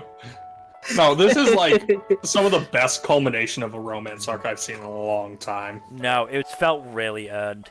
I also find it interesting that our winners for best sequel are both high dive shows. Yeah, Huh. it's wild. Yeah. Just high dive. kinda interesting. Good job. Good job with those shows, High Dive. Good job. Yeah, Yeah. they get some winners. Yeah.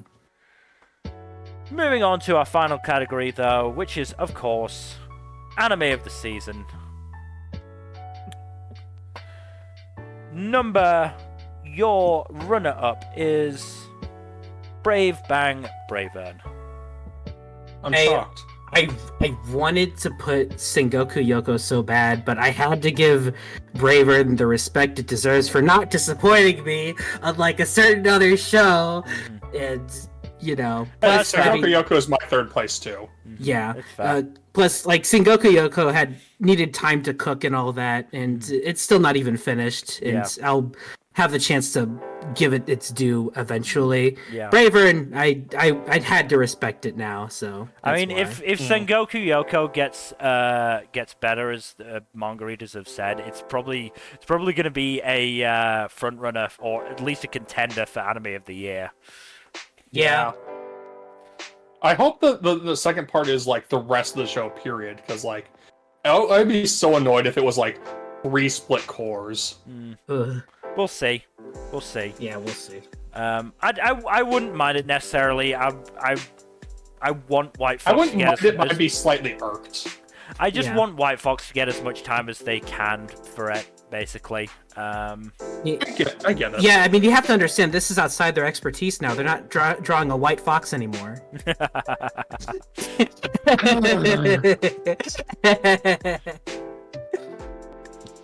But, Jack, your runner-up, messing things up because Nmbr, your winner, and my winner, A Sign of Affection. Yeah. Good stuff. Good stuff. Yeah. You ruined the order. You couldn't have picked A Sign of Affection for winner. Yeah. No, because my winner was always going to be the show that I picked for a winner. I can't blame you for your winner at all, which we'll get to. But yeah, Sign of Affection, absolutely fantastic, absolutely stupendous show. Yes. One of the best romances I've seen in a while, honestly. Yeah. No, this is probably reached like my top tier of romances. It's Absolutely. Yeah, I think so too.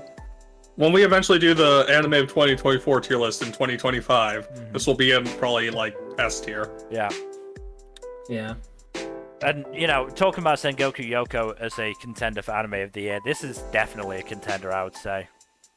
Yeah, absolutely. I would say so. I mean, obviously early in the year, but, you know, I can definitely see this being up there at the end of the year.